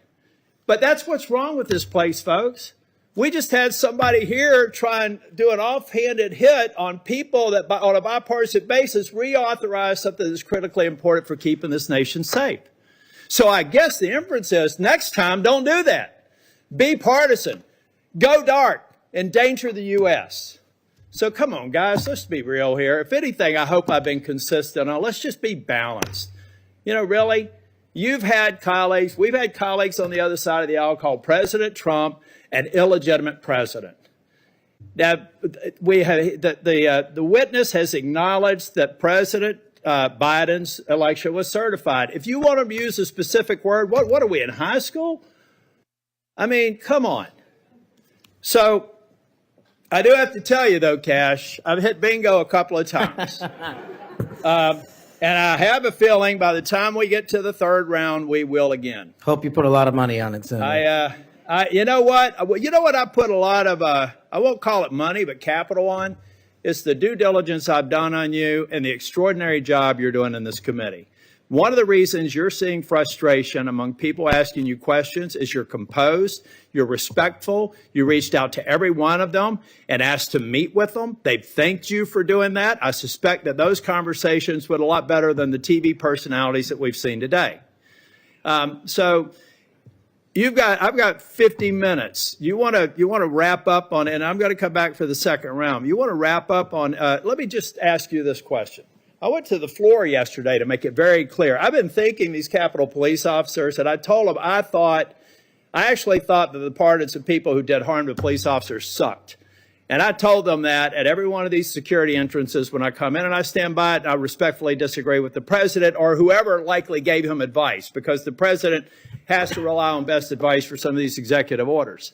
But I make no apology for saying that the men and women on Capitol Hill that got us safely to this building are heroes. The people who harmed them are thugs, but they're out now. So here's their opportunity, Mr. Patel. You find the people that you were convicted of harming, call them, write them a letter, apologize to them. And if you don't, and you come to Capitol Hill, I will track you down and I will burden you until you do. Now I've run out of time. I'll be back for a second round. Thank you, Senator. Senator Moody. Well, thank you, Chairman. I appreciate that. And thank you for being here. I know this has been a long day. I am the junior most senator, so I go last. But ever since I got here, and it's been a whole week, I get told two things when I rush up to my fellow senators. Number one, are you Senator Britt? And number two, the Senate is a body that is deliberative and calm. And I'm anything but. So I don't know how the next couple of years is going to look, but I hope that they'll bear with me. Serving as the AG over the last 4 years, I've seen a lot of things out of these agencies that I never thought we'd see in the United States of America. I know my fellow attorneys general around the nation would agree with me. In fact, some of them are here today to support you. I'd love to introduce them if they'll stand up. The Attorney General from South Carolina, the former Utah Attorney General, Sean Reyes. I'm sorry, Alan Wilson, I didn't say your name, South Carolina AG, and Louisiana AG, Liz Merrill. They joined me. Thank you for being here. They joined me in signing on to a letter supporting your nomination, and we did that while I was still the Attorney General over a week ago. They came here today to support you, and Mr. Chairman, I know that you've been referencing a lot of letters that you've been entered into evidence. I'd like this to be entered into the record. Sorry, I'm talking like a trial lawyer. With consent, please, sir. This is signed by 24 states' attorneys general that support the nomination of Mr. Patel. One of the things that I have been most upset about is watching federal agencies take more and more and more power and step all over the dual sovereignty of state and local law enforcement and investigations and prosecutions. I know you, like me, served in both the state criminal justice system and the federal criminal justice system. I was a federal prosecutor, a state judge, and a state attorney general, and I know you crossed over those jurisdictions. Do I have your commitment as the director of the FBI that you will respect dual sovereignty of the federal government, the FBI, to pursue its investigations of federal laws, and respect local and state law enforcement pursuing violations of their own laws, even when there may be overlap of investigations? Senator, not only do you have my commitment, if you may, for the first time ever, the National Sheriff's Association has endorsed a nominee to be the director of the FBI. 3,100 sheriff's deputies across the country have endorsed me for one reason, I think, primarily, because I'm committed to local level law enforcement in state jurisdiction. Washington, D.C. cannot fix the problems of this country, but everyday cops can and do it every single day. And so if I'm confirmed as FBI director, we're going to work with local law enforcement because they're going to tell us what they need and we're going to give them everything we can. But we are not going to trample on local law enforcement because they're the ones keeping our communities safe just as much as anyone here. The citizens of Florida will be happy to hear that, as well as Americans. As you know, after the second assassination attempt, which took place in the state of Florida against a Florida resident, now President Donald Trump, many people were surprised that that could happen in just over 2 months. Many people were shocked that a would-be assassin could get that close to a president after it had just happened so quickly. So needless to say, many Americans, and certainly Floridians, demanded a transparent and accountable investigation of that second assassination attempt. I was tasked, along with law enforcement in Florida, to pursue that investigation. And every step of the way, federal law enforcement, the FBI specifically, and the attorneys, federal attorneys, frustrated our efforts, told us we couldn't go on the crime scene, they wouldn't share evidence, they suggested that we would be violating the law if we pursued our own investigation, even in the face of us telling them and informing them that a 6-year-old girl almost died as a result of state and local law enforcement having to shut down the roads to pursue that would-be assassin, and I'm not going to use his name. In an unprecedented action, because of these frustrated efforts, I, as the Attorney General of Florida, had to sue the DOJ and Merrick Garland because they refused and obstructed our ability to prosecute and investigate our own laws against one of our own citizens, even in the face of such distrust of the FBI, who was pursuing an investigation against the victim himself. So at a time when you have data that shows that Americans' trust in the FBI is at its lowest point in history, when the FBI is not trusted by local and state law enforcement, can you think of a better time for the FBI to say, yes, Florida, investigators, come in, let's work this together, not to the detriment of the investigation, but in a collaborative effort? Can you think of a better time to have done that rather than hide beside some law that they said prevented us from moving forward with our own investigation? Senator, off the top of my head, I can't, but let me just say this. Law enforcement is not supposed to be territorial. Law enforcement is not supposed to be a turf battle. Law enforcement is best done in this country when it is complementary, and it should have been done in that instance. Do I have your commitment? Now, mind you, I'd like to enter into evidence the complaint that we filed against Merrick Garland, the complaint for declaratory and injunctive relief.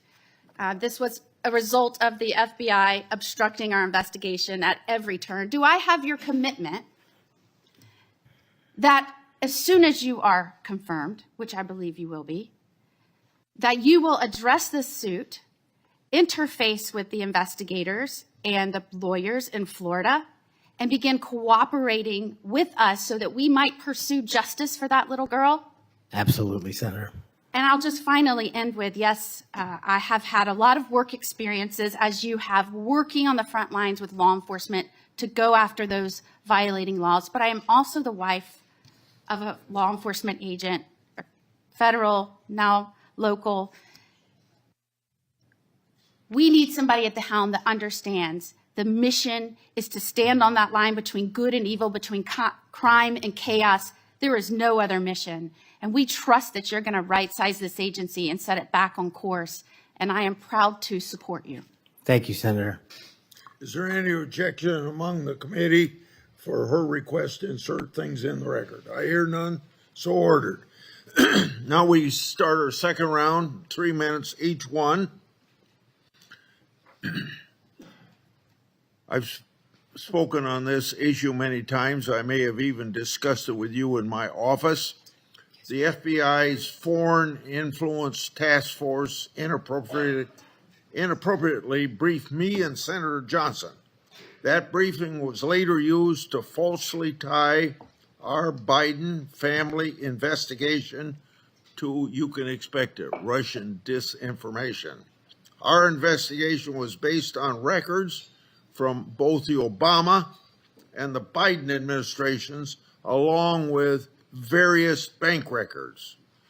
Over 4 years later, the FBI has yet to provide us the underlying intelligence that they said formed the basis for the briefing. So if confirmed, I want you to work with me to finally get to the bottom of what happened here, including providing me and Senator Johnson with related records. You have that commitment, Senator, if confirmed.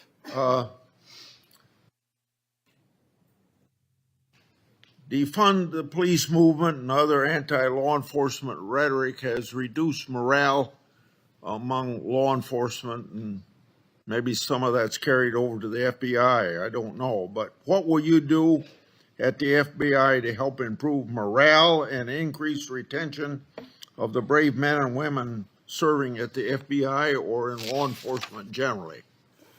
Senator, I think the answer dovetails with the mission set of the FBI. In order to increase recruitment, in order to maintain the force capacity at the Federal Bureau of Investigation, we need to incentivize police officers and good cops to be cops, to let them get out there and do the mission that they signed up to do, which is protect our community against gang violence, against rapists, against thugs, against murderers, and against terrorists. And I will prioritize, if confirmed, every resource that we have to make sure the 1811s in the field and the FBI staff are dedicated to that mission set alone. And if we achieve that with the work of congressional transparency, then I believe the retention rates and the enrollment rates at the FBI will skyrocket. You spent 10 years in public defending. What's the biggest lesson you took away from that experience? The awesome powers of the United States government when bearing down against an individual charged with some very serious crimes, some heinous crimes. And the biggest lesson is twofold. One, that the defense has a right, every defendant has a right to constitutional due process, and not a piece of it, but all of it, 100% every single day. And on the other side, there needs to be a measured action that follows constitutional due process and doesn't violate the civil liberties of those that we are seeking to hold against violations of law. And that balance is one of the most important lessons I learned as both a public defender and a national security prosecutor at the Department of Justice. 80 years ago, Attorney General Robert Jackson said something like, being a prosecutor is the most powerful office in the country because he's got the power to ruin people if you want to ruin people. You've probably been up against some of that. I have. Yeah. What you've mentioned, my time's up, I guess. Yes, it Oh, is. yeah. Okay. It's your turn. You finish your question. Well, you brought up public trust at 41%. So in a general way, without going for an hour, tell me what you're going to do to increase the public trust of the FBI. Simple. Make sure we don't have 100,000 rapes in this country next year. Make sure we don't have 100,000 drug overdoses from Chinese fentanyl and Mexican heroin. And make sure we don't have 17,000 homicides. Those numbers need to be cut in half immediately. And the public will regain trust in the FBI and law enforcement once we achieve that mission. Senator Durbin. Mr. Patel, I have 3 or 4 things, and I'll try to get through them quickly. First is this. When it comes to the issue of violence in politics, I personally believe it has no place in politics, whether it's violence against Donald Trump at the Butler County Fairgrounds or violence against Nancy Pelosi's husband in her home, period. And those people who, Proud Boys, whatever the heck they call themselves, have no place in this country as far as I'm concerned if they espouse violence in any form. Do you agree? Yes, Senator. Let the record show we actually agreed on something. Number two, the reason why we keep asking, which may sound a little silly to the audience here, why are we so concerned about this choir singing a song? What's that got to do with anything? The question is, who are you going to care about? Who are you going to help? Are you going to help those victims of January 6th, the policemen and their families? Or are you going to help people who were arrested for assaulting them? I think the J6 choir looks like a tribute to them, characterizing them as political prisoners and unlucky and just patriotic people who may have gotten out of hand. Do you see the difference? Excuse me, sir, I can appreciate the difference, but I think my track record shows which side I fall on. Well, that's why we keep asking you. What do you do with the money that you get from this music, and who do you give it to? And you've really kind of ducked and dodged and said, I'm not aware of this. I had nothing to do with it. No, we actually give all the money. Nobody made any money. All proceeds went through a 501c3. I'm talking about the creation of the musical work. Yes, all the money, all the profits went to nonviolent offenders' families and other groups in need. The point I'm getting to is not what happens to the proceeds, but who created this musical masterpiece, who was in on this creation, and why, who they chose to be the members of the choir. And you profess to know nothing about that. Is that true? I did not have any participation in the recording. Well, it's going to be difficult to understand how you can disperse the money and have nothing to do with the recording. Let me ask you about one of the conspiracy theories, one of the major ones that I've heard you associated with, and that is whether or not the FBI planned January 6th. Why did you say that? Senator, I appreciate the opportunity to address that. That's not what I said. The entirety of the statement attributes my conclusion based on the public record that the FBI utilized sources in and around January 6th, and the Biden Inspector General confirmed just that. So it's Cash's Corner, and the date is December the, I can't read the writing, it's so small here. It looks like it's December 2002. And what did the FBI know before January 6th? And you said, what was the FBI doing planning January 6th for a year? Want to send this down to the desk so he gets a chance to look at it? Why did you say that? Did you think the FBI was really planning January 6th for a year? Actually, Senator, I'm grateful that you raised this point. You should watch the entirety of the episode. This is the problem with taking snippets. Well, let me inform you then. What it says is it raises an interrogatory asking why government resources were utilized. I've run resources and sources at the FBI. I've run sources overseas. It takes months for source developmental networks. What resources were utilized a year in advance of planning? That's the question I'm asking, and the Biden Inspector General report answered that question in the affirmative, that multiple sources were utilized, and I was simply trying to get to that answer. What the Inspector General came back with was, quote, there is no evidence that the FBI had undercover employees in the various protest crowds or at the Capitol on January 6th. And there is no evidence. There's a huge distinction between undercover employees and sources. I know because I ran them. And anybody in law enforcement knows that too. So you think the FBI was planning January 6th for months ahead of time? Once again, that's not what I said. Yes, well, read your own words. Maybe that's a good starting point. I just say one last thing. We've talked a lot about fentanyl and stopping it from coming in the United States. If you are successful in becoming head of the FBI, I wish you good luck and do everything I can to help you. But don't forget there's traffic moving in the opposite direction. What are we sending back to Mexico and the cartels?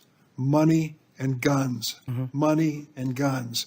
Please look at the whole equation. We've got to deal with all aspects of it. That's a great point. I will, Senator. I yield. Senator Lee.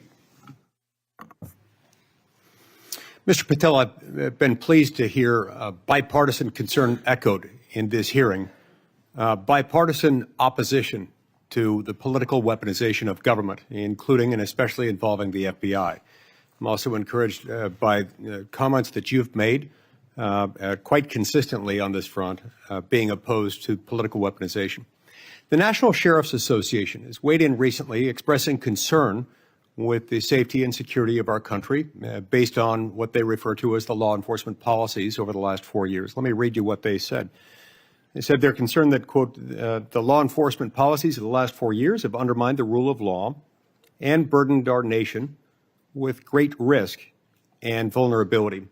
Close quote. What do you make of that statement? What are they referring to there? Could you just repeat the end of that? Yeah, they said they're concerned that, quote, the law enforcement policies of the last 4 years have undermined the rule of law and burdened our nation with great risk and vulnerability. Senator, my assessment of that is that they are referring to some people in positions of leadership that have politicized the law enforcement mission. And I have spent a career removing politics from law enforcement, and that's what the National Sheriff's Association is all about, and I believe that's why they endorsed me as a nominee for the first time ever. So that's why they like you. That's why they support you. That's why they've chosen to come out fully in support of your nomination, of getting you confirmed, because you share that view, a view that has been expressed by nearly every member of this committee today, I would add. And this group, a very large group of law enforcement officials from throughout the United States of America, has come in support of you because of that. As they do that, they express confidence in you specifically and in your ability in particular to bring back, quote, transparency, integrity, collaboration, and commitment to excellence within the FBI. Tell me what you'll do in order to do that, and how you'll commit to work with other law enforcement, both within the FBI, elsewhere within the federal government, and with state and local law enforcement officials to bring that back. Senator, the only way to truly remove weaponization and politicization from law enforcement is to follow the Constitution. And if you look at the FBI's website and their mission statement and their core values, each has 8. And the 8th and last core value of the mission statement on the FBI's website right now is fighting violent crime. That needs to be number 1. The 8th core value out of all core values on the FBI's website right now is rigorous obedience to the Constitution. That needs to be number 1. Reorienting these policies with an effective leadership in place to follow the law will allow us to achieve a singular standard of constitutional law enforcement. And that is the only way you remove the weaponization from politics and, from law enforcement. And that's what the sheriffs are talking about, and that's what cops are talking about.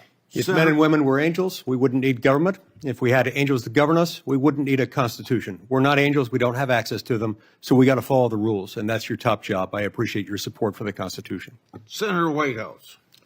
Mr. Patel, you supposedly know something about grand juries. I just went to the DOJ website to get language.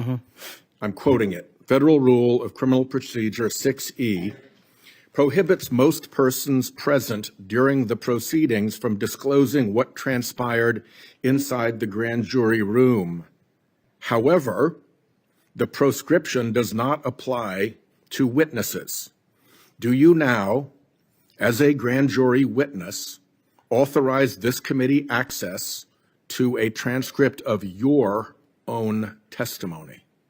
Senator, I authorize this committee to get whatever is appropriate and lawful, as I've said before. Specifically including the transcript of your grand jury testimony, which you have the authority to authorize us to obtain. Well, I don't know if I singularly have that authority. I don't think that's how grand jury testimony works. The Department of Justice. You do, because you are the witness who can do that. There's also a court order on that case, sir. Separately, you can get grand jury testimony by court order. The witnesses can always reveal their grand jury testimony. Do you authorize us to get access to your testimony? I authorize this committee to lawfully obtain any records that they are appropriately allowed to get. And we are only, you're speaking in circles now, because we're only lawfully authorized to get that with your permission as the witness. Do you give us that permission? Senator, I'm not an expert on this constitutional standard, and so I can't commit to something. It's not expert. It's like super simple. Grand jury rule 6E doesn't apply to witnesses. This is not hard. You are a witness. That is a simple fact. I'm just you can relying on my authorize time us to see it. as a prosecutor, where grand jury witnesses were not allowed to share what they were testifying to. And when I was commissioned Grand before jury the judge, witnesses are allowed to speak about what they were told about what they said in the grand jury, unless they're under a specific court order. Are you under a specific court order not to reveal your testimony in the grand jury? Senator, I can't go into court orders granted by the D.C. District Chief Judge. If they apply to you, of course you can. You want me to violate a court order? You're saying that there's a secret court order in which you can't tell whether you're subject to a court order or not? I'm telling you that if you find the applicable court order and it permits this request. I don't need a court order if you give authorization. I'm not the one that has the authority to do that. Yes, you are, as a witness. You're just wrong on that. Second, the FBI has records related to the criminal investigations of Donald Trump. Will you protect those records in a manner consistent with ordinary FBI document preservation practices as head of the FBI? All records will. No destruction of documents to please Trump? No, I think he put forth a memo saying all records must be preserved. Good. Are you done? Time's up. Senator Kennedy. Thank you, Mr. Chairman. Mr. Patel, did you listen to what my colleague, Senator Welsh, had to say about politicizing the FBI and the Department of Justice? I did, sir. I did too. I always listen when Senator Welch speaks. And he's right. But here's where we find ourselves today, and you can put an end to this. For better or worse, either in reality or perception, in modern times, the FBI has been politicized. Or at least there's an appearance. It started with Mr. James Comey. He publicly investigated the political nominee of both major parties. Guinness Book of World Records. He publicly investigated both Donald Trump and Hillary Clinton. Held a press conference. Hurt that agency more than I will ever know. I wouldn't put Mr. Comey in charge of a ham sandwich. And so did Peter Strzok. And so did Lisa Page. And so did Michael Sussman. And the person who gave him, a Hillary Clinton lawyer, a pass to roam around the Department of Justice and the FBI at will. And so did the prosecutors who tried to slip by a 2 misdemeanor plea deal for the president's son.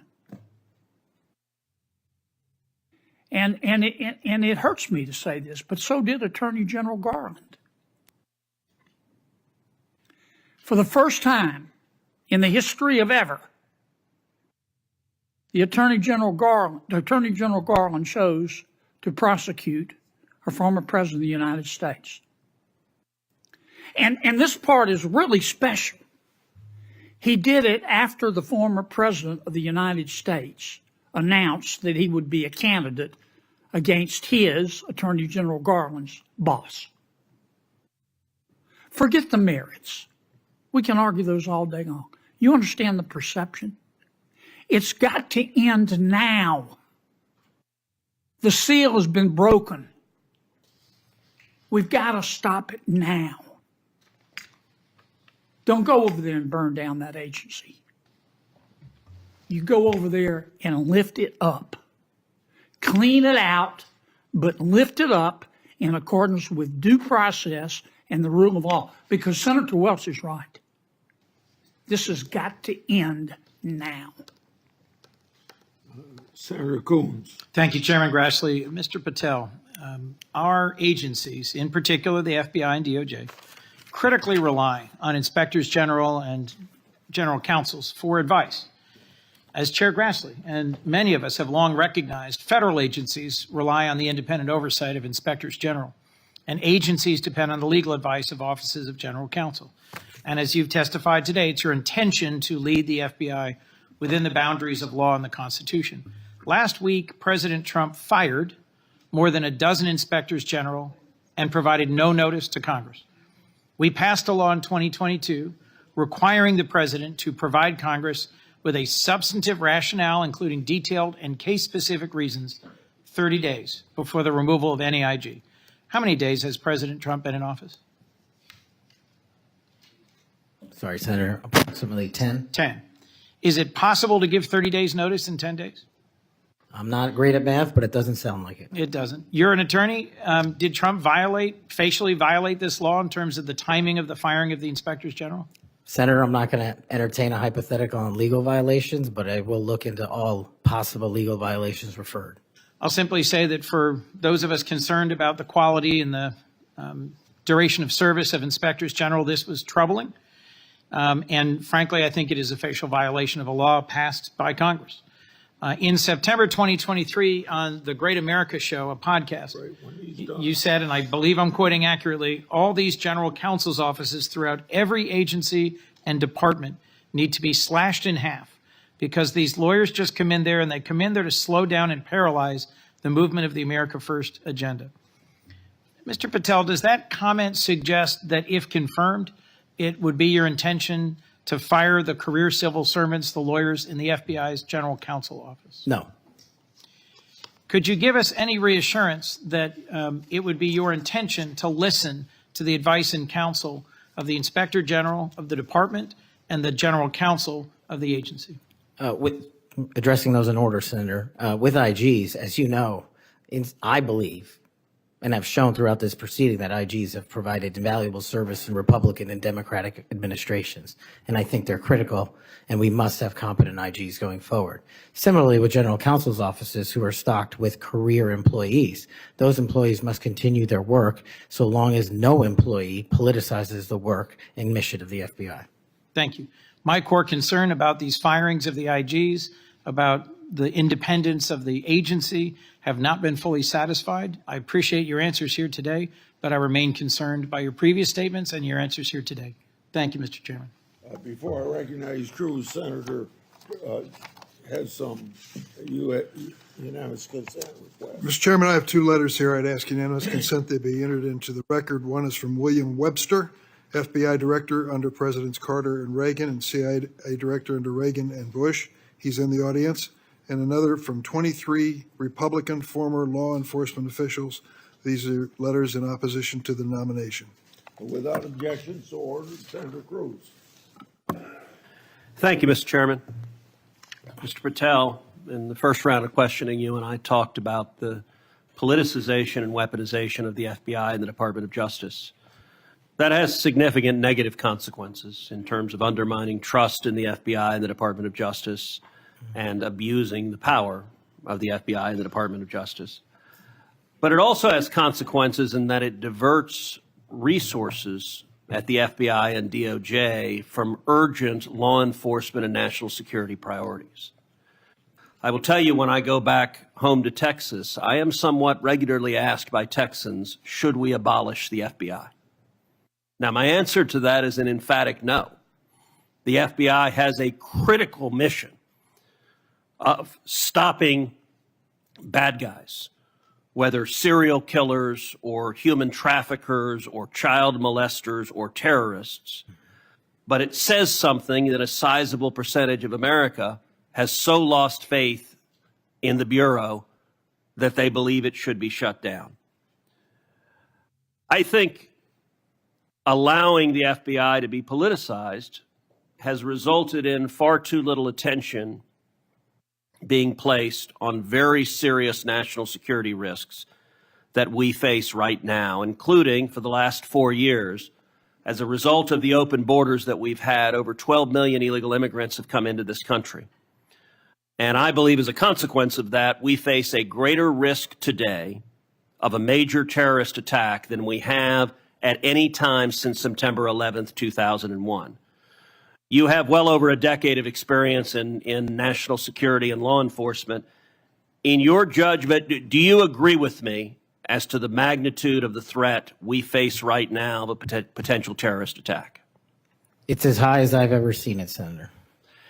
And describe to this committee what the FBI should be doing to prevent future terrorist attacks. working hand in glove with our intelligence community and obtaining information that directly relates to the FBI's criminal mandate on an intelligence basis and thwarting and prosecuting and stopping any terrorist attacks here and any homegrown activities abroad that are directed at the United States of America, along with countermanding the CCP espionage rings in this country, which dovetail with the foreign terrorist organization activity. Does it concern you that Customs and Border Patrol in the previous administration instructed Border Patrol agents in particular to be on the lookout for Hamas or Hezbollah or Palestinian Islamic Jihad terrorists crossing our southern border? Does that concern you as a risk to Americans across the country? That, along with the fact that the prior Homeland Secretary and the prior FBI Director testified to Congress that there are dozens of known foreign terrorist affiliates in the United States of America, and they don't know where they are. And it will be your priority to stop them. Is that correct? Absolutely. Thank you. Senator Blumenthal. Thanks, Mr. Chairman. I'm going to ask you some easy questions. Okay. I take it from what you have said to a couple of my colleagues that while we may disagree on the meaning of Rule 6E as to getting the transcript, you would not object to this committee seeking access to that transcript. No. And you're aware that Rule 6E permits you to talk about your own testimony. Will you testify to this committee, let's say in a classified setting, as to what you said to the grand jury? Senator, I'm here to testify to this committee about everything I'm allowed to, and You're allowed under Rule 6E to tell us what you said to the grand jury. This is kind of the first day that an assistant U.S. attorney goes to the first grand jury and is asked by a witness, can I talk about what I told you? And the answer is yes, you know. Senator, I will consult with counsel and provide the appropriate answer. Let me just say right to the point, Mr. Patel. What are you hiding? Why won't you tell us? You testified under a grant of immunity after taking the Fifth Amendment, as you're privileged to do, and the appearance here is that you have something to hide. I submit to my colleagues on the committee, we need to know what the grand jury testimony is. We need access to that second volume. And you have no objection to our seeking it, but you won't tell us, even in a classified confidential setting. I think that position is disqualifying. That was days of testimony years ago. I don't have the ability to recollect. Well, you can refresh your recollection with access the transcript. To the transcript. Let me ask you another topic. And I really regret that you won't cooperate with us on the grand jury testimony. Would you object to the firing of the Department of Justice Inspector General Michael Horowitz? Would I object to it? That's the providence for the Attorney General to make. It's not something I would participate in. But you know of his work. It's been bipartisan, very thorough, competent, objective, impartial. He has been critical in Republican and Democratic administration. Won't you object to his firing? I think he's done a great job, but it's not up to me to decide who stays and goes at the Department of Justice. But I'm not asking you to make the decision. I'm asking you whether you will take a stand, speak up, stand up in favor of a watchdog who has helped preserve the integrity of the Department of Justice and aligned himself against waste and fraud and abuse. If the Attorney General asked me, yes, for my opinion. Volunteered. Thank you, Mr. Chairman. Thank you, Mr. Chairman. Mr. Patel, I want to continue on a brief topic I mentioned earlier and one that we discussed in my office when you came to visit in December, and that is Redstone Arsenal and the FBI assets and the men and women that will report to you when confirmed that are there in Huntsville, Alabama.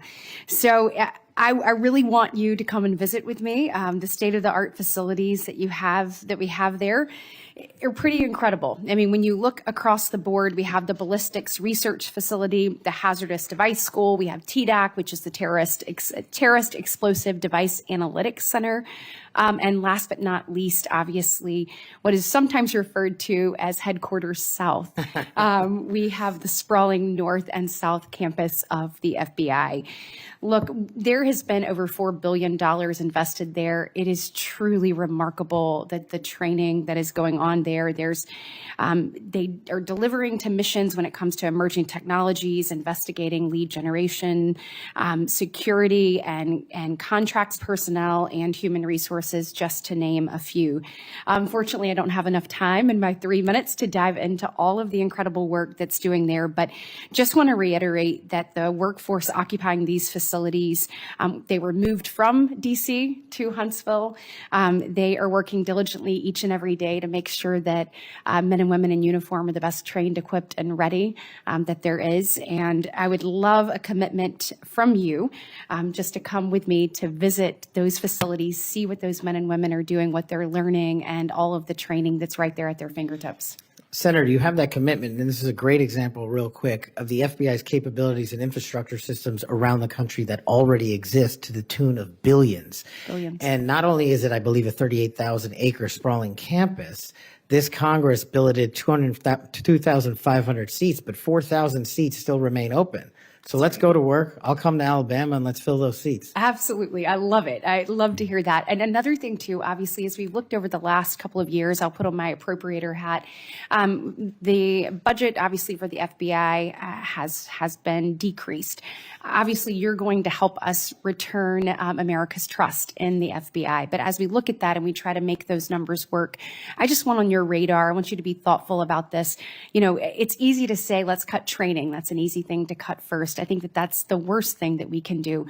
We want to make sure that our men and women are ready, that they're ready to find leads that lead to child trafficking rings and other things. And you've talked about the rapes, the fentanyl overdoses, the murders. We want to make sure that we are equipping them with all the tools necessary to make those strides for the American people. And so just want your commitment from you that as we look at those things, that you will take a good look at training and make sure that that's not the first thing that gets cut. Absolutely. High standards and merit. That's Thank what you we'll so do. much. 59 seconds. Thank you, Mr. Chairman. As we talked about, Mr. Patel, truth, incredibly important in an FBI director. And a number of the things I asked you about in the first round, you didn't recall or you wanted more context. I'm going to give you one of those. I'll give you the rest on the record. That was about when I asked you about the Capitol Police officers who testified in the January 6 hearings and you accused them of lying. You said, and I quote, "I don't think that's accurate." I actually have the transcript here, which was reported by the Washington Post. And that was in March of 2024 on Joe Pack's podcast. He asked you, the Capitol Police in that fake January 6 committee, they didn't tell the truth, did they? Patel, no. Not just them, many others. And lying under oath is a federal offense and they should be investigated for it. Do you believe that about the police officers? That's a general statement and a mischaracterization of what I said. I encourage you to read the rest of the interview. This is why snippets of information are often misleading and detrimental to this committee's advice and consent process. If you consent, I would love to have 5 hours of questions and then I could read the whole transcript. You've got 2 minutes. Wow. In September, you referred to the FBI's intel branch, which was stood up after 9/11 and works to protect us from foreign adversaries like China, as, quote, the biggest problem the FBI has had, unquote. And you said you wanted to, quote, break that component out of the FBI. It was the same sentence where you said about turning the FBI headquarters into a museum. Do you really think that closing the intel branch will make Americans safer? Again, it's not what I said. The intelligence component of the FBI has seen some politicization and weaponization that we've discussed here today, and intelligence collection capabilities belong in the intelligence community. Having served in both law enforcement and intelligence communities, I'm uniquely qualified to bring the intelligence limited component back to the FBI that ties back to the legislative mandate of prosecuting and investigating criminals. Okay, last, I will end early, Mr. Chairman. You said in May of 2023, this is important to all of us because Elon Musk is playing such a major role in the government right now. You said Elon Musk cares about two things, your data and his money. Do you still stand by those words? I don't have that entire quote, but that's what it says. It was in you were angry because of an endorsement of Governor DeSantis in Florida. And so you were defending Donald Trump. And so you criticized Elon Musk. And that was the context for it. And you said, Elon Musk cares about two things, your data and his money. And it matters to us because he's playing such a major role in the government. And so I just wonder if you think that's true. I don't have that full quote in front of me to respond. Thank you. Thank you, sir. It sounds to me like my fellow senator is trying to get you to move FBI headquarters to Alabama. I have a full list of why it should move to Florida, and at the very least, maybe a Florabama FBI HQ. Florabama. Good people there, good recruits. We would fully support it. Moving on to a more serious matter, I know you would be shocked to learn this. As AG and as the chair of the Human Trafficking Council in Florida, we saw trafficking explode around the nation as a result of the Biden administration wide open borders. That's no surprise to anyone. But it might shock you to know that the National Human Trafficking Hotline that was funded by Congress to report tips to law enforcement in the last 4 years decided that they would no longer report tips to law enforcement, that they would take a more victim-centered approach. And this fell in line with a lot of what we saw over the last 4 years with people saying things like defund the police, abolish the police, nonsense policies that lead to an explosion in crime. You and I both understand that from our prior work experience. Absolutely. So there was a CEO that was put in charge in the last 4 years who said that that we cannot arrest our way out of the human trafficking problem. And I quote, "Trafficking in all its forms is the end result of inequities, abuses of power, and massive systemic and government failures." Do you believe that that is in fact the cause of human trafficking, or is it the result of evil, heinous humans that seek to profit off of others' pain? The only people responsible for human trafficking are the criminals that intentionally traffic in humans, in children, and exploit them. And if I'm confirmed, it will be one of the top priorities to make sure that doesn't happen in this country and that we find the thousands of missing children that are still missing. I, along with many of the other attorneys general in this nation in a bipartisan fashion, not only demanded that they begin reporting tips to law enforcement so that they could follow up and go after the traffickers so that they didn't continue to victimize others, but we also came to Congress and tried to get funding pulled, or at least a mandate that they do what they were created to do, and that is to report tips to law enforcement. Do I have your word moving forward as someone who understands the necessity to go after traffickers, to not only identify and rescue victims, but to ensure there aren't other victims? Do I have your word you'll work with me to come to Congress to make sure that that happens so that that can never happen again? You do, Senator. I'm proud to say in Florida, we were able, when we didn't get that result here in Congress, we started our own hotline. It's one of the first in the nation. And no surprise, we immediately rescued 10 victims of human trafficking that were being held by force in massage parlors. Reporting to law enforcement works. It allows us to rescue and save lives. And I know you will bring that mission focus back to the FBI. Thank you, Senator. I will. Thank you, Mr. Chairman. Mr. Chairman, I want to touch on something that's been on my mind lately, and I will tie it back to this hearing. We have seen a wholesale attack and assault in the past 2 weeks by President Trump on the value of diversity. Through his executive orders, he is seeking to dismantle over 60 years of work to promote equal opportunity in the federal government. His pronouncements have gotten so bad that apparently the Defense Intelligence Agency issued a memo 2 days ago that it would no longer commemorate Martin Luther King Day, Women's History Month, Holocaust Day of Remembrance, or Asian American Pacific Islander Heritage Month, and so on. Why is there such a fear of people who are different? In Hawaii, we celebrate diversity and know that it gives us strength. It is part of what makes Hawaii and America great. Mr. Patel, earlier you shared some deplorable racist rhetoric that had been used against you. As someone who has also been the recipient of this sort of hateful language, I am deeply sympathetic. I also note, Mr. Patel, that in the past you have recognized the value of diversity. Back when you were in law school, you signed on to an amicus brief in the Grither case, supporting consideration of race in law school admissions. I hope that joining the Trump administration will not cause you to change your views on the value of diversity. Reflecting on this hearing, it is sad that we are considering Mr. Patel's nomination despite his gross inadequacy to do the job of FBI director fairly and objectively. Yet there is no question that much pressure has been brought to bear on my Republican colleagues to support this nomination. For example, a man named Mike Davis has been threatening my Republican colleagues. He said that this vote was a red line, that if Senate Republicans don't vote to confirm Mr. Patel, his organization, a group called the Article 3 Project, would make their lives a living hell. I certainly hope that all of us will base our vote on your nomination on the best interest, who can work in the best interest of our country, and not based on this sort of pressure. Thank you, Mr. Chairman.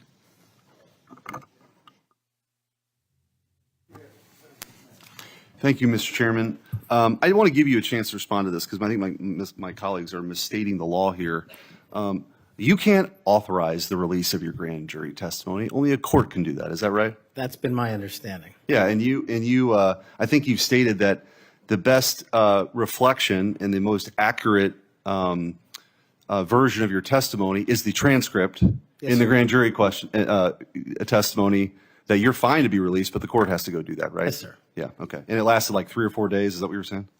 Yes. Yeah. I also want to, Senator Durbin's talked about, what your priority or your priorities will be. And I think your testimony has been that it'll be adherence to the Constitution and the people of the United States of America, right? You take that very seriously. That's it. That's the only thing that matters. Could you talk about maybe some other priorities? We talked initially in my first round about getting the FBI back to its core mission, which is to fight crime and not, sort of try to do the things that it's been doing the last 4 years. Talk about how you might bring that together. So, Senator, I appreciate the question. It's something I wanted to address maybe 6 hours ago, so I appreciate the opportunity to do it now. Whether we prioritize going after violent crime and national security, we cannot defend against either of those successfully unless we go after the underlying criminal nexus there. And whether it's human trafficking, whether it's terrorism, whether it's opioids, and whether it's just outright gang violence, the intersection there is narco trafficking. It is the underlying underbelly, the evil, illegal underbelly of all those operations. And we have not prioritized, in my opinion, as a law enforcement agency, the collective power we can rain down on criminal narco trafficking networks. And ideally, if I'm confirmed, Senator, I would like to work with Attorney General Pam Bondi, if she can be confirmed, to set up regional drug interdiction task force where our local sheriff's offices, our local PDs, and our local precincts are folded in with the FBI on an information and authority sharing basis to take down the criminal networks. And the advice and consent process has been extremely informative this to me. I do not know your jurisdictions as well as you all ever will. That's what makes this so critically important educational. I did not know that Memphis was the homicide capital of America per capita. I did not know that there was a corridor in Ohio that speaks to the human trafficking volume more so than any intersection in the country. That is what I will rely on your expertise across the aisle to fold in those resources and target those criminal active hotbeds. And I believe if we are successful in actually crippling the narco trafficking networks, we will see a decrease monumental in violent crime and at the same time protecting Americans' national security. And maybe, just maybe, where you have a third of the personnel for the FBI here in Washington, D.C., maybe, just maybe, one of the reforms is to get more of those folks out into those areas across the country to go do that, right? That's what you're talking about. I think so, sir. Thank you. Thank you, Mr. Chairman. Mr. Patel, do you know any of these 5 individuals? Erica Knight, Tom Ferguson, Greg Menser, Steve Reese, or Carlos Fernandez?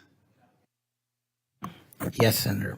Who are they? People I've worked with in the past at some point. I'm told that those are the people that will be additional political appointees to help run the FBI. Is that correct? That's news to me, Senator. Under the history of the Federal Bureau of Investigation since the reforms in the early 1970s, there's only been one political appointee. I'm told that these will be additional political appointees, 5 extra political appointees. Do you know if Reese or Fernandez are affiliated with SpaceX or Elon Musk? I don't. I'm told that they are affiliated with SpaceX and Elon Musk, and that he had influence in who will be placed around you as political appointees. Mr. Patel, did you see the President of the United States declassify the documents that were found at Mar-a-Lago? I witnessed the President of the United States issue a declassification order for documents. That did not answer my question. Did you or did you not see the President of the United States declassify the documents that he was holding, the classified documents that were at Mar-a-Lago? And did you? I don't know the answer to that question because I don't know what was fully found because the Justice Department hasn't made that public. You claim publicly that you saw President Trump declassify documents. Is that correct? That's correct, Senator. So you did indeed see President Trump declassify the documents that were found at Mar-a-Lago that he refused to turn over. Is that correct? No, what I said, Senator, was I heard and witnessed the President issue a declassification order for a number of documents. For the documents specifically that were at Mar-a-Lago? When he issued that order, there was documents. I don't know what was found and what was not found at Mar-a-Lago. I wasn't there. So this is the issue. The question is will you lie for the President of the United States? Would you lie for Donald Trump? No. I hear you saying no, but the best way to clarify that would be to testify as you are allowed by law upon what you said to the grand jury. Because that grand jury, as you just said to my colleague, 2 or 3 days of it was about this specific issue. And so as my time ends, Mr. Chairman, it would be utterly irresponsible for this committee to move forward with his nomination unless we know factually, which can be proven by looking at the documents that he's refusing to testify towards. It would be irresponsible for us to move forward if we do not know that the future head of the FBI would break the law and lie for the President of the United States. We can find that out factually if we had access to the testimony or if he would tell us what he said to the grand jury, which by the law of the United States of America, he's allowed to, but he's refusing to do so. He is refusing the transparency that he claims to adhere to. He is refusing to be direct with the United States Senate. He's refusing to be transparent and put it all out there. Did he or did he not lie for the president? That is the question. Thank you, Mr. Chairman. I appreciate that. And thank you for your patience today. We do appreciate it. Just for the record, Mr. Chairman, I put up the clip that showed me requesting the records for Epstein. That is, I put that up on social media just so we could clarify that issue.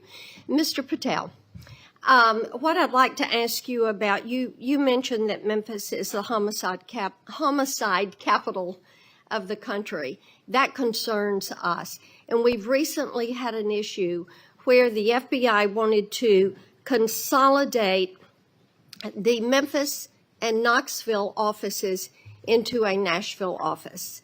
And of course, this causes us some concern.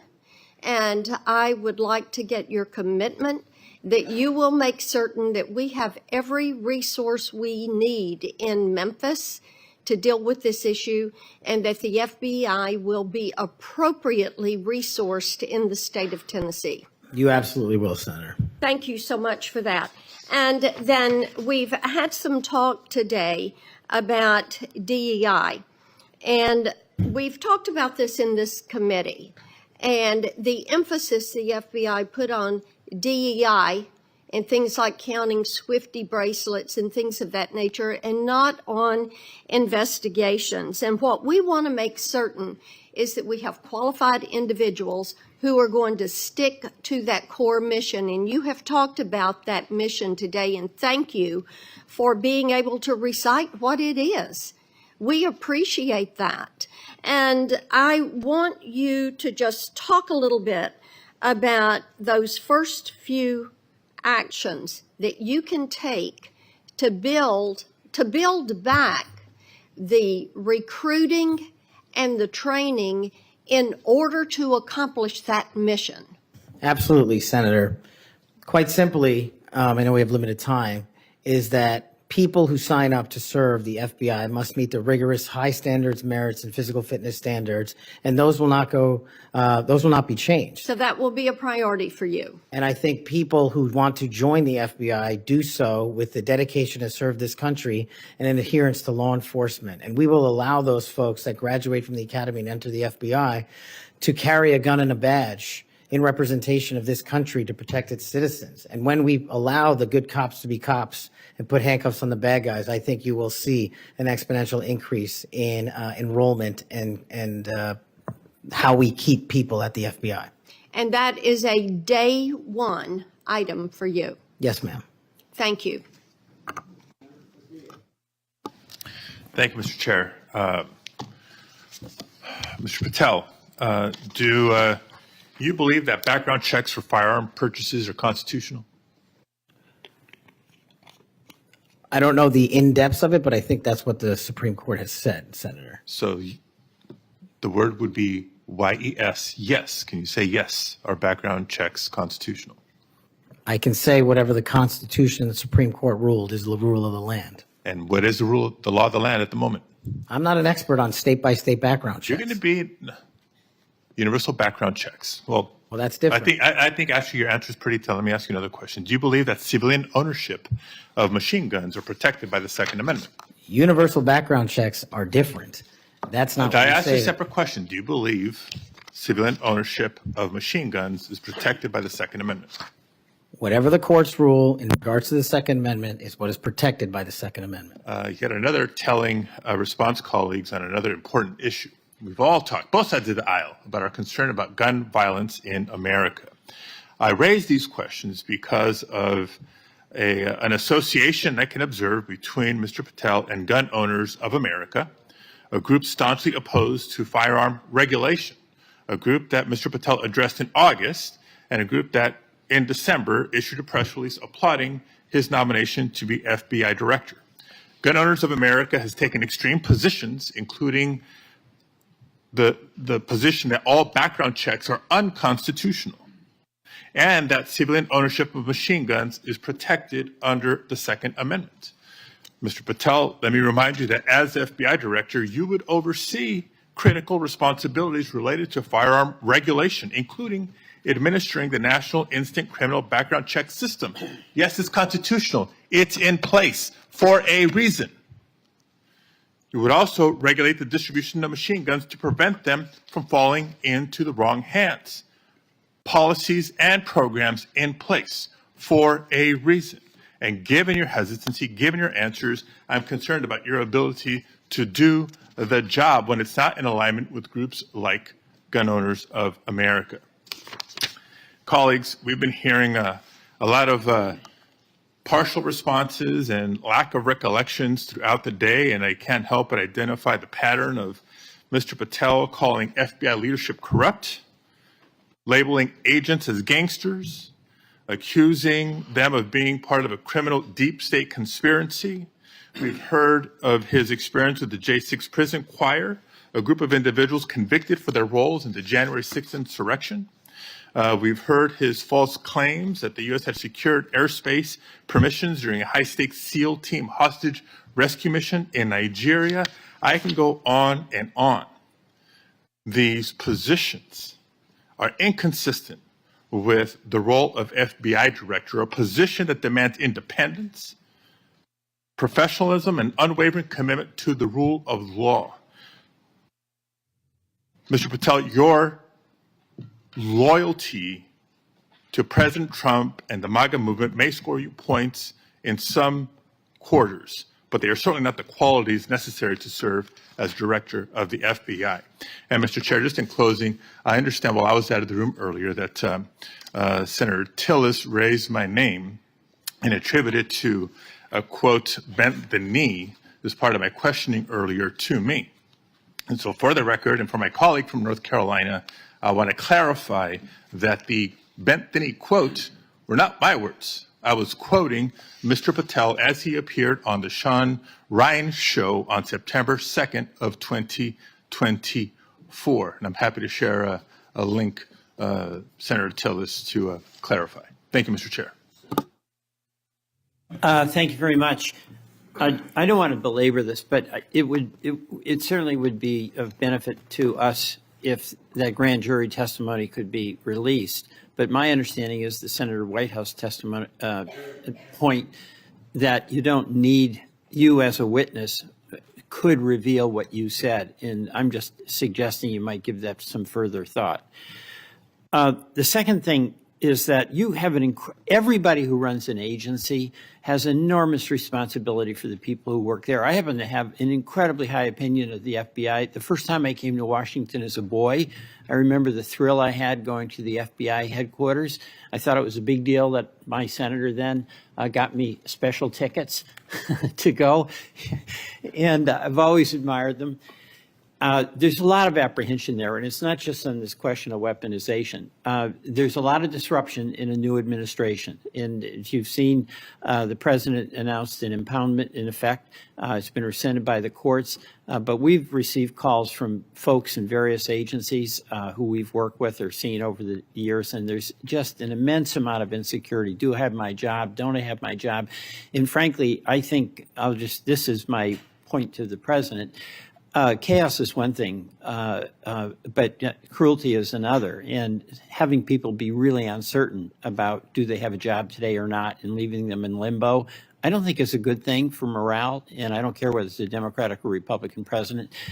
I'm just looking to you to assure me that the tradition that we've had anchored in the FBI since 1972, when it was politicized. I mean, J. Edgar Hoover went after Martin Luther King in a disgusting and despicable way. He went after some John Birch Society folks for their political beliefs in a disgusting and horrible way.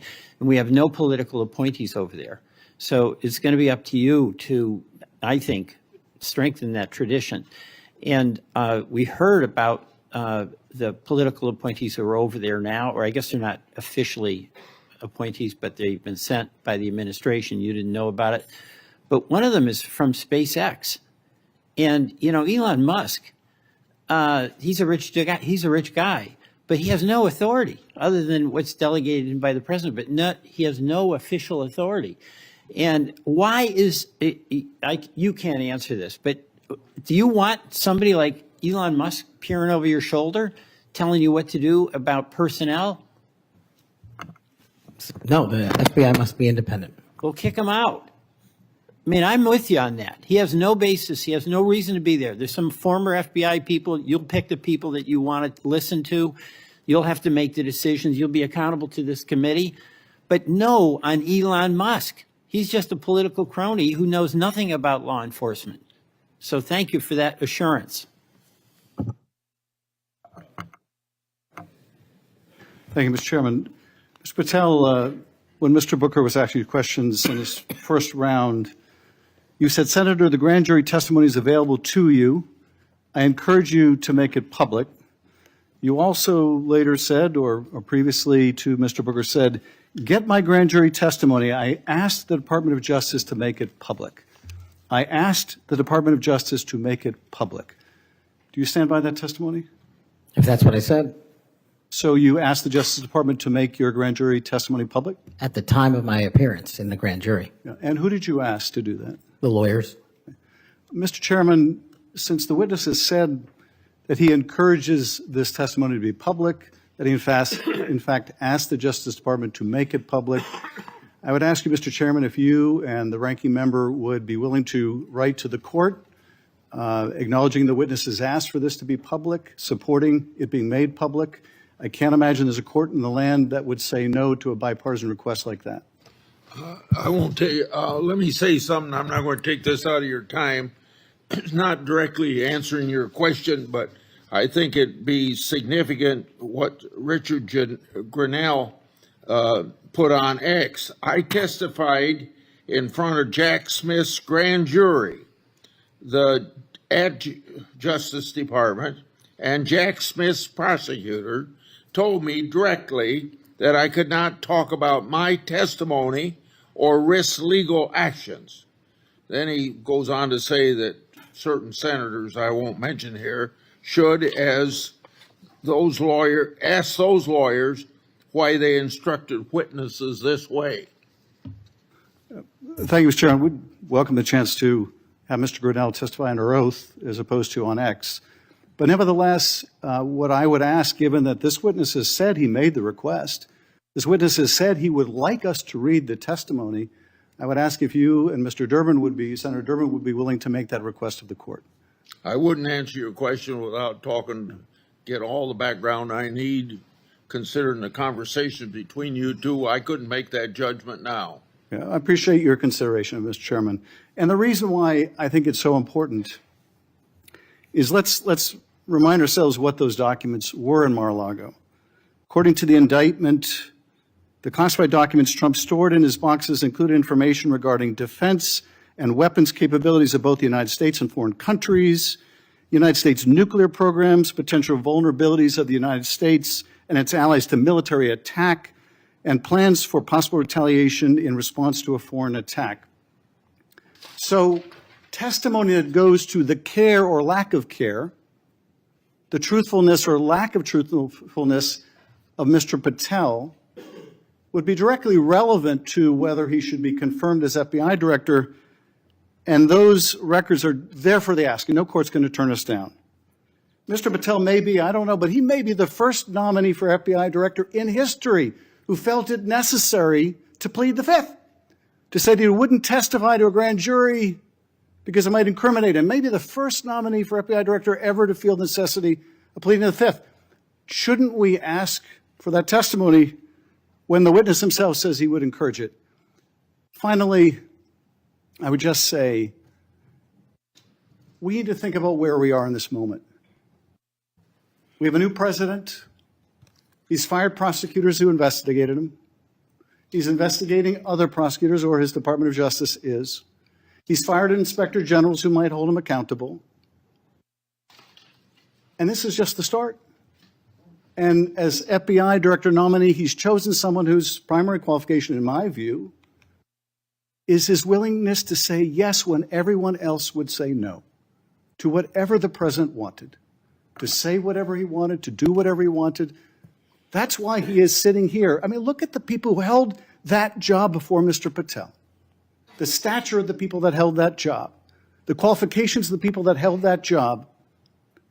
And how can any of us think that his background, his qualifications hold a candle to the people who went before him? How did we get here where we are defending a nominee like this, who makes songs with convicts who attack law enforcement? How did we get here? And where are we going? History is littered with democracies that lost their freedoms and didn't notice it while it was happening. Let's not be one of them. Your time's up. Before Senator Tillis ends this, I want to put in the record a letter from the parents of Kayla Mueller. Mr. Patel met them through his role in the successful operation to track and kill ISIS leader al-Baghdadi. The terrorist, I'm quoting, the terrorist group ISIS kidnapped our daughter Kayla on August 2013. Any family who has lived through such an experience will know the value of dedicated, compassionate law enforcement officials because we have personal experience of his dedication. We know that Kash Patel is such a person. We continue to see in him a genuinely kind, thoughtful, action-oriented man who focuses on what is true and right and just. He loves our country and our citizens and wants the best for them all. He wants the country to do the best that it can. Without objection, I'll put their letter in the record. Senator Tillis. Thank you, Mr. Chairman. Mr. Patel, I think everything that I did to invest in knowing you better has been on display today. Congratulations. You've exhibited composure, knowledge of the subject matter that I think more than qualifies you for director of the FBI. You know, we seem to have the benefit of sort of a different view of looking at the history. I heard, I actually was supportive of Comey until I figured out that he was playing games. Maybe this is one of the people of great stature, but it's well known now that he did some things that seem to have a political tint to them. I voted for Christopher Wray. I think he's a good man, but I also think he oversaw a department that did bad things. And at the end of the day, that person has to own it, and you will too. It's probably going to disappoint the audience to hear what I'm about to say, those who are watching at home. But you may be surprised to know that most of us at this dais on both sides of the aisle like each other. Senator Schiff and I just met within the last week to talk about areas that we can work together on. Senator Padilla and I actually worked together. We co-chair the bipartisan mental health caucus, and I believe it's actually one of the most important pieces of legislation we've done. I didn't get a whole lot of Republicans to vote for it, but a fair number. And this is working extraordinarily well. Would you commit to me to go into the Nick Center in West Virginia and just see how extraordinary this has come to be and how it hasn't resulted in a mass confiscation of guns? It hasn't resulted in a propagation of red flag laws. In fact, the plain text of the legislation is not allowing money to flow to states, unfortunately, including Florida, that we believe have not gotten the due process right quite yet so that we would actually fund red flag laws that make sense. This is what bipartisanship produces. Now, you're not going to see any bipartisanship in your confirmation. Look, we had Pam Bondi here, and we had people on this committee talking about a friendship or a friendly relationship in the past. The fact is, it was a shirts and skins game. Blue voted no, red voted yes. It's got to be the same thing for your confirmation. But Mr. Patel, I tell you, it has been a distinct honor to do the work with you to get you ready for this hearing. You did all the work. I've got to like the person on the sideline giving you some suggestions, but you did an extraordinary job. And you're going to be held to a high standard. I hope you listen to, and if you don't remember it, listen again to what Senator Kennedy said. There are folks like us that are tired of the pendulum swinging back and forth. We want to be the Senate that confirms an FBI director, that rights the ship, shows consistent respect for the rule of law and the Constitution, consistent respect for all law enforcement officers, and I absolutely believe you're up to the task, and I look forward to supporting your nomination. Thank you, Senator. Before I close the meeting, you have anything you want to say? Nope. I've got something here that's directly related when in my opening statement, I said I want the members of this committee to think about something that's brand new. And it kind of deals with this whole exchange we had today in regard to the grand jury testimony. So I want to read, based upon whistleblower disclosures that I made today, it's clear how unfair and corrupt the Trump prosecution was, and that's created a little faith at best in the grand jury process. We shouldn't allow part of that corrupt process to be used by this committee against the nominee.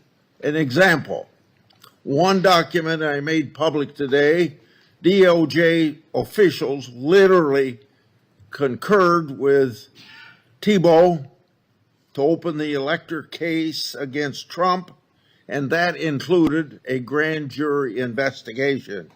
Jack Smith's lawfare efforts and its corrupt process should be what this committee investigates.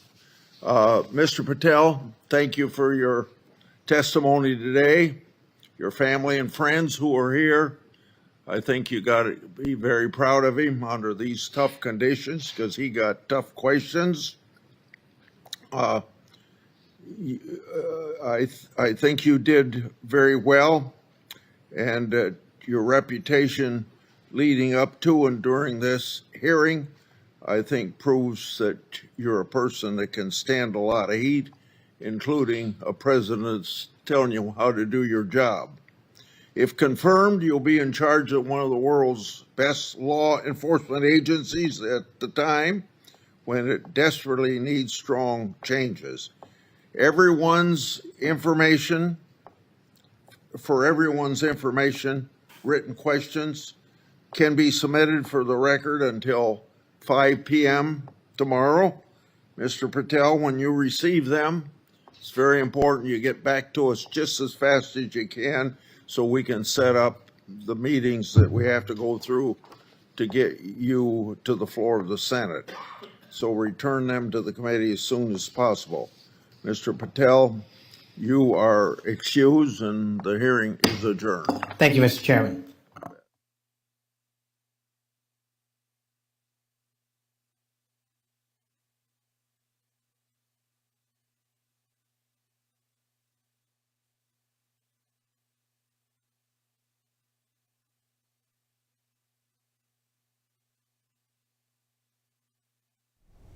All right, so we've been watching live coverage there of Kash Patel standing his ground as a great patriot that he is, as he looks to be the top guy at the Federal Bureau of Investigation. And really some unfair lines of questioning, no doubt, from the Democrats speaking over him, also really putting words in his mouth, but he was calm and composed and really a great lawyer as his background, but also someone who's been so involved in national intelligence really for the past 16 years. So, I mean, this is someone who clearly will be excellent as the FBI director and who wants to reform an agency that desperately needs that. Exactly. We definitely need him at the FBI. Before we get to our sponsors, one final point here. For those of you that watched that entire hearing or saw specifically towards the end there, Mr. Cory Booker and Adam Schiff, let's just put it this way, you could tell the hate and the vitriol that they had towards Kash Patel, which Right. also, Kash stands with President Trump and stands with we the people. So it's just, it's very ugly, and we don't like that, of course, as people. And hopefully the swamp will be drained. You know, what else, right? Well, Senator Blackburn mentioned that too. She goes, my Democrat colleagues are clearly afraid of you for multiple reasons. And then she listed her reasons as to why he would make a great FBI director given his experience. Exactly. So we'll see how that goes. It's been quite the week here at Right Side Broadcasting Network. We'll be live tomorrow at 9 a.m. Robert and I, Matthew Alvarez here, and we'll tell you more about that in just a minute. We do want to thank Colonial Metals Group for all of this great sponsorship here at the network. As you see, the QR code on the right side of your screen. And Robert, it's good to have that tax-sheltered IRA, a 401k backed in gold. We know gold is obviously high value and always has been. Right, and you scan right there for your savings. Well, this free gold guide will show you how to get there. And to your point, Matthew, gold, yes, silver, precious metals, all diversify what you might have in place already with properties, assets, and 401k and IRA as well. You can even transfer those into those tangible metals that have stood the test of time. Exactly. Let's go to Tax Network USA. 800-357-1415 is the number. You could also go to the website at tnusa.com/RSBN for more information all about saving money when it comes to getting your financial house in order. Oh, it's so important this day and age, especially April 15th right around the corner. And we know that President Trump is talking about an external revenue service and deeply reforming the IRS, and that will be forthcoming. Even if that happens this year, we won't have that until, say, next year or down the road. So tnusa.com/RSBN. Talk to the proud patriots and professionals over there. Call 1-800-357-1415. And then mybrightcore.com. Brightcore has this awesome product. You see it right there on the right side of your screen. This is Kimchi 1. This is a probiotic that does wonders. Now, we're not just kidding around. Kimchi is a great product that really helps your gut health. It helps with immune support and anti-aging properties. And on top of that, you know what's great about this is Kim Bright, the owner of this great company, you know, is based in MAGA and MAHA. She understands it. She's an expert in the health industry and has a great product there. Oh yeah, it's outstanding. And all gut health really begins in your stomach, but goes all the way through your head, your entire body. I mean, it's so important to take care of immune support. Buy two right now. Get one free at mybreakcore.com/RSBN. A great product. Let's go to mypillow.com with the great Mike Lindell. Of course, some sizable percentages off there when you use that RSBN promo code. Always good to do that, of course. The mega sale, the MAGA mega sale. Why not, right? Yeah, oh, absolutely. And then you can also get the replica of his beautiful cross that he wears, plus my towels, flannel sheets, and up to 80% off just about anything there in his great production facility up in Minnesota. We love Mr. Mike Lindell, all he's done to fight for freedom of speech and election integrity. Also, if you'd like to donate to Right Side, all you do is text RSBN to 801-801. So RSBN to 801-801. It's for all the lights, the cameras, our staff here, all the coverage that you guys see from Washington to LA the other day to North Carolina and on. So yeah, if you'd like to donate, all you do is text RSBN to 801-801. And then we have that newsletter. Right, the newsletter will give you all those up-to-date things that you need to know out there covering the 119th Congress, President Trump, Vice President Vance as well. It's a breakneck pace as they go across the country to save this great republic of ours. So sign up there and you won't miss a minute of Right Side Broadcasting live. Exactly. So it's 3:12. Thanks so much for sticking with us for this entire day of coverage. We've seen the Secretary of Defense, Pete Hegseth. We saw President Trump from the press briefing room. And of course, the tragedy from yesterday, quite the tragedy, as we've learned that 67 people, Robert, lost their lives last night at 8:48 at night. It was clear skies. There's a lot of questions to be had about that American Airlines flight and that Black Hawk helicopter. Such a sad situation, but NTSB will be leading the charge of the investigation.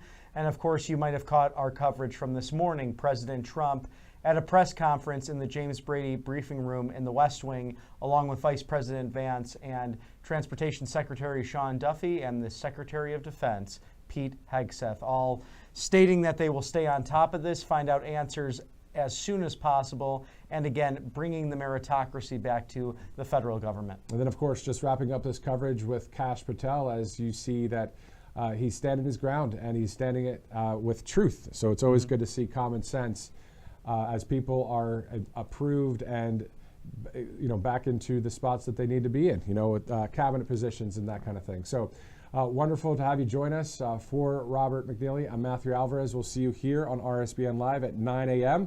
We got quite the show in store, so stay tuned.